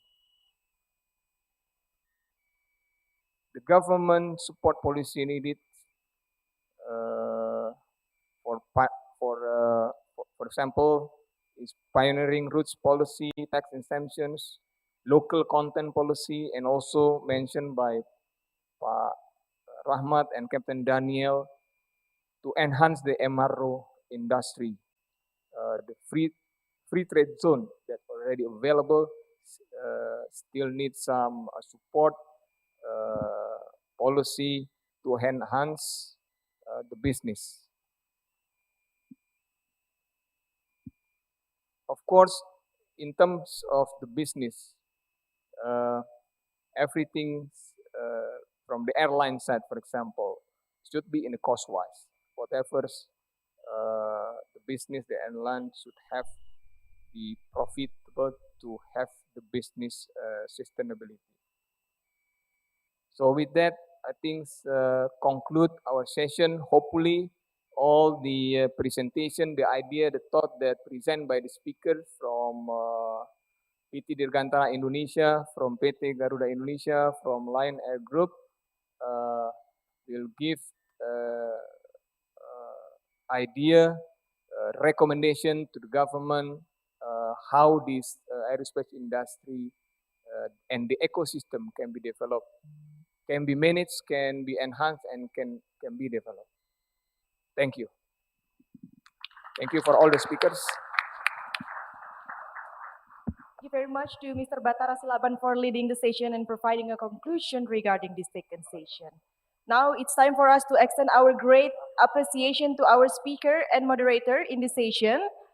To present our appreciation representing the committee, we would like to invite Mr. Rudi Suprihadi Prawiradinata as Acting Deputy for Infrastructure, Ministry of National Development Planning, to kindly come up to the stage.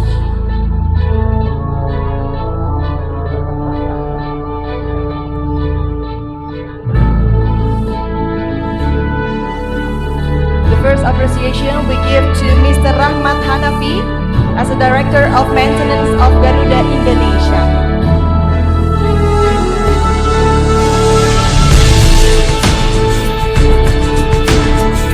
Second token of appreciation we give to Captain Daniel Putut Kunchoro Adi as the President Director of Lion Group representing MRO of Batam Aerospace.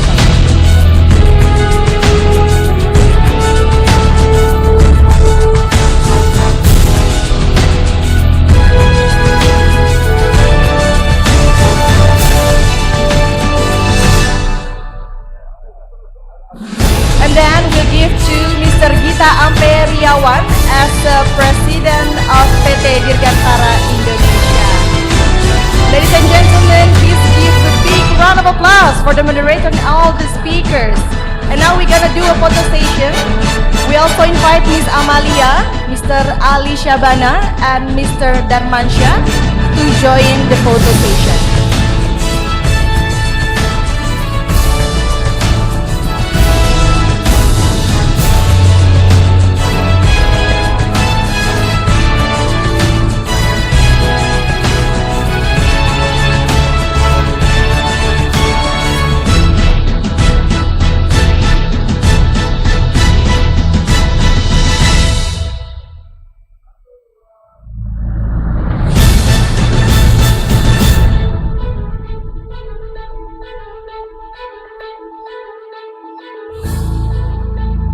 All right, thank you, ladies and gentlemen. You may return to your seat.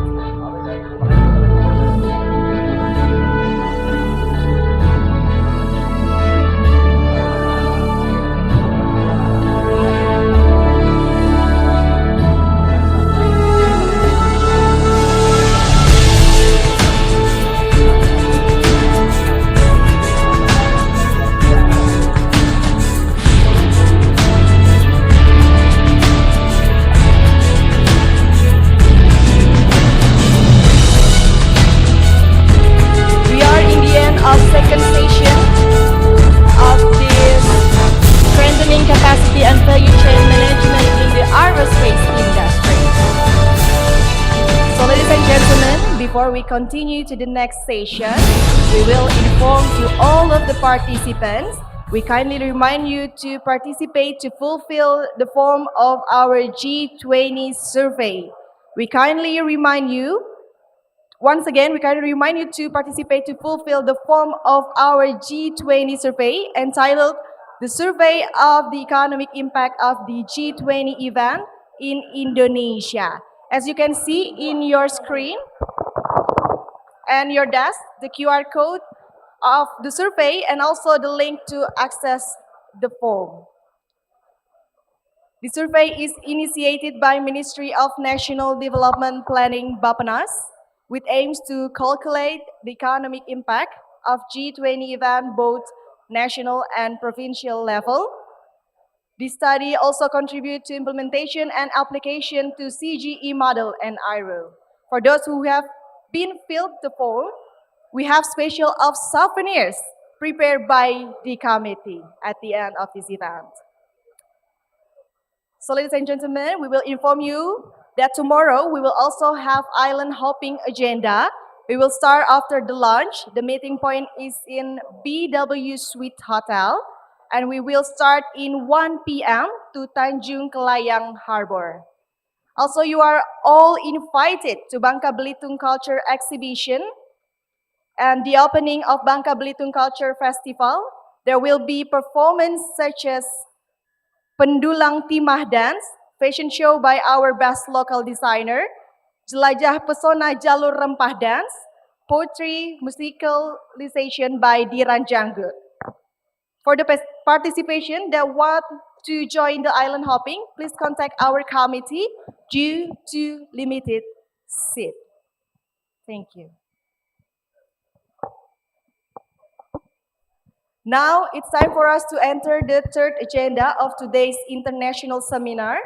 The themes of the third session is best practices and strategic partnership.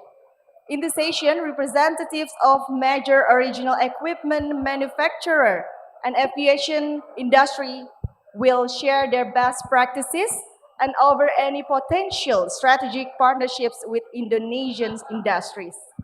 This session will be led by Head of Transfer of Technology and Offsets Division, Defense Industry Policy Committee, KKIP, Mr. Yono Reksoprojo as the moderator. Without further ado, please welcome Mr. Yono Reksoprojo to take the stage.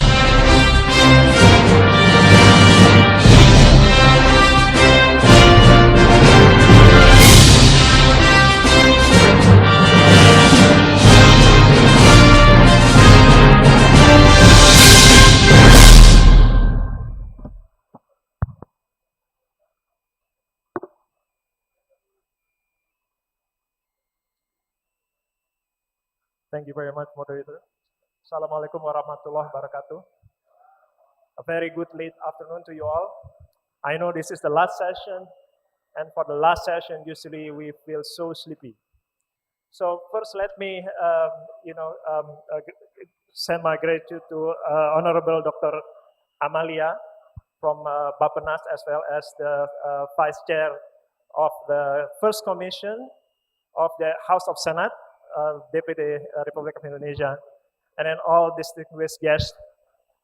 Before we start, I actually remember one time President Abdul Rahman Wahid, Gus Dur, our fourth president, was faced by his presidential staff, basically asking the reason why things are not moving.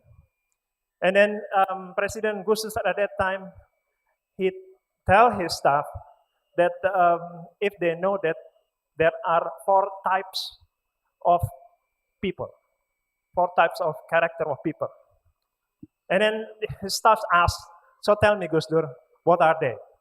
The first one is the type of people that do less talk and less work. Those are people, Gus Dur said, not me. He said people like people coming from Nigeria and Angola, he said. And then there are also people that do less talk, but do lots of work. That's like people coming from Japan and South Korea. It's not me, that's Gus Dur said. And then there are people that do lots of talks and lots of work. Those are people coming from US and China. That's Gus Dur said, not me. And then the last one is the people that do lots of talk, less work. That people coming from India and Pakistan. He said, not me. And, to the curiosity of the staff asked, so where is Indonesia, Gus Dur? Indonesia is not among of those 4. Because Gus Dur said, what the Indonesian say is not always what the Indonesian do. But that's what Gus Dur said. And we are here today is actually to, tell you that we are serious. Gus Dur is no longer with us, and we are very much different like what we see before. The true intention of the Indonesian, how to build, or rebuild the lost ecosystem. We were enjoying our ecosystem just before the economic crisis. But then again, today, what we like to hear is from our friendly countries, obviously, to help us once again, to coming back to what we were before. So please let me call Miss Nell Brickenridge. She is the director of Boeing International Strategy and Market Development. And then Mr. Anand Stanley, the President of Airbus Asia Pacific, Professor Atiya Dogan, who is the Executive Vice President Aircraft of Turkish Aerospace Industry, Mr. Robi Notstein, the Director of International Business Development of Lockheed Martin Corporation, and the last one, Mr. Jose Jacinto Moge Bravo, Managing Director of Bell Textron Singapore. Welcome, please have a seat. All right, all these distinguished speakers will basically presenting the idea of their companies on, well, first of all, what we'd like to hear is what would you do with the Indonesian ecosystem? How can you play part in how we would like to develop ourselves? Obviously, there are certain regulations that following all the necessity in helping the Indonesian. And I would like to remind you that President Joko Widodo keep always mentioning, because he is the chairperson of KKIP, the Indonesian Defense Industry Policy Committee, and always reminding that every single purchase of any defense equipment has to be translated into investment. And we do have the Bill number 16, 2012, that basically give the obligation to everyone that would like to sell the defense system to do counter trade, local content, and offset. What we'd like to see is that bill does not really translate it into project-based only, but that bill should be translated as an opportunity for people to engage with the Indonesian environment. So not only looking after the purchase of the specific equipment, but to have a long-term engagement with Indonesian industry. So please let me allow Ms. Nell to to start your presentation. Thank you. You have actually not more than 20 minutes. Thank you. Okay, well, good afternoon. I think we're actually going to begin with a video. Ada videonya dari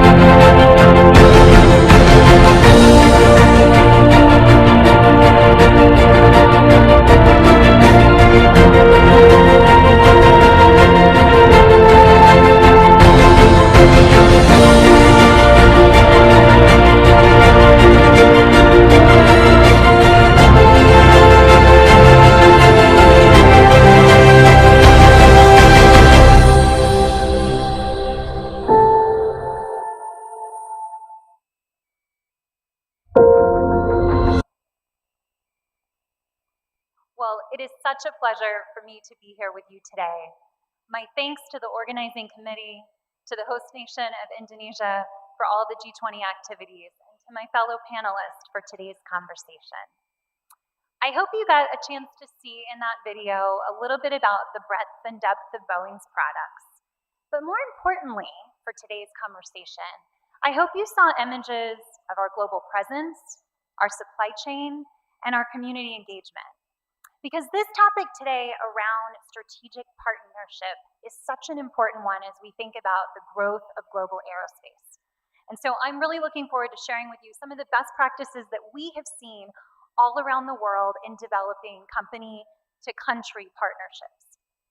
At Boeing today, I'm responsible for our global growth strategy. So I work with all of our businesses, commercial, defense, and services, all of our functions from engineering to HR and talent development and research and development, and all of our country leaders around the world to build out Boeing's global growth plans and specific and targeted actions that we'll take to get there. So today's topic is very relevant to what I get to think about every day and just so important for the future of aerospace.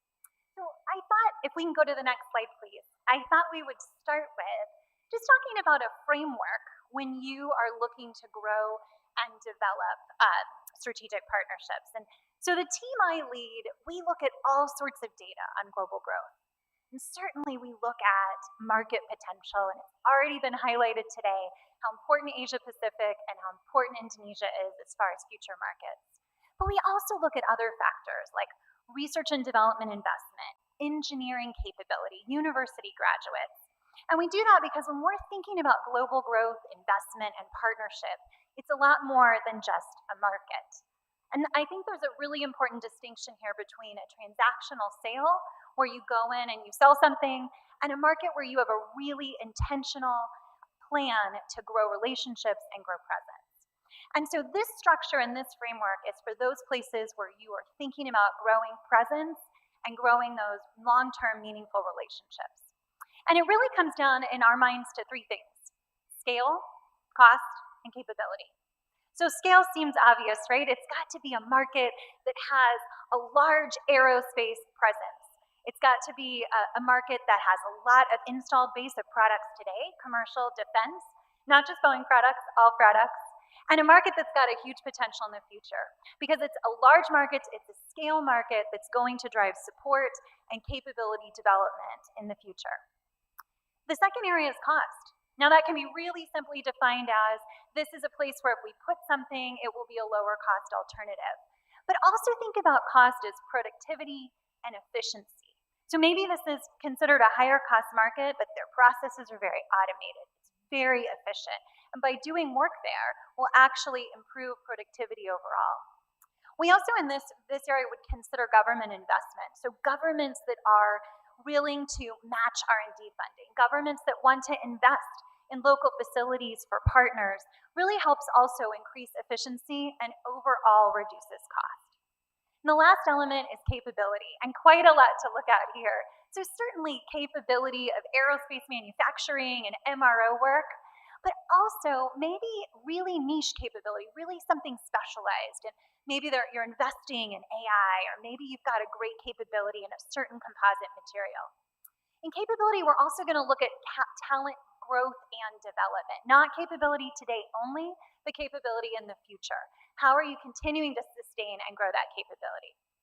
And it's really these three factors, scale, cost, and capability, that we look at as important, and we really see them as reinforcing each other.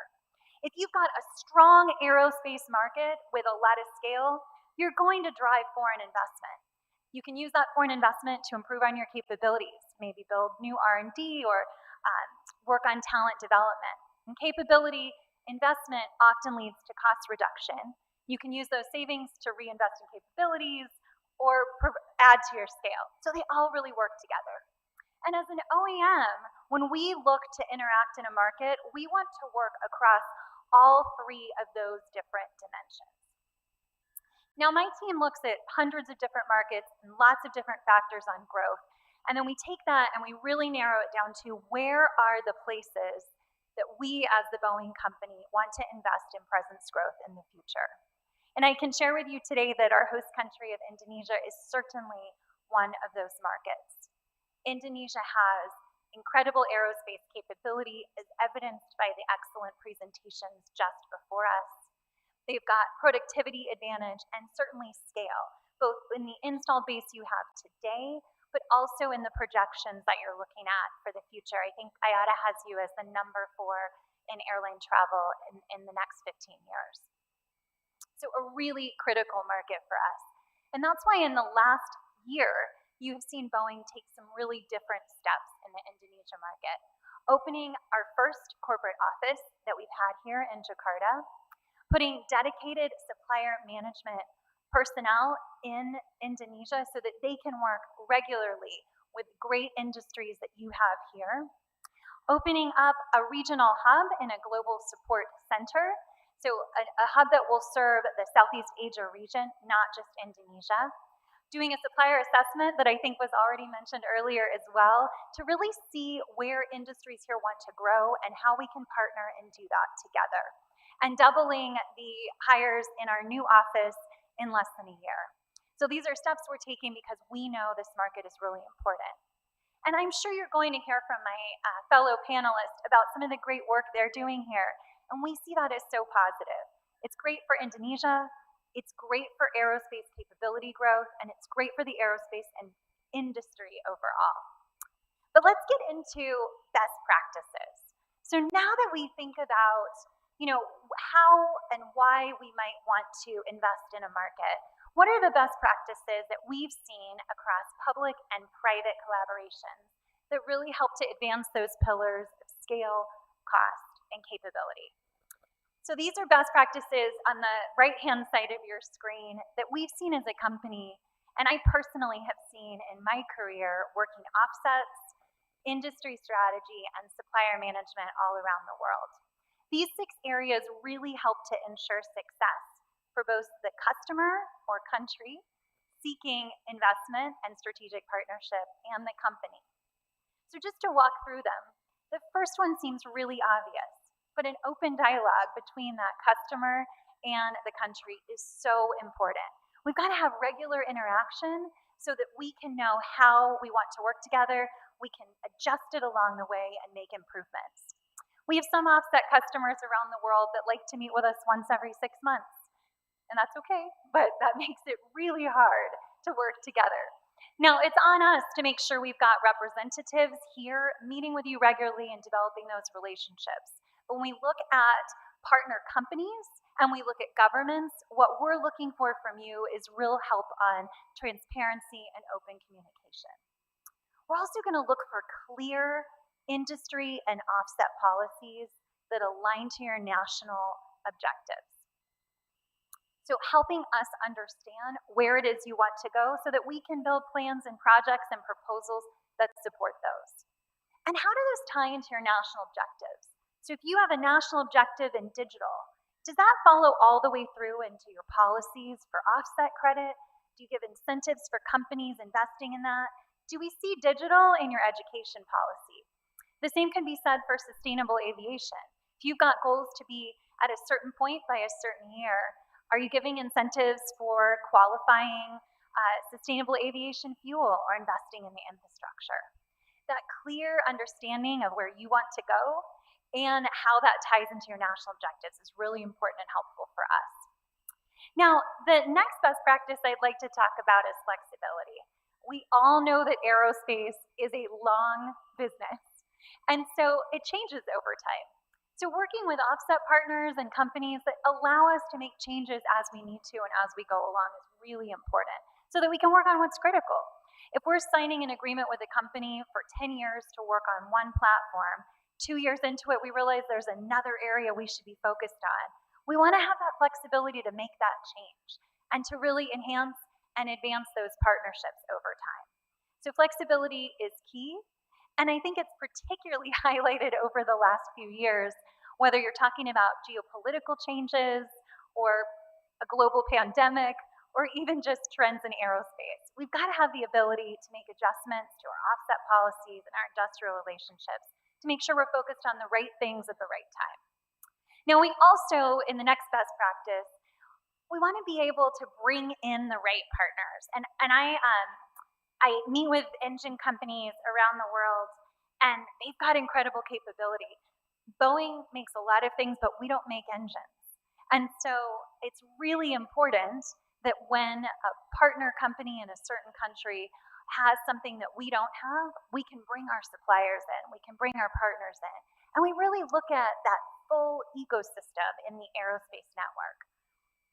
I think we've talked a lot today about, recover together and recover stronger. And I think that applies exactly to this. If we're looking at that full ecosystem, if we're bringing in all of the different partners, that whether it's suppliers or academia, really making them all part of your offset and industry plan is pretty critical.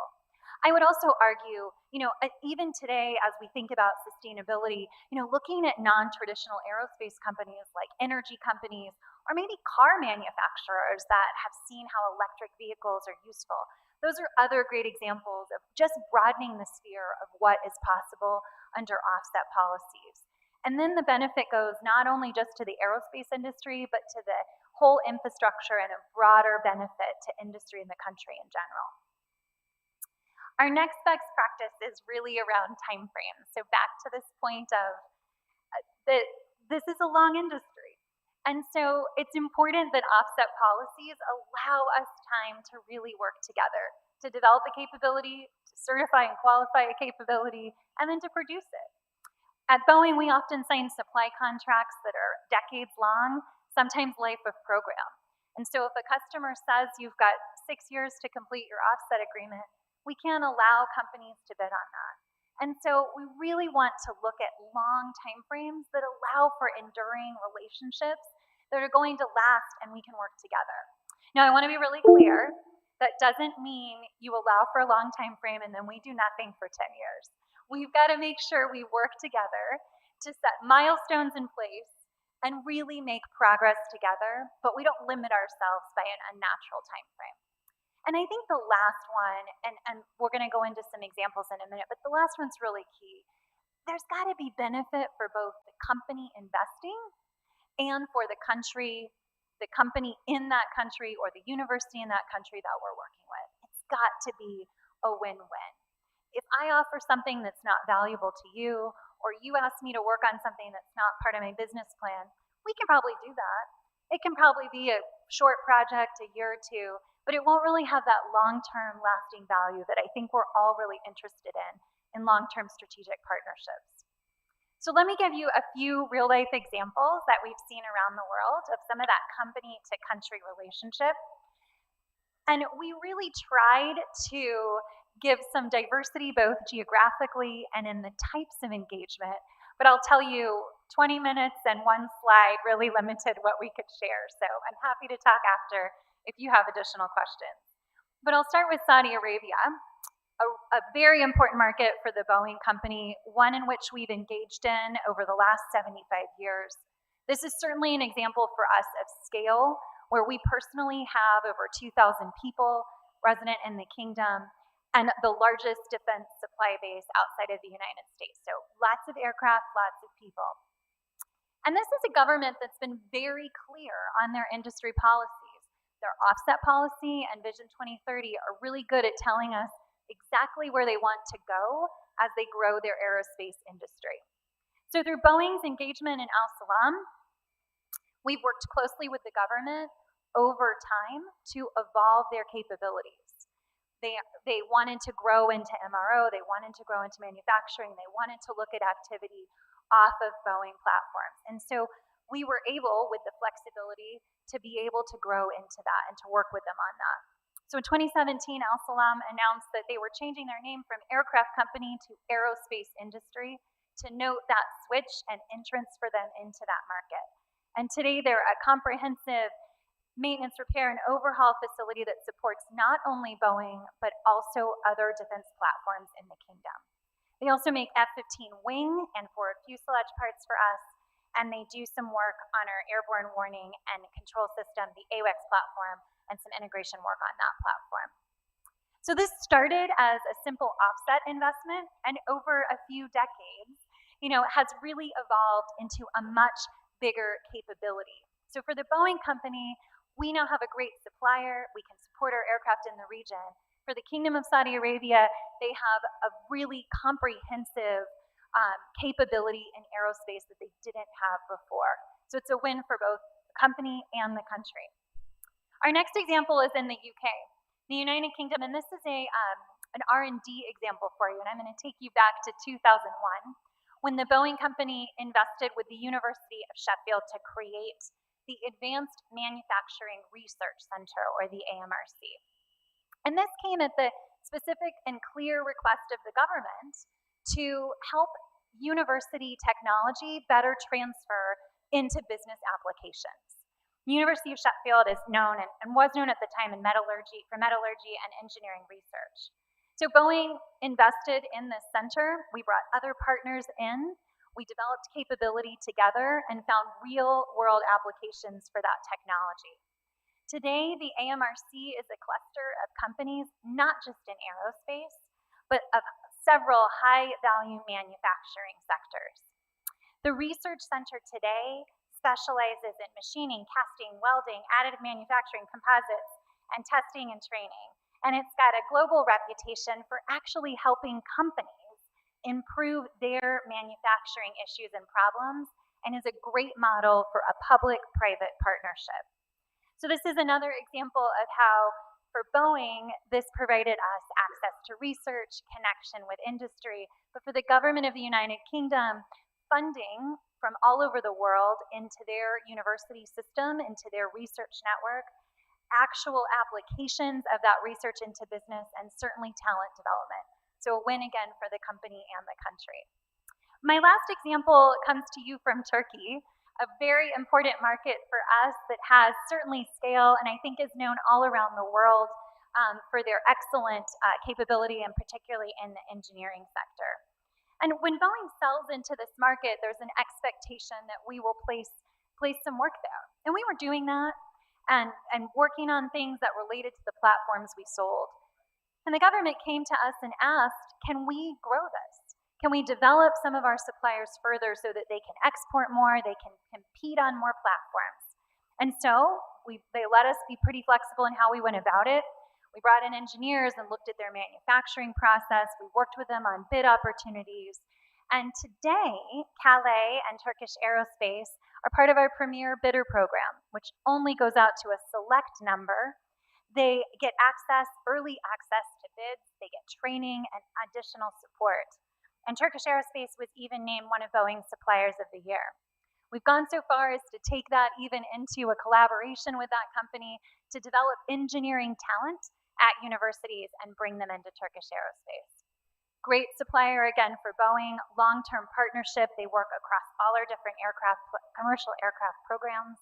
And for Turkey, yet another example of development of their aerospace ecosystem, both at the talent development and at the business level. So I hope those three examples have given you a sense of what's possible with a really valuable strategic partnership and a company-to-country relationship. They all tie back to those best practices that we talked about, which are keeping an open dialogue, being flexible on policies, allowing a diverse group to participate in bringing in really that whole aerospace ecosystem. Having long timelines that allow for us to build enduring relationships. And then lastly, really finding a win for the country and the company that's making that investment. So that is going to conclude my remarks for today. Thank you so much again for your attention and for the panel, and I look forward to your questions later on in today's session.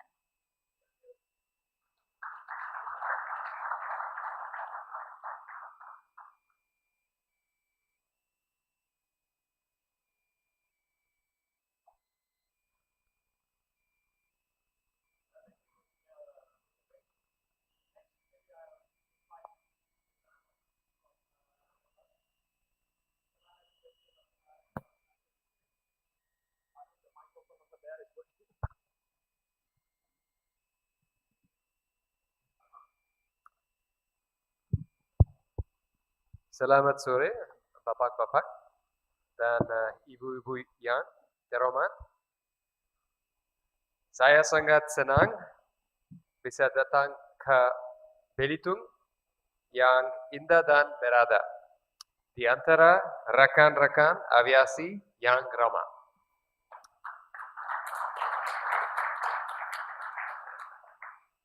Bapak Gita, congratulations on this great event. I want to congratulate you on your beautiful aircraft, the N219. I sat in it, but you didn't allow me to fly it yesterday. I hope I'll be able to fly it soon. It's a beautiful aircraft with the garment display. Just absolutely loved it. And I also want to thank the Minister of National Development, who's not here, Bapak Suharto Monafra, who was there yesterday, for his steadfast support of this event. And congratulations to all of you for this wonderful event. Also want to recognize my customer at the back, Captain Daniel. with Lion Air, and my colleagues, the president of Airbus Helicopters for Asia Pacific, Vincent de Brul, the president for Airbus Defense and Space Asia Pacific, Johan Pellissier, and President Director Indonesia, Pak Dani. So we're at a very exciting place now because we're just coming out of COVID, and we've heard a lot of the speakers talk about how wonderful, you know, the recovery is going to be, especially in Asia Pacific and in Indonesia. At Airbus, I think products are important, but our partnerships and people are more important. That's what we need to focus on. And Ibu Amalia, welcome, and it's good to see you. Thank you for coming and joining today. Open collaboration and partnerships have brought us to where we are today, and I want to talk a little bit about our story there. If we go to our next slide, which I hope technology cooperates with me, we have over 12,000 suppliers globally at Airbus, but they're not suppliers. That's an old term. They're partners. And these are the key building blocks for our collaboration that we look at today. We are humble. We've grown from a very, very small start as a startup just a few decades ago, and we buy over 41 billion euros, about 1.7 million parts today. And our industrial partnerships, our industrial footprint is what makes us compete globally. I'll give you a little example in my next slide. If you go to the next slide, there's a little bit about parts here, but our best-selling family today, the greatest selling aircraft on the planet so far is the A320 family. We're very, very honored that the people and the nation of Indonesia fly a lot of these aircraft. But the core of this aircraft, the home of this aircraft, even though it's made, it comes with European roots, the home of this aircraft is the Asia Pacific. And within the Asia Pacific, the fastest growing, largest partner in this aircraft is Indonesia itself. So how do we support the Asia Pacific and how do we support Indonesia? We've put in a huge footprint in Asia Pacific, and right in the middle of that footprint, you're going to see Indonesia. We talk about a lot of strategic partnerships here. I'm not going to read all of them to you. We're talking about long-standing partnerships. We're talking about trustworthy partnerships. We're talking about business growth. And we started almost at zero when we started our partnerships. But today, almost 10% of our global partnerships, our supply chain, is based just on this slide. We have over 1,000 companies who are in our portfolio of partners, ranging from aerostructures, electronics, avionics, metallic composite parts, cabin components, all across all lines. But what's important is not the parts, it's the people, it's the manpower, it's the talent. And that's what we look for. What's not important, gone are those days, Airbus as a small company, as an entrepreneur that just started a few decades ago, was always looking at not where to invest, but who can invest in them, which customers, which countries invest in us, through their markets, through their people, through their talent. And that's what always helped us to grow to where we are today. And the only way we can grow tomorrow is when nations and republics like Indonesia, companies like PTDI choose to invest in us and partner with us. And thank you for your continued trust in us, what you showed in us. So we go to the next slide. And I think, Bapak, I forgot your name, my apologies. You asked the question about engineering talent. And thank you for that question. So the question is, when will the talent of engineers, and this is not in my speech, you know, we approve our speeches and I'm not supposed to deviate from that, but I'm going to deviate from my speech. When will engineering talent from Indonesia be able to go and work in Airbus and come back to Indonesia? This is a very good question you asked, and I was thinking about it myself. And in the early 70s, President Bapak Habibie was a vice president at Messerschmitt Volco, which was Airbus in those days. And he was involved in the Habibie theorem, the Habibie method, which was used in the design of a brand new company which was designing its first plane called the A300 B4. And then it was launched by the name of the A300, Airbus A300. And one of the first customers and first countries that actually bought that aircraft was the nation of Indonesia, which was partly designed by a gentleman who was from Indonesia, who went on to becoming the president of Indonesia and also went on to becoming one of the, we're blessed to have him as one of the founders of, he was in the same role that today Bapak, you are in the same company. But right after that, more than 40 years ago, we were honored to be invited to be a part of PTTI in 1976 to produce in those days, the NC-212. And when you look at the details, over 200 aircraft have been produced and hundreds of helicopters have been produced. We have a backlog of hundreds of civilian aircraft today in Indonesia. PTTI has exported these aircraft to multiple countries. I was born in India, and someone was asking me, one of my colleagues and gentlemen in India was saying, why has Airbus not manufactured aircraft in Asia? And they still haven't started manufacturing the actual fixed-wing aircraft in India. They're going to start. I said, 40 years before they've done that, they've already started doing that and exporting out of Indonesia. And it's because of, again, the partnerships and the relationships we've had. We are involved in training pilots, engineers, technicians, and we are honored again. PTTI manufactures several components of the state-of-the-art, the latest C295. And thank you for that. That's a great trust in us. PTTI produces the main fuselage assembly and tail boom, in my opinion, for probably the greatest helicopter in the world, the H225. I apologize, Vensa, you will debate with me and say it is the greatest helicopter in the world. We do look for greater partnerships. We do look for the honor of PTTI and Indonesia selecting us with today what is the best and most state-of-the-art transport aircraft, the A400M. And we hope the joint development, the local support, the capabilities will continue to cover maintenance, repair, overhaul for these helicopters and aircraft.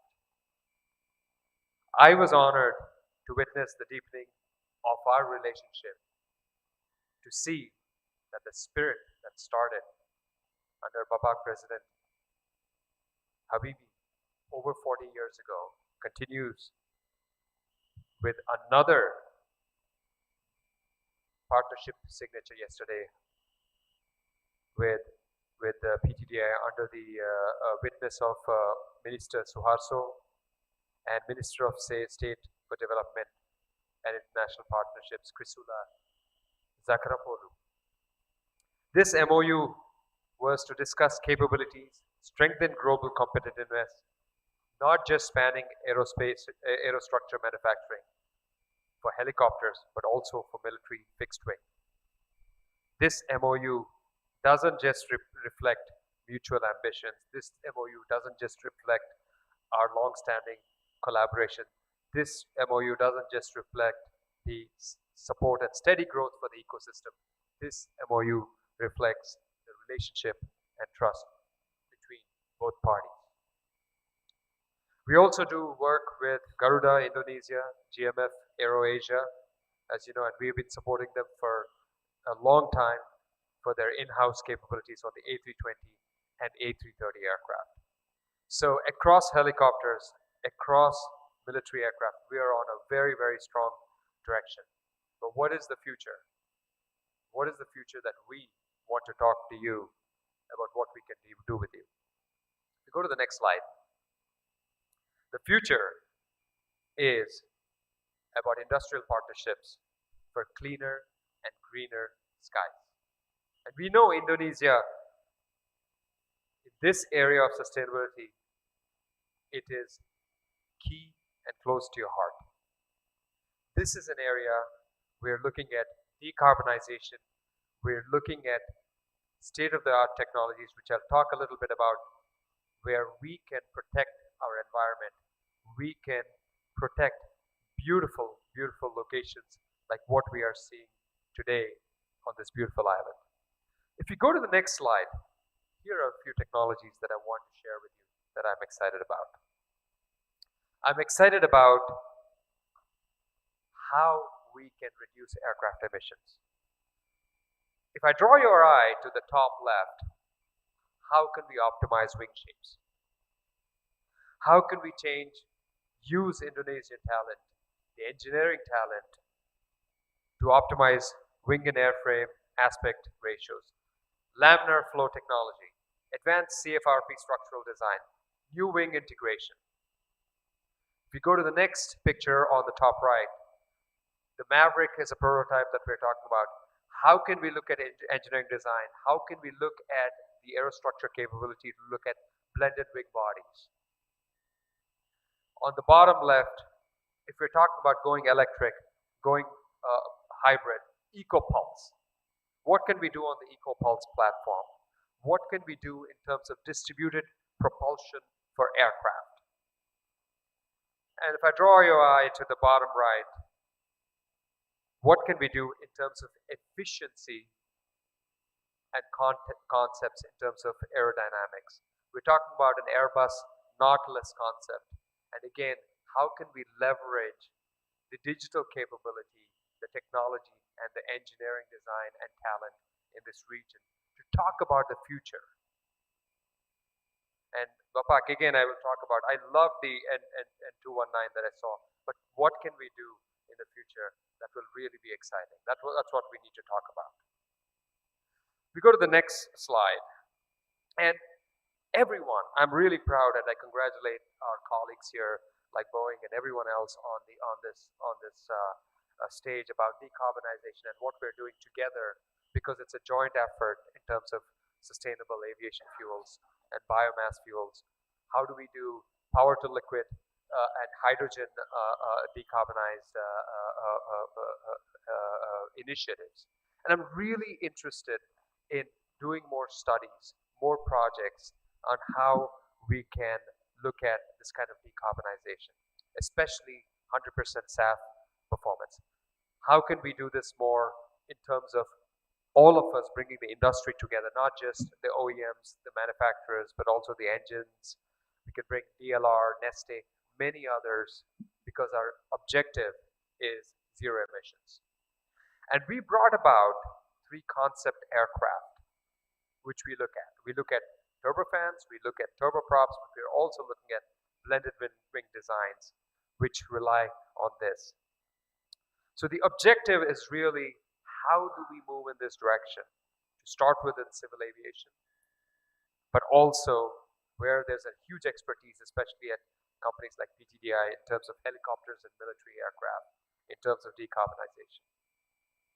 I would now like to show a short video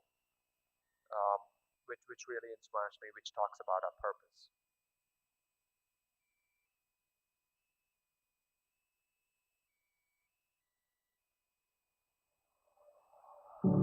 There are countless planets in the known universe, and yet Earth is the only one we know of that can support and sustain life. It is a magnificent outlier in an infinite cosmos. The world is a beautiful place. Its people, environment, and spirit need to be protected, united, and sustained. And we, at Airbus, have a part to play. It's a responsibility that impels us to push boundaries, to build a better world for today and tomorrow, to help the world's nations and communities protect their citizens and values, and defend their strategic interests, to keep up the pace of positive, sustainable change, and to bring our beautiful world and its people closer together.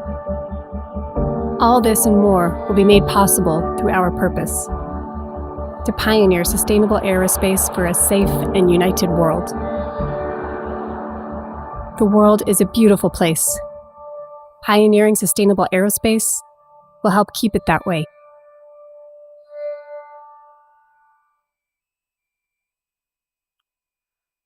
Thank you for watching that video. I would like to say that, as you see with Airbus, today our purpose is around sustainable aviation, sustainable aerospace. Airbus is a company with European roots, but it's also a global company, and I'm a standing example here of how global we are. And Asia Pacific is our center of gravity, and right in the center of the Asia Pacific is Indonesia. This has been our home for over 4 decades, and we look forward to making it as we move on to the next generation.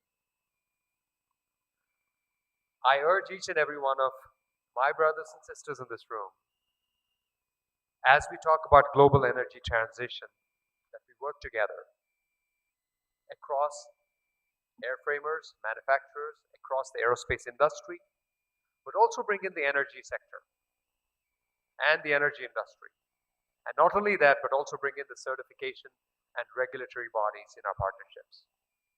Also bring in our political stakeholders. We will need the support of people like Ibu Amelia in the room. Also bring in our customers, all our, whether it's the military, the government, the airlines, such as Lion and Garuda, Perita. Also bring in the universities, academia, and research institutions.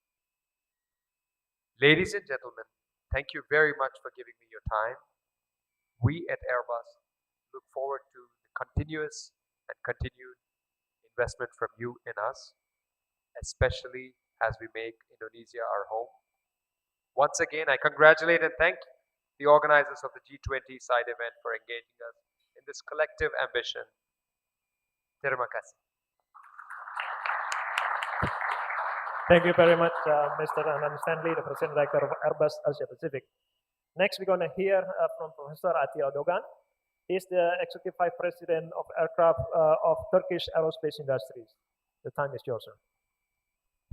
Assalamu alaikum wa rahmatullahi wa barakatuh. I am very pleased and honored to be here. We have been invited to be part of this panel, and also looking at I am honored to be here, part of this panel. I'd like to thank the PTDI and the Indonesian government to be inviting us here. We are honored to be here. I'd like to also emphasize that we are also honored as Turkish Aerospace to be the part of this panel. I see that here the companies represented are basically the giants in the global aerospace industry. So we are certainly relatively a new player in the global aerospace industry, and we are certainly looking up to all the partners in the global aerospace industry. At different phases of our development, we have collaborated with different the partners in the aerospace industry, and I'd like to basically have a different the take in this the panel. I'd like to basically show you from a new players the point of view how we can actually collaborate with the current players, the big players in the aerospace field, and also the emerging the players in the aerospace field to be a global player in the aerospace area, both in the military and the commercial side. So to do that, basically, I'd like to start with a very short introduction to Turkish Aerospace, and also talk about, very briefly, the current products and the current ongoing the development programs that we are working on. And then, as a best practice, take a specific development program, that is the HUJET, our jet trainer program, to kind of to show you that as a newcomer in the global aerospace the field, some of the aspects that maybe the big players have taken granted, that we have to basically develop not the product itself, but all the infrastructure, all the supply chain, and all especially the engineering workforce, along with the products that we are developing. So as an example, as a best practice, I'd like to basically walk you through our the jet trainer program to show how we try to utilize this program, not just to develop the product itself, but also to develop and grow the capability of the Turkish Aerospace and all the supporting the infrastructure and the supplier network. And later on, I'd like to end my presentation with kind of re-emphasizing the very long-standing the bond between the Turkish and the Indonesian nation, and also to show some very quick examples of how both Turkish Aerospace specifically and the Indonesia and specifically the PTDI have benefited from the collaboration. So next slide, please. So the Turkish Aerospace, actually TUSAŞ in Turkish abbreviation, established in 1973. And the Turkish Aerospace Industries was established as a joint venture between the Turkey and the General Dynamics at the time. As part of this, the joint venture, the Turkish Aerospace Industries focus on initially the F-16, the assembly, primarily for Turkish Air Force, but also for some other the end users. The TUSAŞ, the Turkish Aircraft Industries, and the TAI, as already known, the Turkish Aerospace Industries, got merged in 2005, and the Turkish Aerospace becomes the fully owned by the Turkey. And currently, the Turkish Aerospace is within the top 100 aerospace companies. We currently have more than 12,000 employees, and by the end of this year, we will be close to the 13,000, and about more than 5,000 of which are design engineers. Last year, we made more than $1.5 billion revenue, and at the same time, we are investing on our infrastructure. One example is the recent the composite the facilities that we built that gives us the fourth largest composite the facility in the world. So if you go to the next slide, please. We also have a very broad the presence in the world, as you can see in the map. Some of them are the technical representative office, some of them are for the supplier management offices, some of them to basically be close to our the customers, like the Boeing, the Airbus, and some of them are what we call the engineering the offices. So what we'd like to do, you will see later on in the presentation, while we are in a sense a new player in the global market, we have a very ambitious goal. To be able to achieve this ambitious goal, we are currently working on so many different development programs simultaneously. And obviously that requires a very strong and talented engineering workforce. So part of our effort from the global presence is to be able to have access to the talented aerospace engineering workforce, including Indonesia. So next slide, please. So here I'd like to briefly show that we basically operate in 5 different the business lines. We have a fixed wing the aircraft division, which I am the heading. Briefly talking about the products, we have the turboprop trainer aircraft that is already in service, and also we have the export, the contracts. We have also what we call the missionized version of the turboprop trainer aircraft, we also have a new development program, the Hürjet, which I'm going to give a little more detail later on as a best practice. And we also have the Turkish fighter program that we have started. We also have a very strong the helicopter program. We have attack helicopter that is under license from the Leonardo with the avionics system, designed and built in Turkey with different the defense companies in Turkey. We also have a new indigenous the utility helicopter program, which is currently going through the certification, the phase. We also have a new about 10-ton the attack helicopter program that is in the development phase.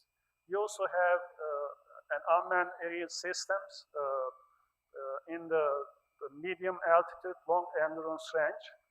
The one of them is the Anka, the UAV. The other one is the Aksungur UAV. We also have a space division. We actually design, build, and test our own the satellites, both the communication and observation satellites. And we also have the aerostructure divisions, and I'd like to thank the Boeing side here, mentioning our name as the one of the best suppliers. So in the aerostructures group, we basically in some cases design and most the build the different components for the OEMs like the Airbus, the Boeing, and the others. So next slide, please. So we are going to have a very short video, again, just the showing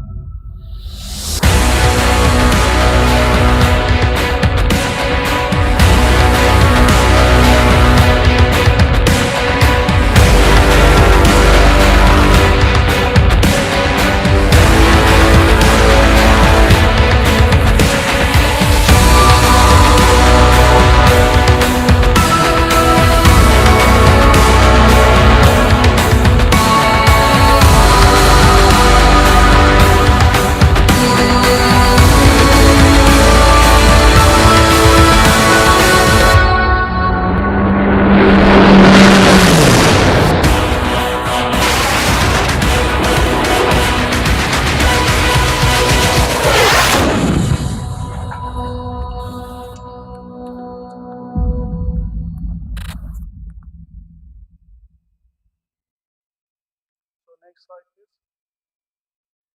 So again, I'm going to mention briefly about our Hürjet, the jet trainer program as the best practice. Again, the best practice here means, in our the opinion, is not necessarily just developing the product itself, but to try to develop the workforce, develop the infrastructure, and develop the supplier the ecosystem.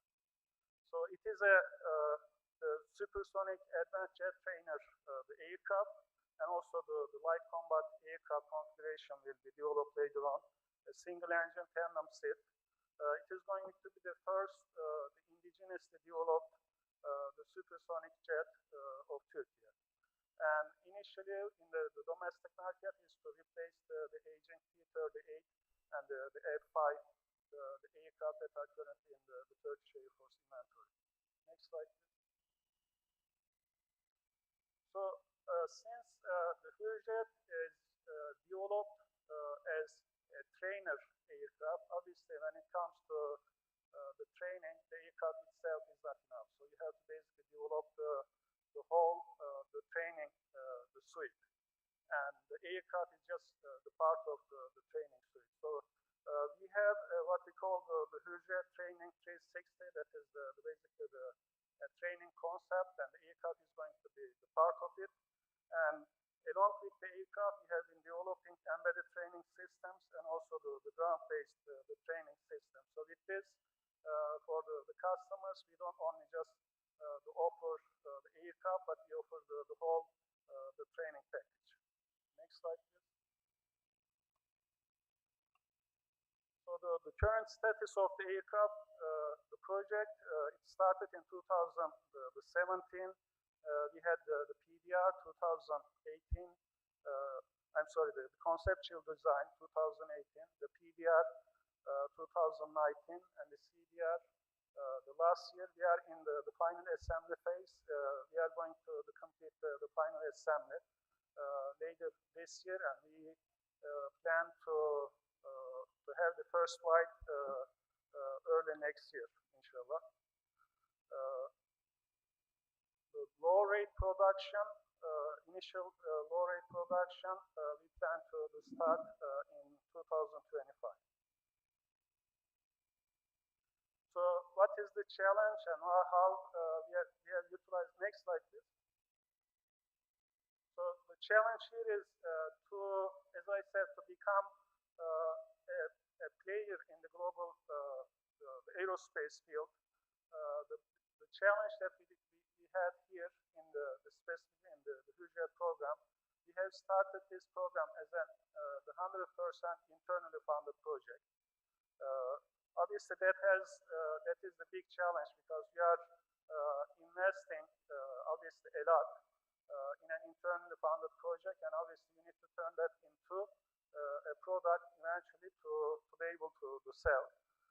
When we started the product, there was no initial the demand or the official the order for the product. So eventually, what we have done is to turn this challenge into an opportunity.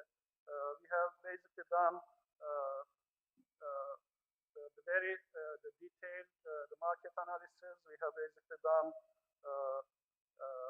a very the detailed the planning for the infrastructure and the workforce, and we have also utilized the benefit of an internal funded project as basically having the flexible the program management as well as the running this program as we call the fast track. The next slide, please.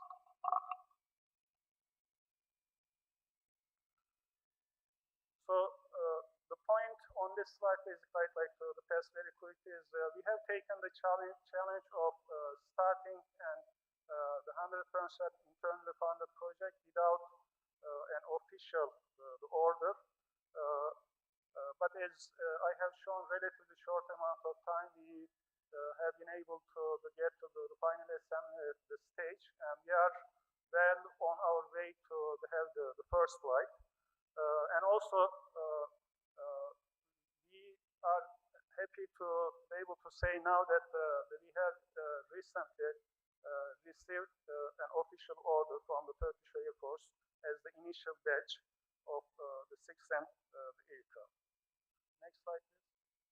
So even if it is an internally funded project, we also basically try to benefit from the government the connection. So what we have done is we have signed what we call a protocol with the Turkish Air Force from the very beginning, and you will see in the later slides as well.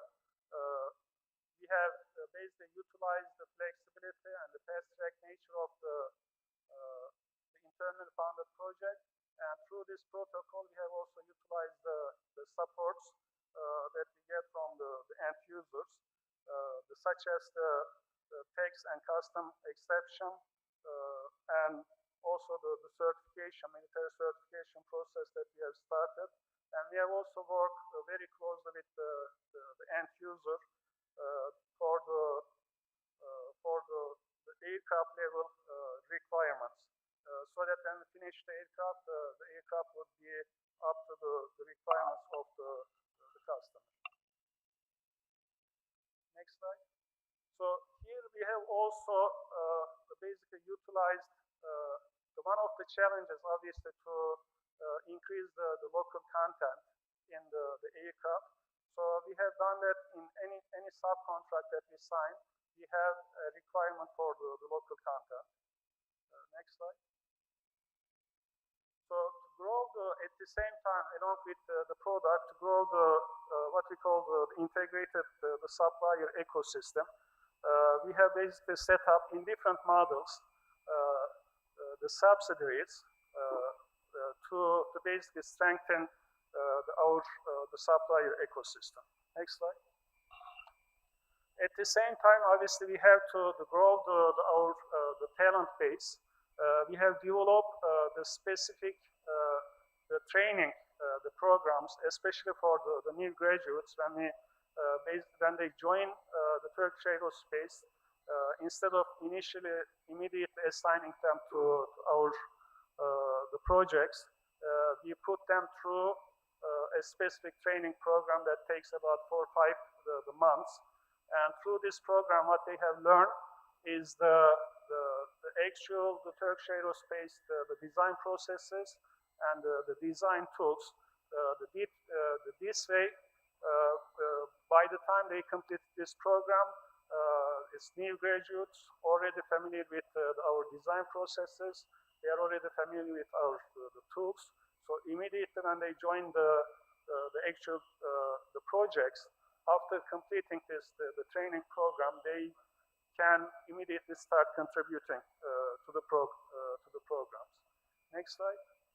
So at the same time, again, to strengthen especially the young the engineering workforce, we have a very close engagement with the universities in Turkey. One example that I am showing in this slide is we provided the funding for the top engineering schools in Turkey, and we have basically set up special projects. This is like we acted as a customer. We set up the requirements for this the very light the aircraft program, and the students, undergraduate students in these universities, obviously with the help of our the Turkish Aerospace experienced engineers, actually design the aircraft.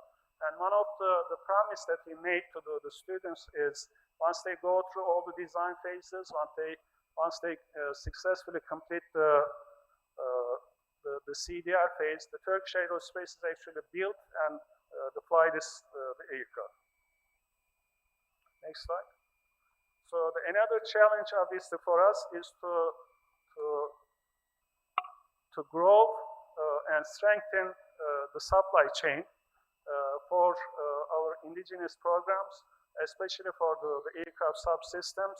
So we basically help our suppliers to receive the accreditation to be the part of what we call our integrated the supplier the group. Next slide.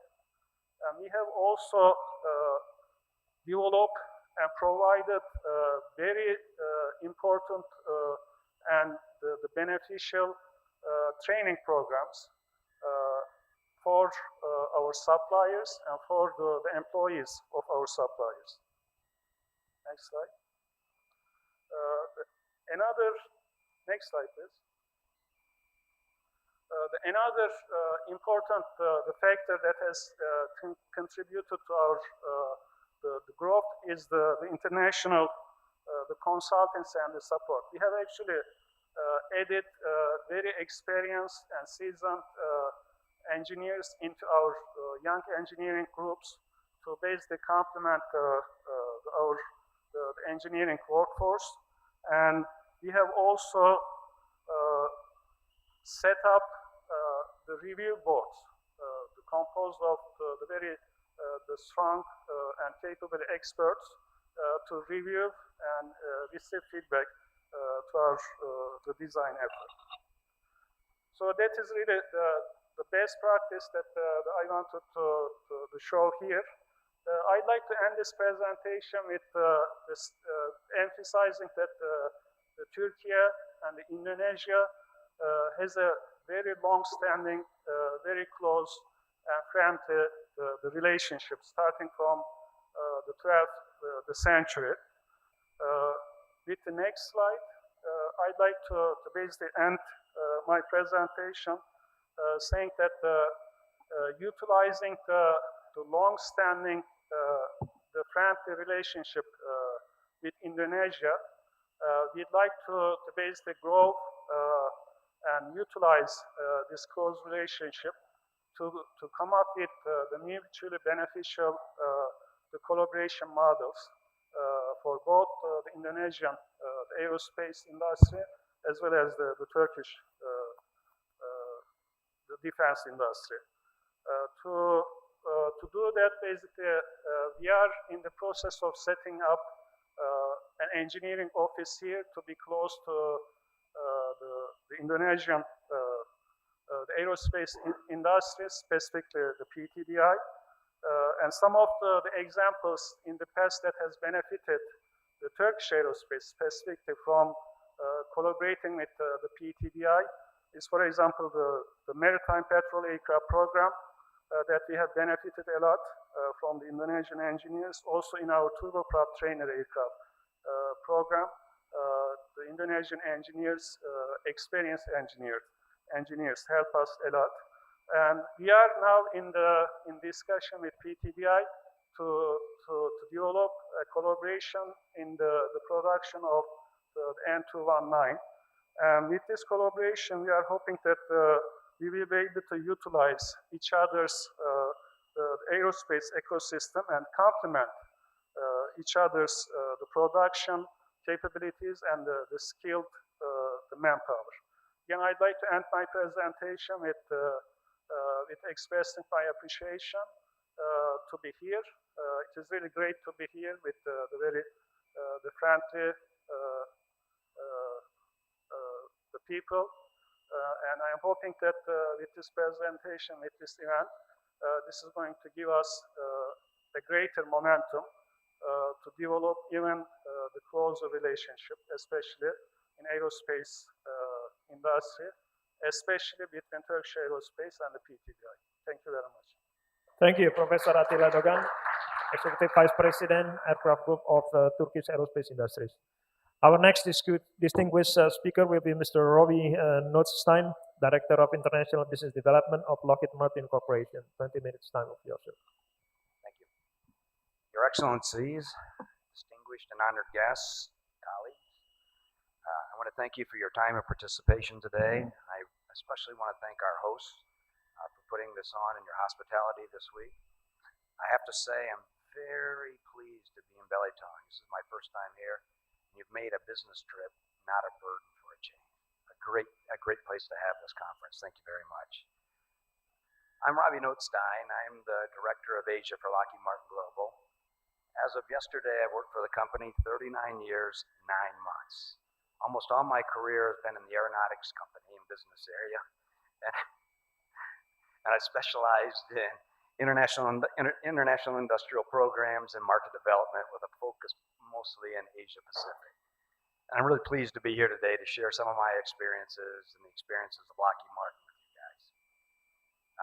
Most of my briefing today will focus on aerospace and our approach to doing international business partnerships. But I will briefly discuss our company's 4 major business areas so I can highlight how we leverage our cross-business area cooperation and expertise to grow our international business footprint. Before I go on any further, I think we have a cool video I want to show, kind of highlighting some of the capabilities of Lockheed Martin.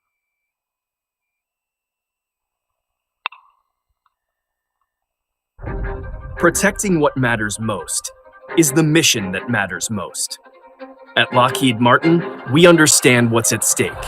Out here, we understand that every piece of the joint domain puzzle has to fit together perfectly so that you can defend our shared values and own the contested battle space. That's why we've spent decades building and connecting the platforms you need to dominate every domain across air, land, sea, cyber, and space. We've created technologies that unite disparate and complex systems so you can sense, make sense, and act, protecting in the same moment you detect. And to safeguard that advantage, we're integrating digital engineering, AI, and 5G technology into the field and within our own walls. Everything we do is in service of what you do and why you do it. Your mission is a safer, more secure world. Our promise is to help make it happen.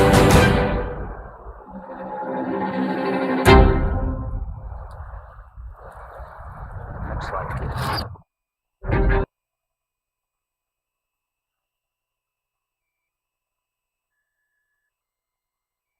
Back some slides. Sorry. You jumped ahead in the presentation. Bisa mundur slide-nya? Okay, I'll just go on. Lockheed Martin is a global security company with 114,000 employees, including 60,000 engineers. As the world's leading defense contractor, Lockheed Martin is the partner of choice for governments and industries around the world. We have more than 300 alliances and are operating in 54 countries. Our areas of focus include intelligence, homeland security, information technology, defense, and space. By embracing global participation, Lockheed Martin has developed an exceptional record for boosting industrial and military capabilities for our customers. And we are looking forward to expanding our partnerships with both the government and industry in Indonesia. With our past experiences and successes in global partnerships, I'm certain we can work together to achieve your national objectives and drive value for all Indonesian stakeholders in the aerospace. This is a snapshot of the four core business areas of Lockheed Martin: aeronautics, missiles and fire control, rotary mission systems, and space. Next slide, please. The aeronautics portfolio designs, builds, and sustains the finest military airplanes in the world. We have a relentless commitment to research and development of high-performance aircraft, seeking innovative, low-cost design and manufacturing strategies, and delivering optimal readiness for our customers. Our primary focus today, as you can see here, is the F-35, C-130, F-16, and our Skunk Works, which continues to develop innovative solutions for the future. Aeronautics works with nearly 1,500 production suppliers and 900 non-production suppliers around the world. Next slide. Missiles and Fire Controls portfolio offers a capable and innovative integrated air missile defense, strike precision fires, air superiority, and close combat weapon systems. Missiles and Fire Control pursues businesses in over 50 countries with a diverse portfolio of 50 products and lines of business organized under 5 areas of expertise within their portfolio. Next chart, please. Rotary and Mission Systems portfolio provides an advanced array of capabilities, including Sikorsky helicopters, a relatively recent addition to the Lockheed Martin portfolio. In addition to that, they provide integrated air and missile defense, littoral and undersea world warfare, radar, electronics warfare, C4ISR, training and logistics. There's a wide variety of complex systems that we supply out of our Rotary Mission Systems. They support all 5 branches of the United States military, as well as international and commercial customers around the world, with more than 1,000 programs. Next. And finally, our space portfolio has been at the forefront of space innovation since its beginning. It's providing solutions that include GPS, strategic missile defense, space exploration, climate intelligence, and hypersonics. Our space company also has a rich history has been involved in every NASA mission to Mars, and through our Orion program, will continue to lead our Mars missions in the future. Our space portfolio has over 3,000 global patents. So as you can see, we have a very diverse portfolio that we can leverage to support development of industry in Indonesia. Next. At Lockheed Martin, we're constantly working to expand our innovative mindset to every aspect of our business. This includes how we do business in the international arena. Our cross-business area collaboration distinguishes Lockheed Martin in the marketplace. And this collaboration helps us deliver a 1LM approach to meet our customers' needs and our customers' needs, including from an industrial perspective. By leveraging our strengths in all four of our business areas, Lockheed Martin integrates cutting-edge technology in our international strategy to focus on our customer and stakeholders' needs. As this chart says, our focused approach is on our international partners and to support each country's defense and industry strategies. Next, please.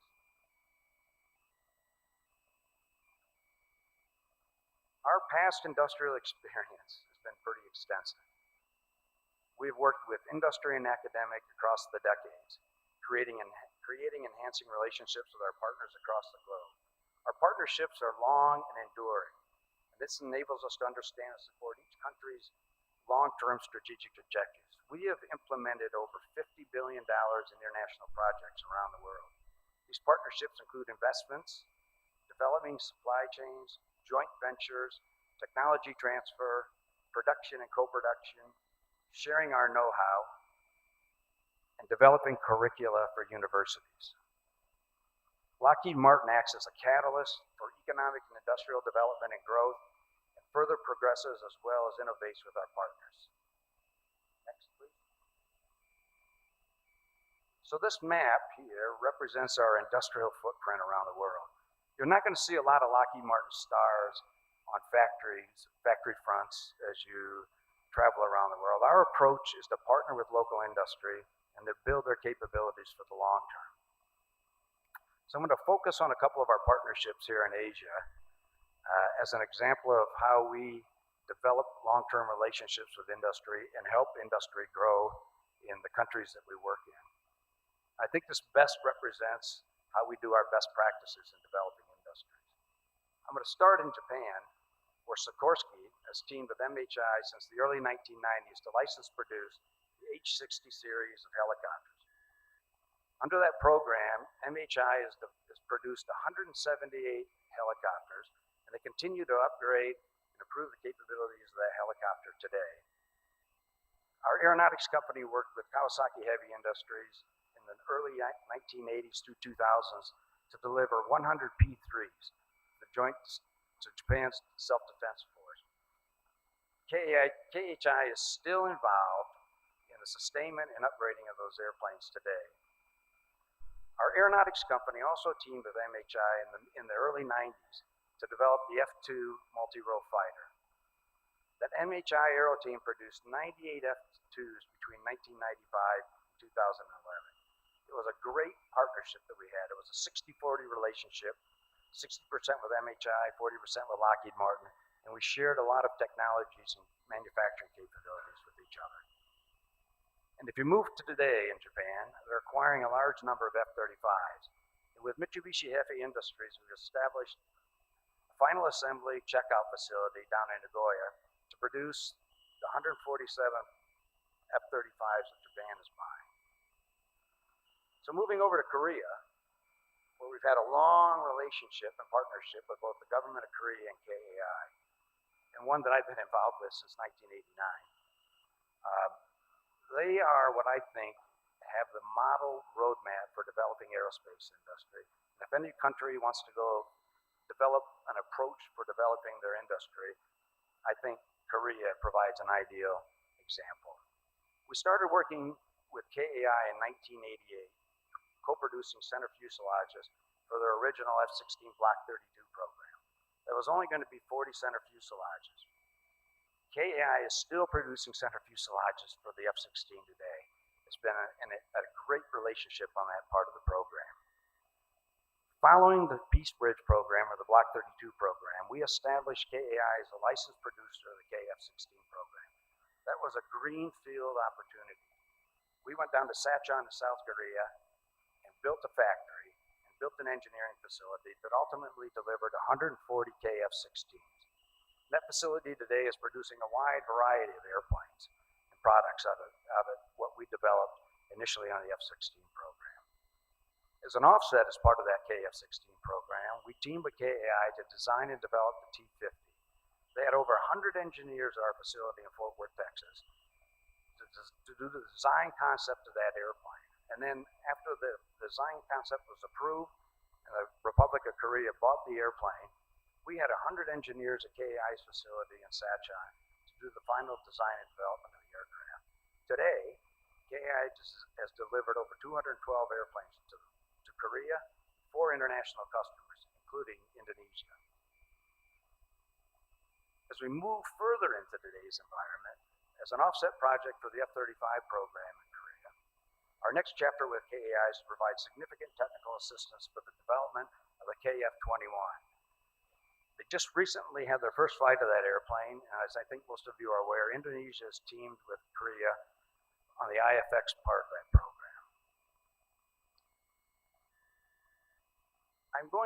Can you give me the next slide, please? Those are two extreme large examples. We have a long history of working with KAI, with IPTN and PTDI in Indonesia, starting in the late 1980s. In 1988, our collaboration started with then IPTN on their original F-16 program, the AB program. PTDI built vertical fins, flaperons, main landing gear doors, and engine access doors for their F-16 ABs and all the F-16 ABs we were producing at the time. Actually, our experience with PTDI started prior to 1988. PTDI sent 6 engineers to Lockheed Martin to learn tooling, design, and manufacturing engineering. And I happen to be the chief of the tooling and manufacturing engineering organization that those 6 guys worked for. So my experience with PTDI started in 1987, or in 1987-88 timeframe. I'm old now, I can't remember exactly when it was. Working with PTDI's engineer and teaching them how to design and build tools. We moved through the F-16 CD program, which was a used airplane program from the United States government. There wasn't a large industrial footprint on that. And now we're working with the Indonesian Air Force to do a midlife update on their F-16s. The IDAF is actually doing the upgrades themselves in Madiun at their Air Force base at Iswahuti. And the MLU program is a large and intrusive modification that requires a lot of technical assistance up front. So we train PTDI's technicians and engineers to provide F-16 engineering and technical support for the early installation of those kits down in Madiun. This program has given PTI and the Indonesian Air Force MRO and U capabilities for the F-16 fleet moving forward. We've also have a C-130J program here in Korea. As part of our offset, we have teamed with Garuda Maintenance Facility, GMS, to provide technical assistance and knowledge and training to establish a mod line and the expertise needed to perform an avionics and structural upgrade to the Indonesian Air Force's C-130H fleet. And just most recently, we've teamed with local industry here to develop an F-16 mission training system for the Indonesian Air Force. Next slide, please.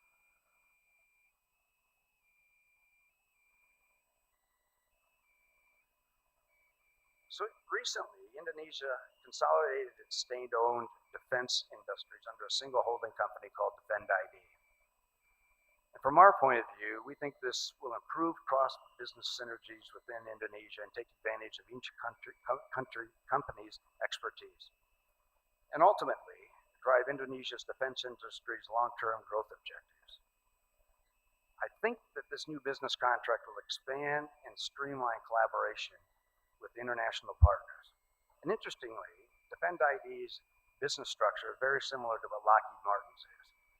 And we align very well with how Defend ID is put together. Our cross-business area approach takes advantage of each company's strengths and helps drive how we approach our international partnerships. Our history of working and growing international industry supports Defend IDs and the Republic of Indonesia's growth objectives in aerospace and defense industry. As we look at the landscape in Indonesia, we see many opportunities for collaboration, not only in aerospace, but across the industrial spectrum. And we believe Defend ID and Lockheed Martin are aligned well for continued collaboration in the future. Next, please. As I mentioned earlier, we have a long history of working and collaborating with the aerospace industry in Indonesia, particularly PTDI. And PTDI has extensive manufacturing engineering capabilities and has demonstrated the company's ability to develop and produce aero products for the last decades. As we've all talked about today, they just rolled their N219 out, which is on demonstration here at the G20 event. We've also recently started collaborating with GMF to perform MRO and U activities on the IDAF C-130 fleet.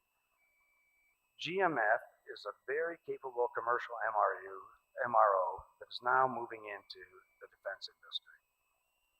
But moving forward, and as Indonesia increases its defense capabilities, we see many opportunities to collaborate and grow the aerospace industry in Indonesia.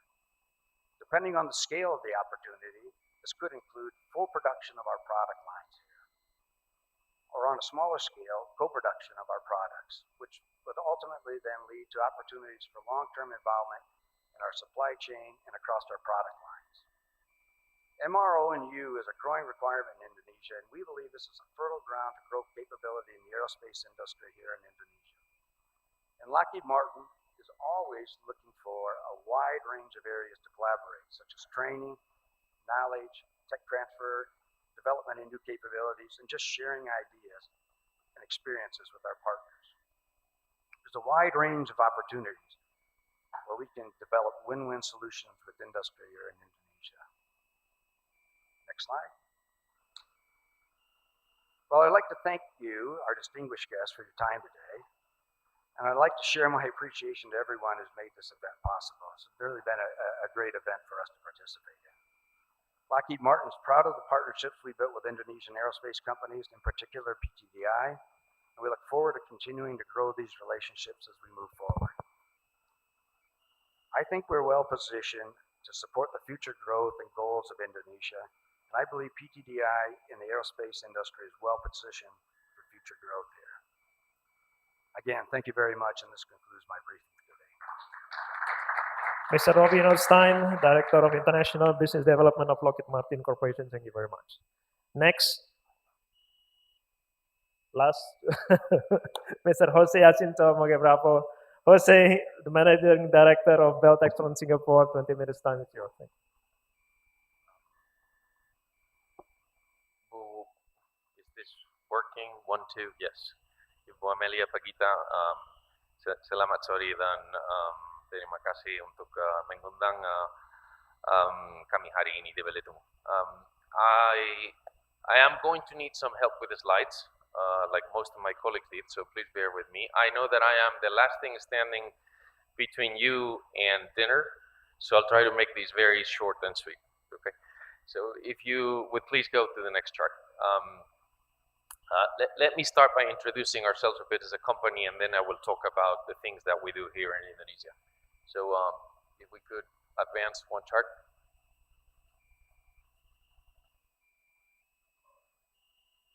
Let's do one more. Okay, so we're part of Textron, and you're probably very familiar with our company. We're a 12 billion company, 33,000 people that are basically making things fly, zoom, launch, hover, which is what these guys over here also do, and what PTDI does. Out of Textron, Bell represents about 1/4 to 1/3 of the company, depending on the year, in terms of revenue. Bell and our sister company are Aeronautical Accessories. If you go to the next chart, please. We are about 3.3 billion, slightly tilted to the defense side, but also with a significant commercial business, as many of you know. And then if you go to the next chart, you will see that we're 8,000 people based, headquartered in Fort Worth, Texas, close to our brothers from Lockheed Martin, but also all over the world, right? If you go to the next chart, you will see that we have manufacturing, sales, and support facilities across the globe, including this part of the world where we're present in China with offices in Beijing, Xi'an, Beijing, and Guangzhou, Japan in Tokyo, South Korea, Seoul, Singapore, Sydney, Mumbai, and of course here in Indonesia. Okay, so if you would help me go to the next chart. We're certainly more on the hover side than anything else.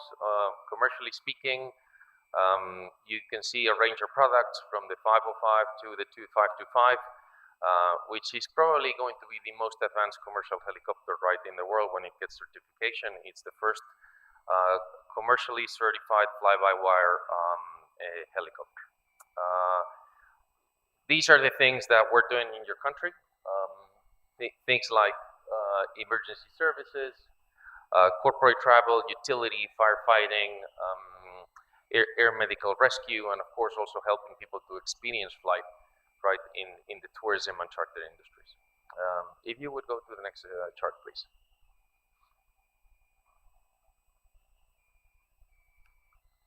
Okay, now we're talking about opportunities for collaboration, right? I think there have been some really good concepts, sustainable aviation fuel, of course we are participating on that. Supply chain, there's a great opportunity. We think we are an innovation company above everything, and we think that this is an area where there's possibility for collaboration too. Things like electrification, smart logistics, or autonomous mobility, right, are areas where the whole industry is working, and so is Bell, and we really think that this is an area where we'll be seeing future collaborations. On the commercial side, we're currently working on two products, APT, which is an autonomous pod transfer system, very versatile, and then on the autonomous mobility side, we have of course the Bell Nexus. If you would go to the next chart, please. On the defense side, of course, we're very proud to provide solutions that keep our soldiers secure. You see here the Zulu, the Yankee, and the V-22, right? That give service in the U.S. Marines and to the U.S. Army. And then at the moment, we're also innovating on the military side with our Bell 360 Invictus, the V-280 Valor, and the V-247 as our solutions for the FARA, the Future Attack Reconnaissance Aircraft of the Army, the Future Long Range Assault Aircraft of the Army, and then the V-27 Maritime Strike Unmanned Aircraft.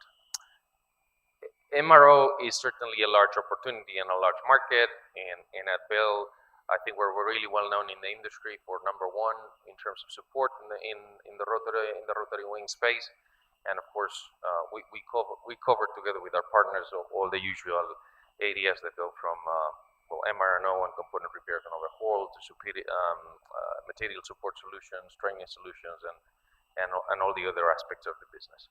If you would advance one more chart, one more, please. Okay, regarding Indonesia, and I'm going to stop here for a minute. I think we've been here for more than 50 years, right? So probably before the inception of Nurtanio as a corporation.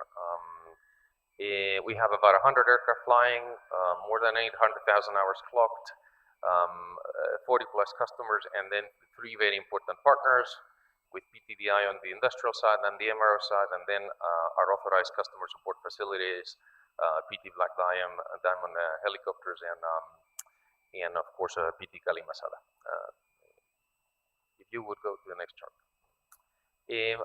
Besides showing you what we're doing on the industrial side, I wanted to show a couple of examples, right, of the sort of things that our customers are doing on the civilian side in the general aviation space, as this is also connected, right, to the development of aviation as an industry and other sectors like tourism. So if you would bear with me for a few minutes, I will show you a video on what our customer PT White Sky Aviation is trying to do in terms of charter operations in the Jakarta area, and later on a video from our customer Air Bali.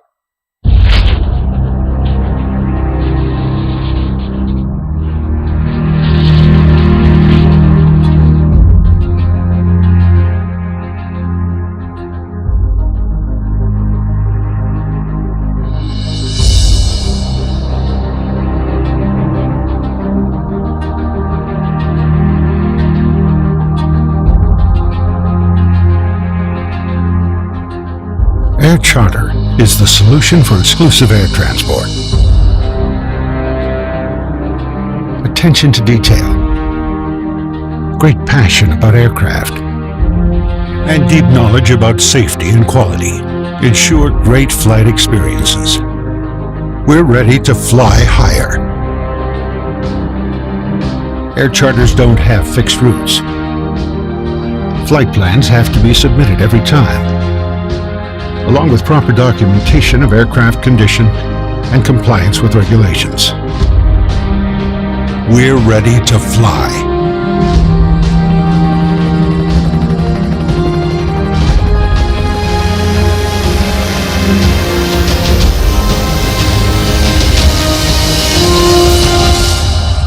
At White Sky Aviation, with qualified and highly experienced personnel, we go one step further, making sure that our customers' flying experiences are always great. Starting from the ground up, again with passionate service and great attention to details. Our services include private charter, medical evacuation, aerial surveys, and aircraft business management. We have the corresponding air operator certificate, are a member of Helicopter Association International, and hold an ISO 9001-2008 certificate for quality system management. We have a long-term medevac contract with the biggest mining and EPC company in Indonesia. Maintain a VFR-trained crew, experienced professionals that can handle time-sensitive evacuation services.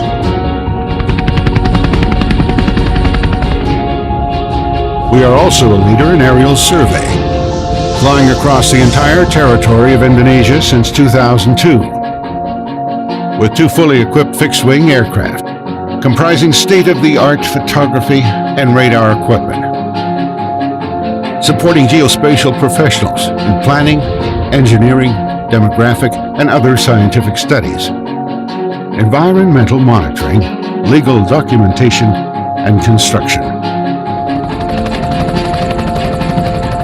Our equipment is maintained in specialized hangars, one for helicopters and another for airplanes, ensuring high availability and extended range of coverage. Since it was established in 2002, named as Kura Aviation in earlier time, the company provides tourism air transportation within Central Java. In the year of 2011, the new management expanded the area of operation to serve more air transportation services mission and changed its name to White Sky Aviation. In order to give the best of our services, we are not just implemented with the highest standard safety policies. Furthermore, we are supported by high qualification personnel with the latest technology of helicopters, which have the capability to support from VIP mission to medical evacuation. Welcome aboard. We are ready to fly higher.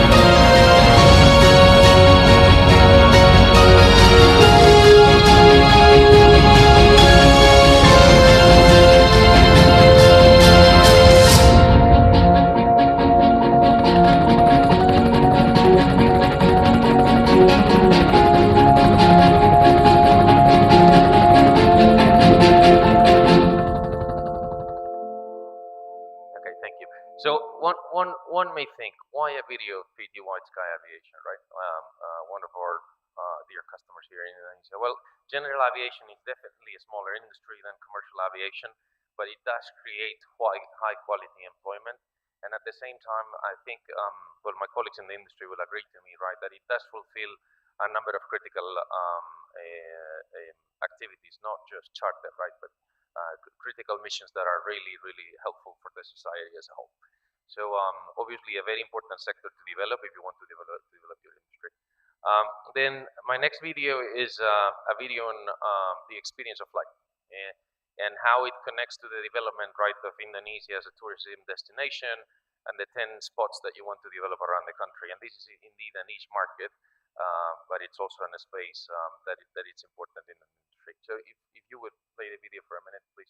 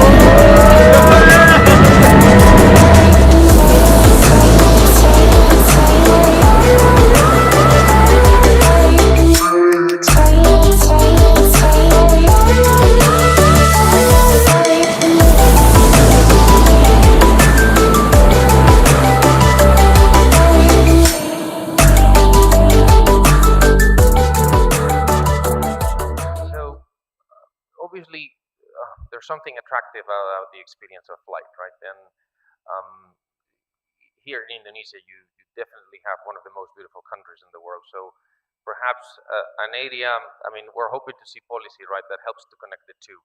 And that will help in turn to develop a certain the general aviation space within the Indonesian economy. Now, of course, we do plenty with the Indonesian government. The police, the Navy, the Army, they use the 429, the 505, and the 412 in order to perform the missions. And PT Dirgantara Indonesia is a very important partner to Bell.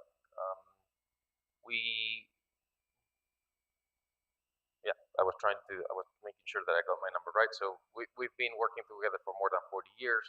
We've delivered more than 70 aircraft together to the Indonesian military.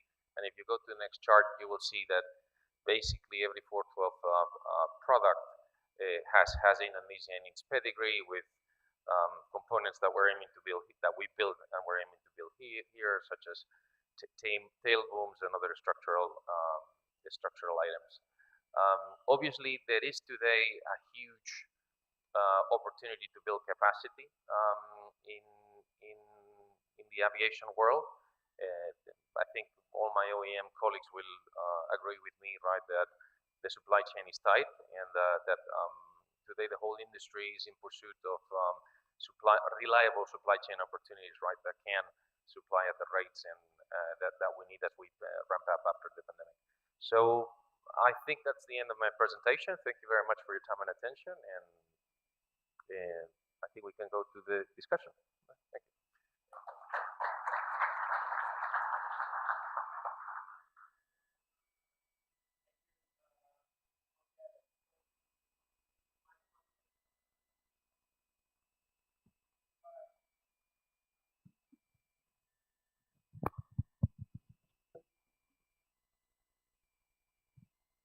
Thank you. Jose Jacinto Moge Bravo, the Managing Director of Bell Textron Singapore. Ladies and gentlemen, before I come to the floor and giving them the opportunity to come with questions, please allow me to come with my questions because there are audience not only here coming offline but also online. Most of us in Indonesia would like to know, based on what you've been, presenting to us, how then we could start from here. What will be the trigger? And actually today we have also the government of Republic of Indonesia. And if you need to basically get something out of the government as a policy to bring this, game on, what would it be? I let you know that the Indonesian Bill number 11 to 2020, which actually called the Omnibus Law, provided foreign investor to basically coming in, to invest directly. So if you see that Indonesia has potential, capability here,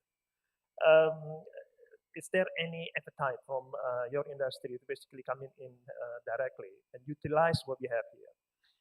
Anthony Fokker, born in Blitar, east of Java, 6th of April 1890. The first glider flown in Indonesia in 1904, the same time Kitty Hawk was flown in USA. In year 1923, Indonesia was named as the place to do certification on tropical, terrain country. And in the year 1975, if not mistaken, the first aircraft made in Indonesia, twin engine, flown from Jakarta to Amsterdam. And since then, Indonesia was always coming back again and again, but the story is always not in a very good situation. In 1997, we experienced the economic crisis that basically collapsing the industry. So we do have an experience on how to create the environment.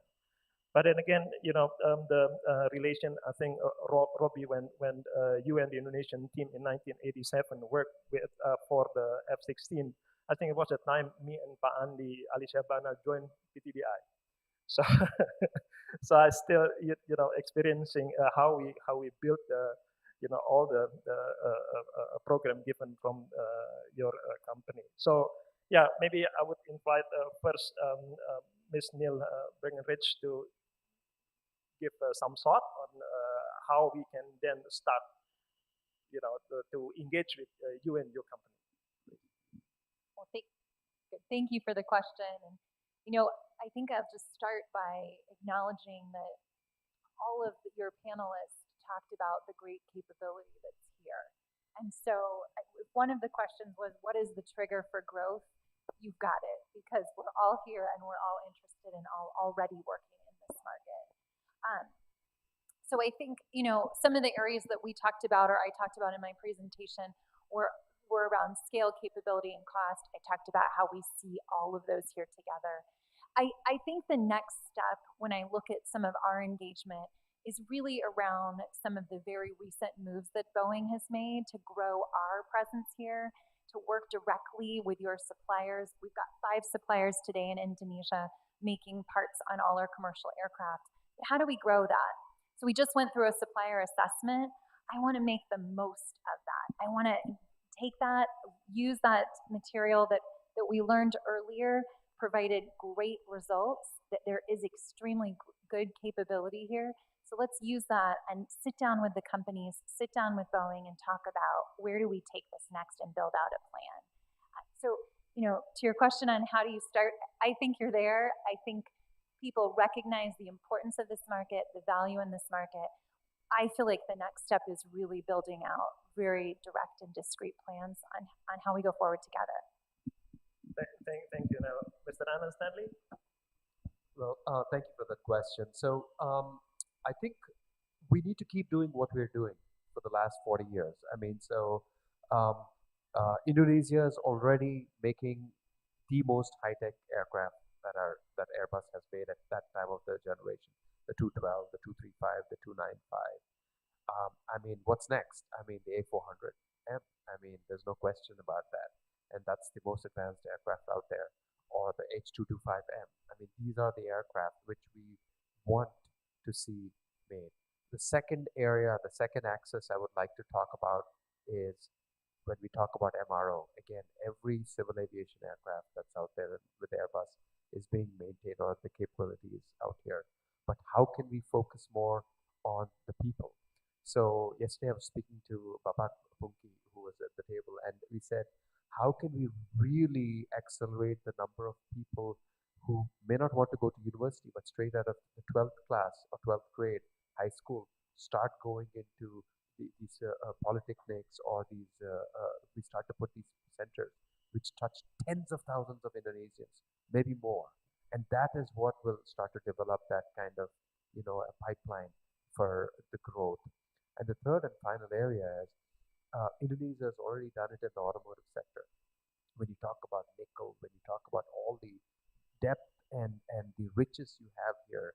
It is transforming sustainable transportation on the roads across the world in terms of cars. But again, how can you do that? How can we do that for aviation, for green aviation? So that's my third request.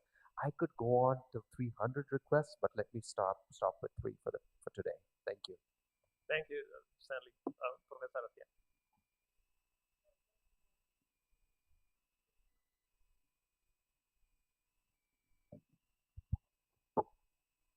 I'd like to kind of start with repeating that, as you have seen in the presentation, that the Turkish Aerospace is trying to take a leap into becoming a major OEM in the global aerospace field. To be able to do that, we are not really initially looking for the market opportunities, but we are looking for the partnership opportunities, because the way for the Turkish Aerospace specifically to achieve the ambitious goals that I have briefly presented here, we need partners.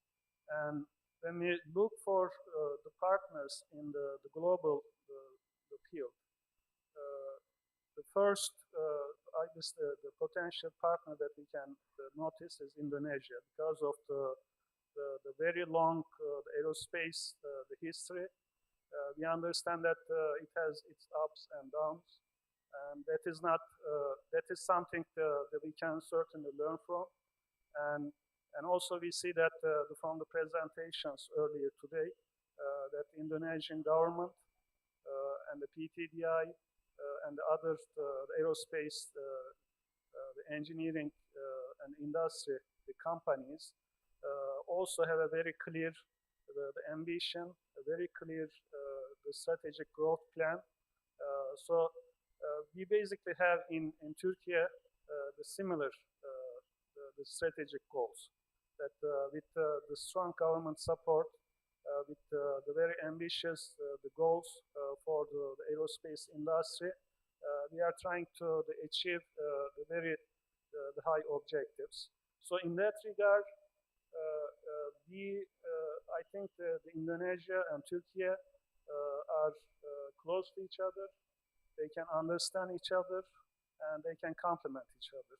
So that is why I believe that the working together with Indonesia, we can actually create a mutual the synergy to bring up both the Indonesian the aerospace industry as well as the Turkish aerospace industry.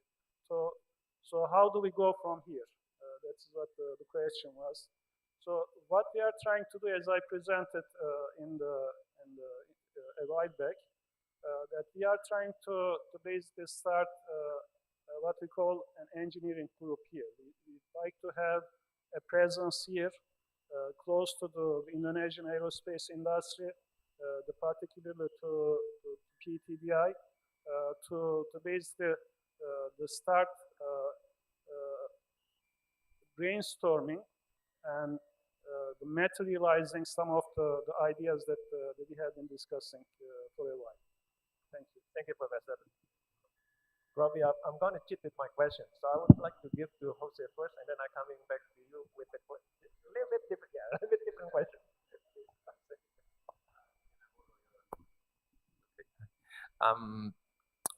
I think that's, but that was a good question.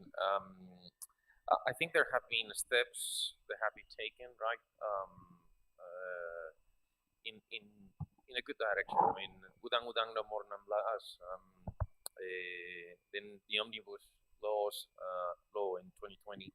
I think those are all steps, right, that try to help the industry and probably good ones. I think when you look at our industry, however, I think your colleague from the Ministry of Industry highlighted some important challenges. Our industry is built around programs. It is very hard to build a high-tech capacity, a capacity for the future without those programs, right? The activity needs to come first to justify the investment. So I guess that's a challenge. And then so that's a bit more on the strategic side. When you think tactically, I would say, I mean, I would repeat what I said before. I think there is a large supply chain opportunity out there at the moment. As we, I mean, it was hard the last couple of years. We should ramp up again, hopefully, right, post-COVID. In, I think the key is actually going to be reliability of supply more than anything else. So I guess, and then the third point would be, you know, competitive advantage. At the end of the day, uh, we are businesses, right? And as businesses, you're looking out there for competitive advantage. So I guess that the industry here in Indonesia and your government needs to think in terms of competitive advantage. How do I place myself in the value chain? Where am I going to be more competitive, right? In order to give a future for the professionals that you have in the industry today, but also for those future generations, right? For that amazing talent that you have here in Indonesia, in ITB, and the other institutions that you're building around the country, including East Java. Thank you, Jose. Robbie, we've been working on providing you with a mechanism of offset credit banking and pooling, like what Nel mentioned earlier.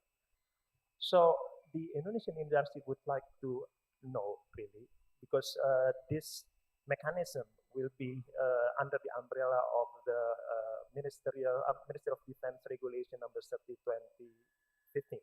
However, the mechanism is not there, but the regulation is there already. What the Indonesian industry would like to know is, if then you are given the opportunity to exercise those, credit system, would it be an opportunity for them to request for a specific technology from your company or perhaps Boeing as well, to be given into one model of engagement per se? I know that your copyright of IPR belongs to your government, right? But some, I think, are basically available under your own control. Is there any possibilities to do so? And if there is, how to do that?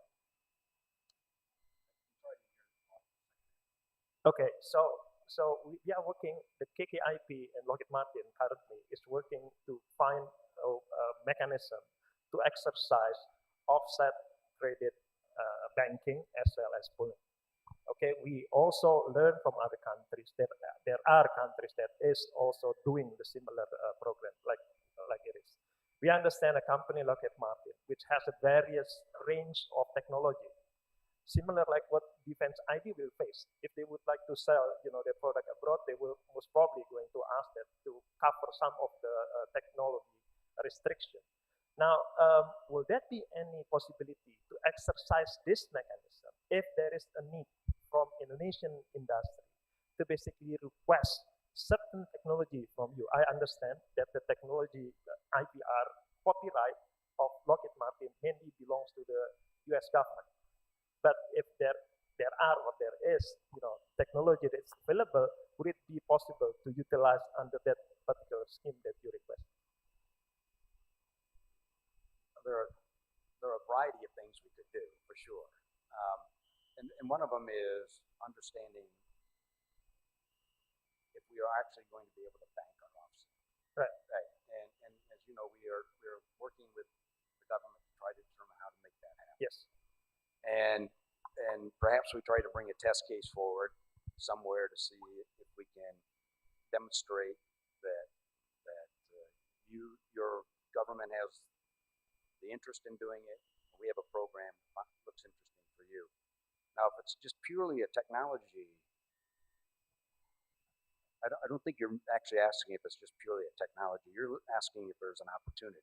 It could be a production opportunity. It could be some sort of technology. Well, we're completely interested in continuing our dialogue and discussions with the government of Indonesia to see how we can develop an approach that allows offset banking for Lockheed Martin, which would ultimately be for everybody else too.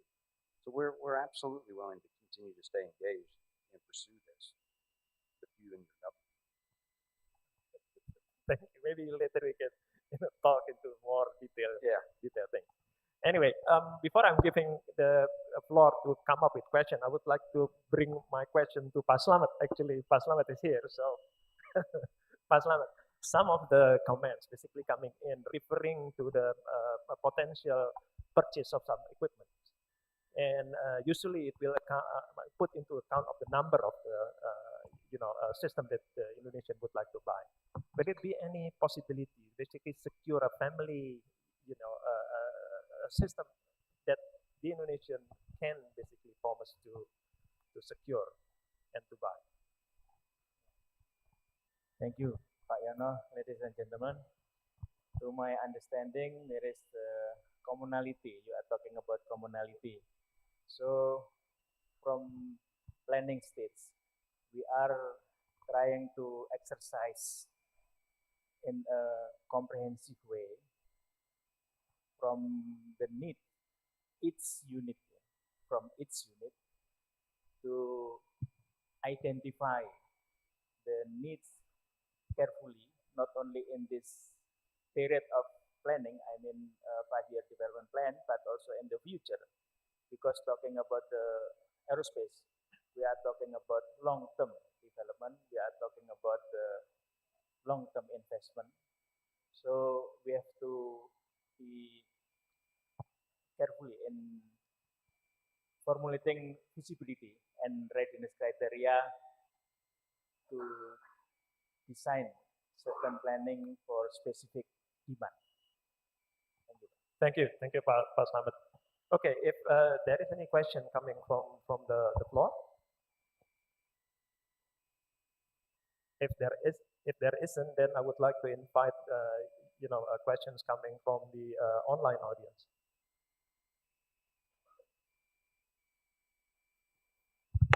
No. Ada nggak? Okay, if not, I have one questions to you, Neil, actually.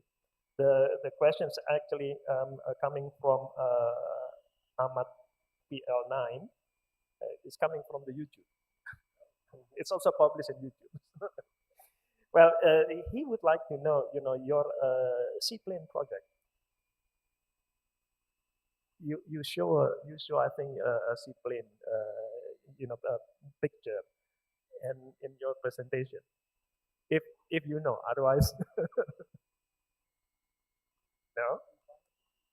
Yeah, they call it the Boeing Project Seaplane for Small Island at, I think it's PTDI. Yeah, I do believe it's PA.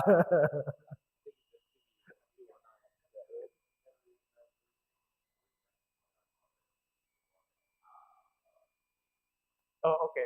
Now, Pak, would you like to just give some comments? So, I mean, the question coming from YouTube, so they are still watching us.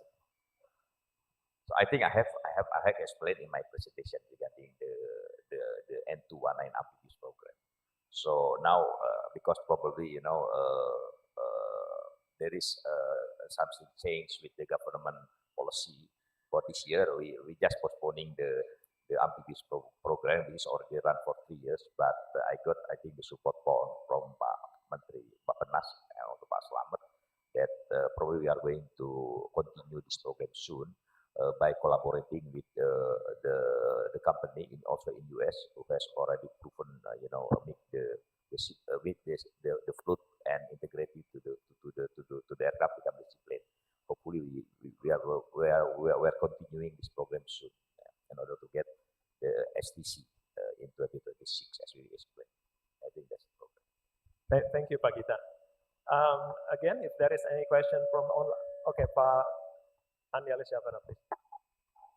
Okay, thank you very much for the opportunity. I'm just curious. I just would like to ask a question to the Airbus, yeah, because your presentation is a bit different. You seem like to present it that actually Airbus would like to cooperate in the more environmentally friendly future, yeah, which is very good. That's what we want. Yeah. But Indonesia itself actually have a very strong interest in it too. And you maybe don't know about it.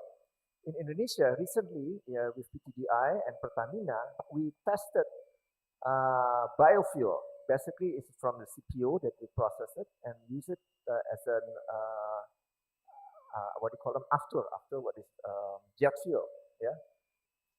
as a jet fuel. At the moment, it's 2%, 5%. Even the government is looking forward to be able to gain up to 50% of the biofuel compared to the standard fuel. 50% of capacity. In the automotive, even they try to become 100%. But interestingly, if you notice in the political situation, French government usually against the use of CPO, CPO in the automotive. Let's say the fight between the food and and the fuel, energy and food. Okay, that's one question. Also, one thing in Indonesia that is environmentally an issue is like, would you believe, Indonesia, everybody knows it, many islands, but our land area is only 30% our nation. 70% is water. Yeah. And making airstrip, airport takes so much land in here, which is 300 million people also need land, and then also ruin our forests and so on.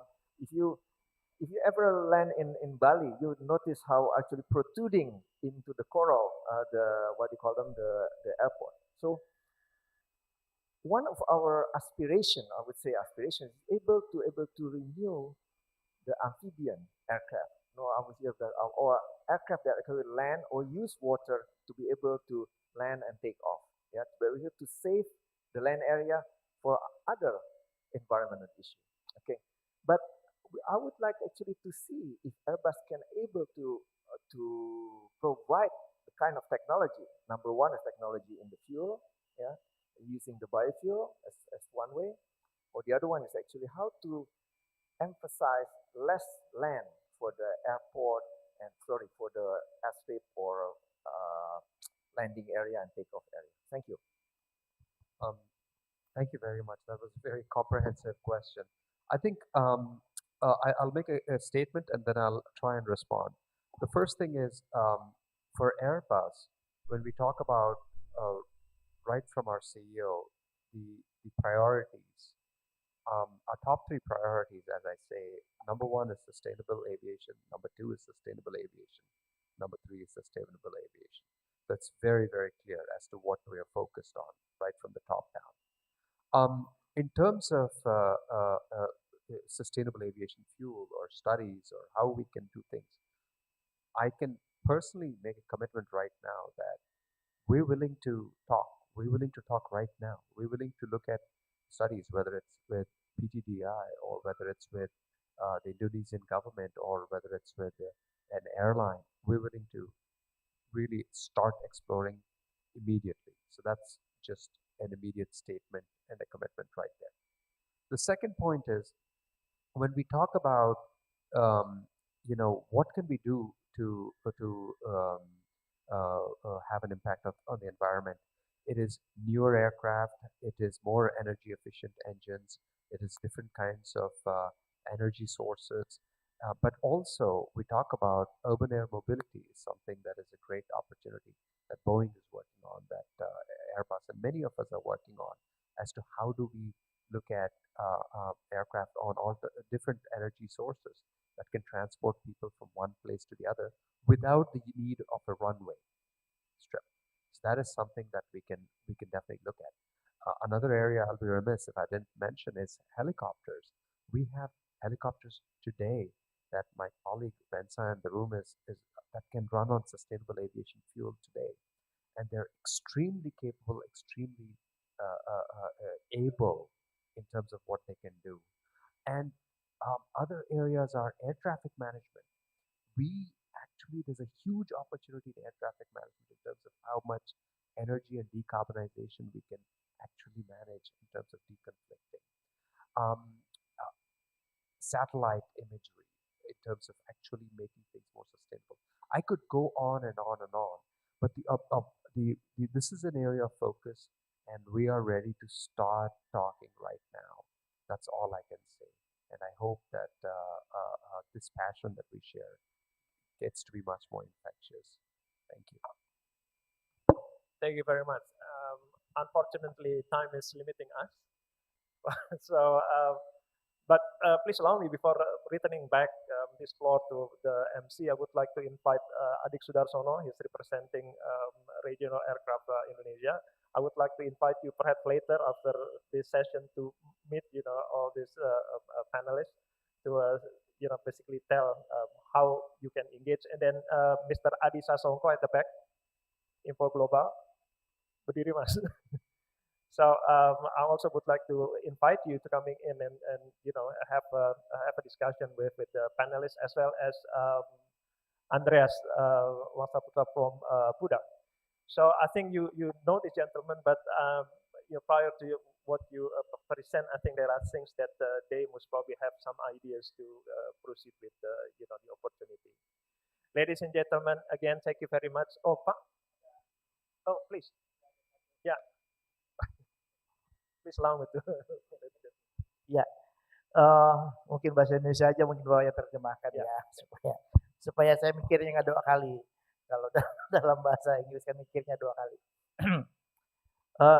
Dunia penerbangan, ya, waktu Indonesia masih booming, ya, dunia penerbangan, banyak sekali perusahaan-perusahaan penerbangan itu mendirikan sekolah-sekolah penerbangan. Termasuk di Bangka Belitung ini Sriwijaya Air misalnya mendirikan sekolah penerbangan. Nah, sehingga supply daripada tenaga pilot itu sangat banyak, ya. Batavia, Lion Air, kemudian lainnya banyak mendirikan itu. Nah, pada saat sekarang ini banyak yang down, ya. Ini sekarang kita kelebihan banyak tenaga-tenaga ini yang sekarang tidak bisa bekerja, termasuk pilot-pilot yang banyak dirumahkan. Ya. Nah, perusahaan-perusahaan ini di luar negeri apakah mengalami hal yang sama? Ya, karena secanggih apapun pesawat, kalau manusianya tidak canggih, saya kira juga tidak bisa. Jadi manusianya. Kalau tadi soal teknik, sekarang saya bicara soal manusianya. Ya, sehingga misalnya ada cerita di Bangka Belitung ini, seorang anak orang biasa membiayai anaknya untuk sekolah penerbang, setelah selesai tidak bisa bekerja, dan itu banyak sekali. Saya mendengar di Bangka misalnya. Ini bagaimana ini saya kira gambarnya di industri-industri ini ya, untuk bisa menampung itu kembali. Apakah Lockheed, apa Boeing dan lain-lain. Terima kasih. Baik, Pak. Okay. Basically, Mr. Daman Shah Hussein, he's the Vice Chair of First Committee at the House of Senate of the Republic of Indonesia. He has a concern. Some of the situation perhaps due because of COVID. So the growth of the airline industry is declining, and there are abundant of air crews, let it be pilots or stewardesses, that is actually has no job. So what would be the prospects? Because there are here in Indonesia schools for stewardess, schools for pilots as well. That is also in the brink of per se collapse because of the situation. So maybe let me ask Boeing and Airbus, because you have the experience directly with the airliners. Please, Neil, thank you.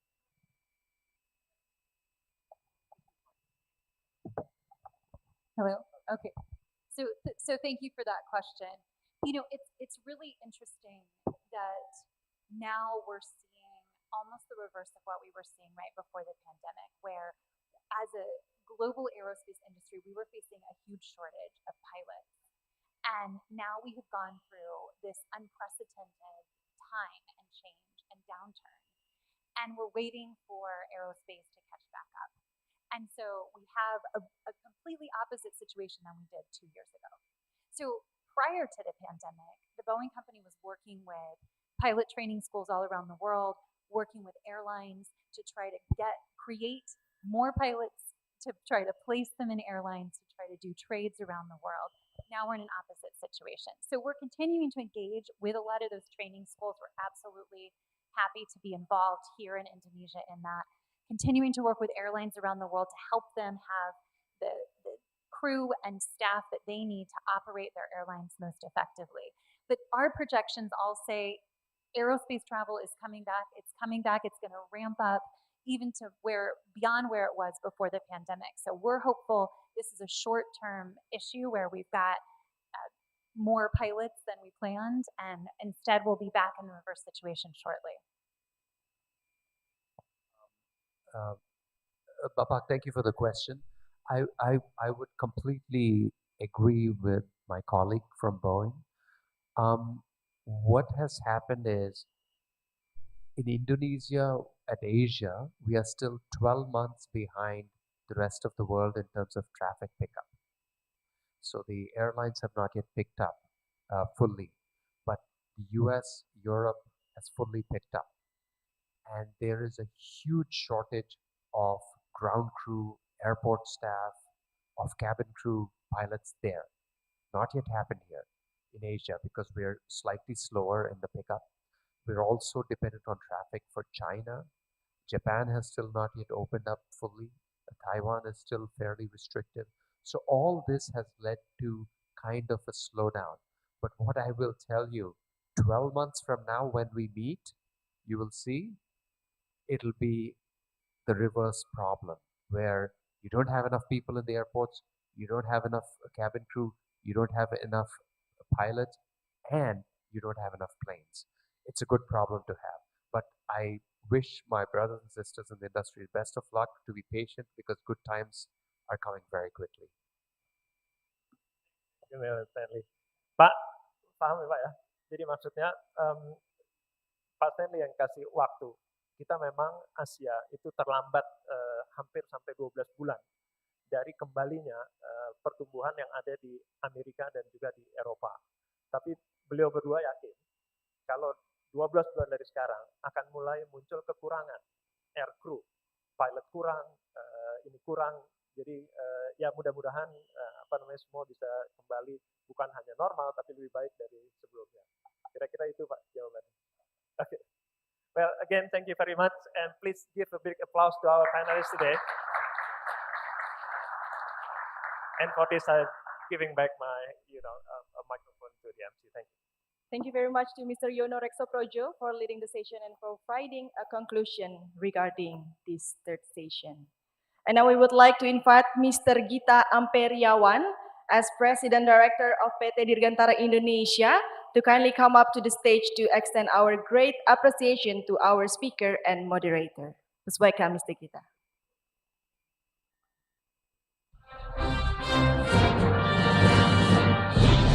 First token of appreciation we give to Ms. Nell.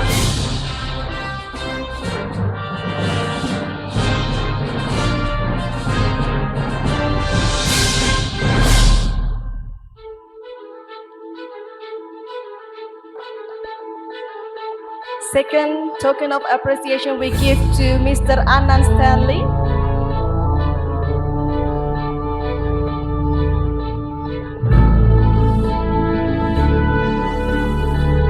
The third token of appreciation we give to Mr. Attila Dogan.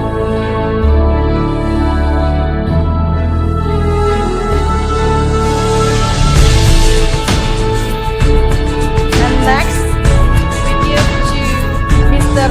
Robi.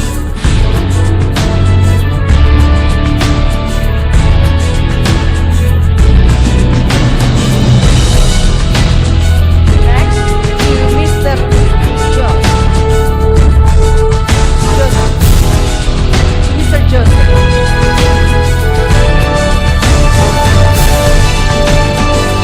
And last, to our moderator for this station, Mr. Yono Reksoprojo.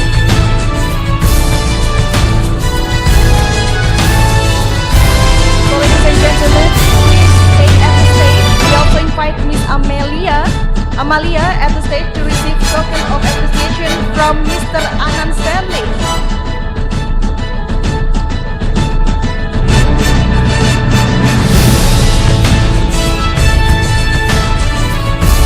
This is a mock-up of the A400M Airbus Heavy Transport Aircraft of the Indonesian Air Force will be the 10th operator in the world.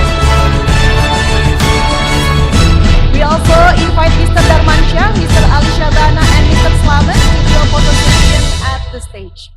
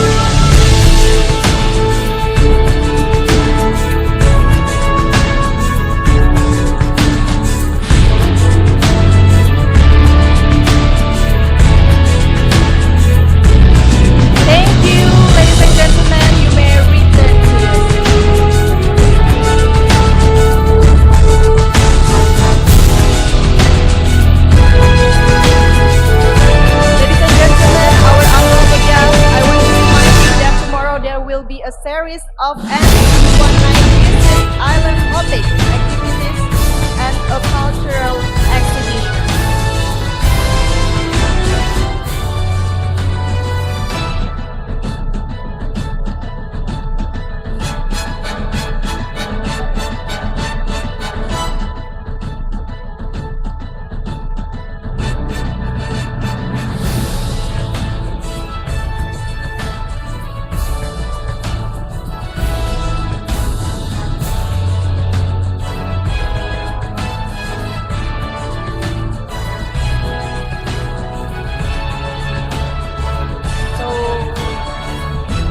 Finish this.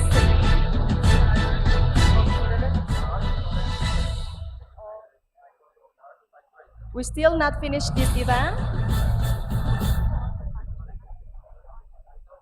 Oh yeah. For all the participants, please stay at this ballroom.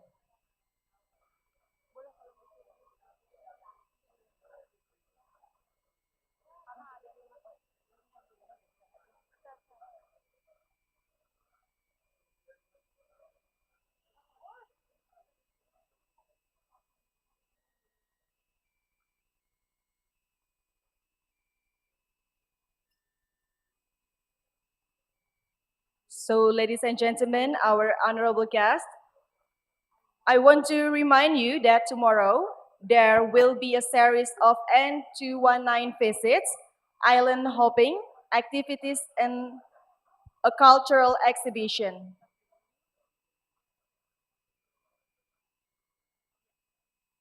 As you can see on the screen, for those who is interested to visit N219 static display, I kindly announce that the meeting point is at BW Suite Hotel Lobby at 8 a.m. to join the tour to the Hanan Judin Airport.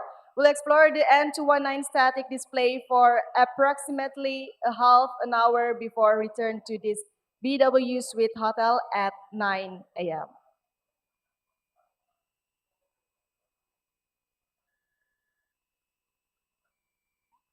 Also in the screen, for those who is interested to join island hopping activities in a cultural exhibition, the meeting point is also at BW Suite Hotel Lobby at 11 a.m. At 11, we are heading to Tanjung Kelayang Resto and having lunch together before starting the island hopping. And we'll enjoy the island hopping for approximately 1.5 hour. The island hopping will be started at 1 p.m. and during the island hopping, we will enjoy the beauty of small island in Belitung. After that, we return to at 2:30 p.m. to Tanjung Kelayang Beach, and we will be greeted by a cultural exhibition that has been prepared by the provincial government. And also, last but not least, I would like to suggest to you to wear clothes that are as comfortable as possible to deal with hot weather. The registration for this series activities is still open after this session at our desk in lobby area. Thank you. So ladies and gentlemen, before we end this event, to conclude this side event, we will hear out more about the future follow-up of today's activities, which will be presented by Mr. Slamet Sudarsono as Acting Deputy for Politics, Law, Defense and Security, Ministry of National Development Planning, Republic of Indonesia. For all the participants, please be seated.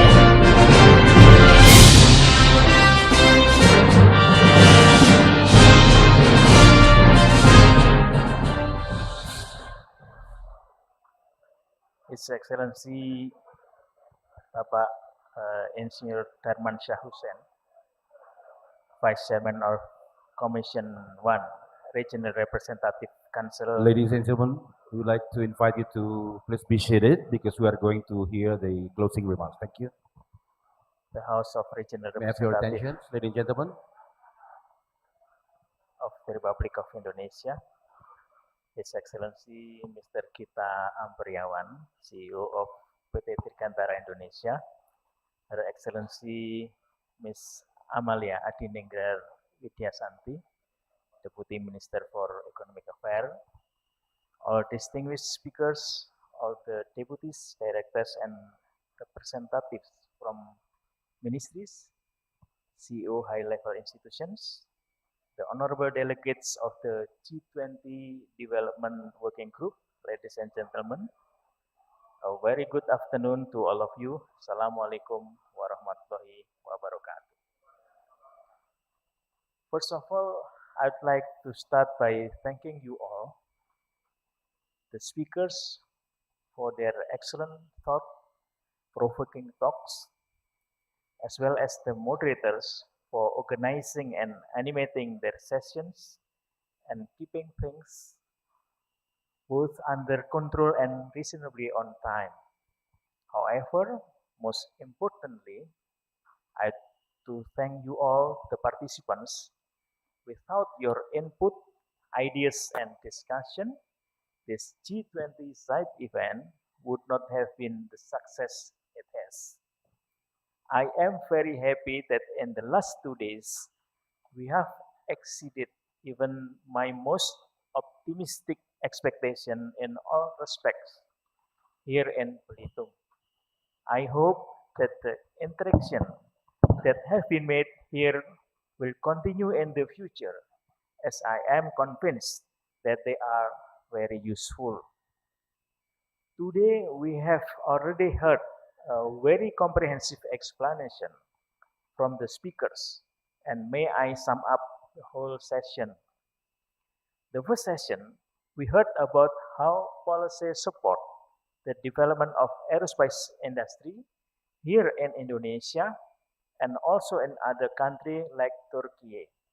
We also get some inputs how Indonesia's potential is in developing the aerospace industry and how the defense industry can support the whole aerospace industry.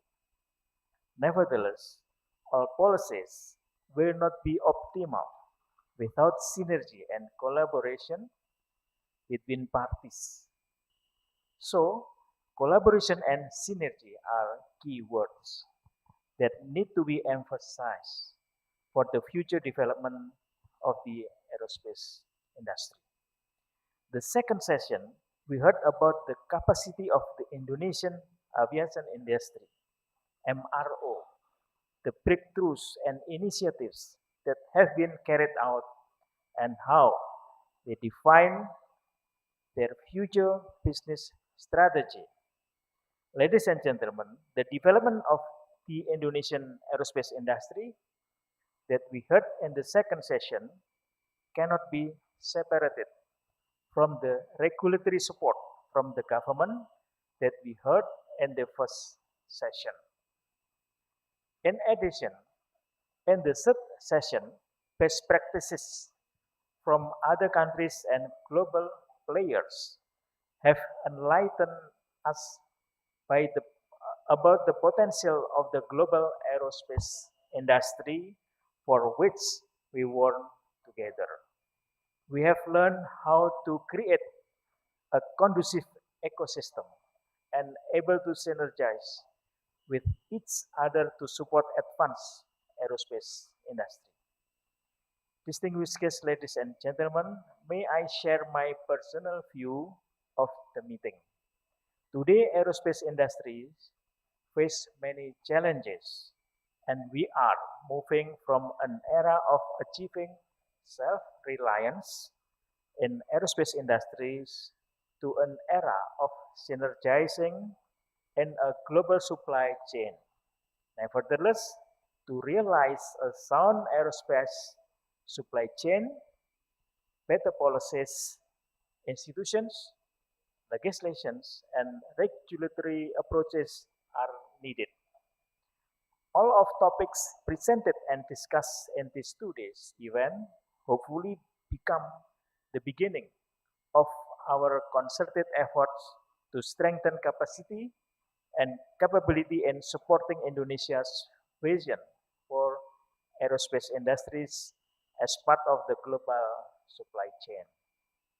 Before concluding this remark, again, I would like to thank all of you once again for your engagement.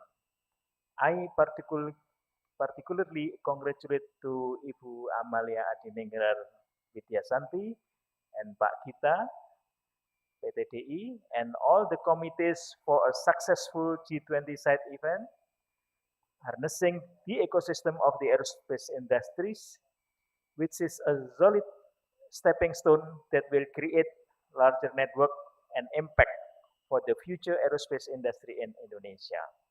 Finally, on behalf of the Indonesian government, we are looking forward to expand and further strengthen our collaboration for a sustainable and competitive aerospace industry. Assalamualaikum warahmatullahi wabarakatuh. Thank you to Mr. Slamet Sudarsono for concluding remarks for today's event. Ladies and gentlemen, I'd like to remind all of you again regarding the QR code to register to our agenda tomorrow, which is N219 exhibition and island hopping. I will give you 50 seconds to scan the QR code on the screen.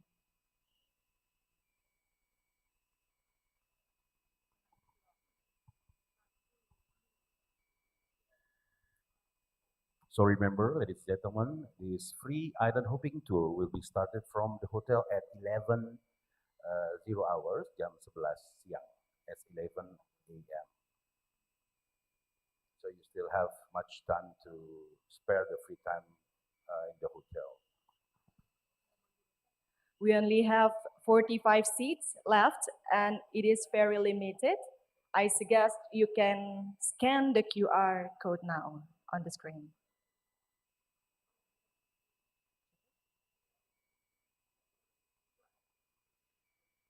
Distinguished guests, ladies and gentlemen, finally, the entire organizing team of the site event would like to sincerely thank all our excellent speaker, our honorable guests, and all who have participated actively in our site event today. We hope that the whole series of site events that have been carried out yesterday and today can contribute in formulation of policy recommendation on the strategy to empower national aerospace industry as well as enhance collaboration among G20 countries. I am Sakila Cahya Mentari Isgani. Wassalamualaikum warahmatullahi wabarakatuh. Good afternoon and see you at the next event. Stay healthy. To my paradise.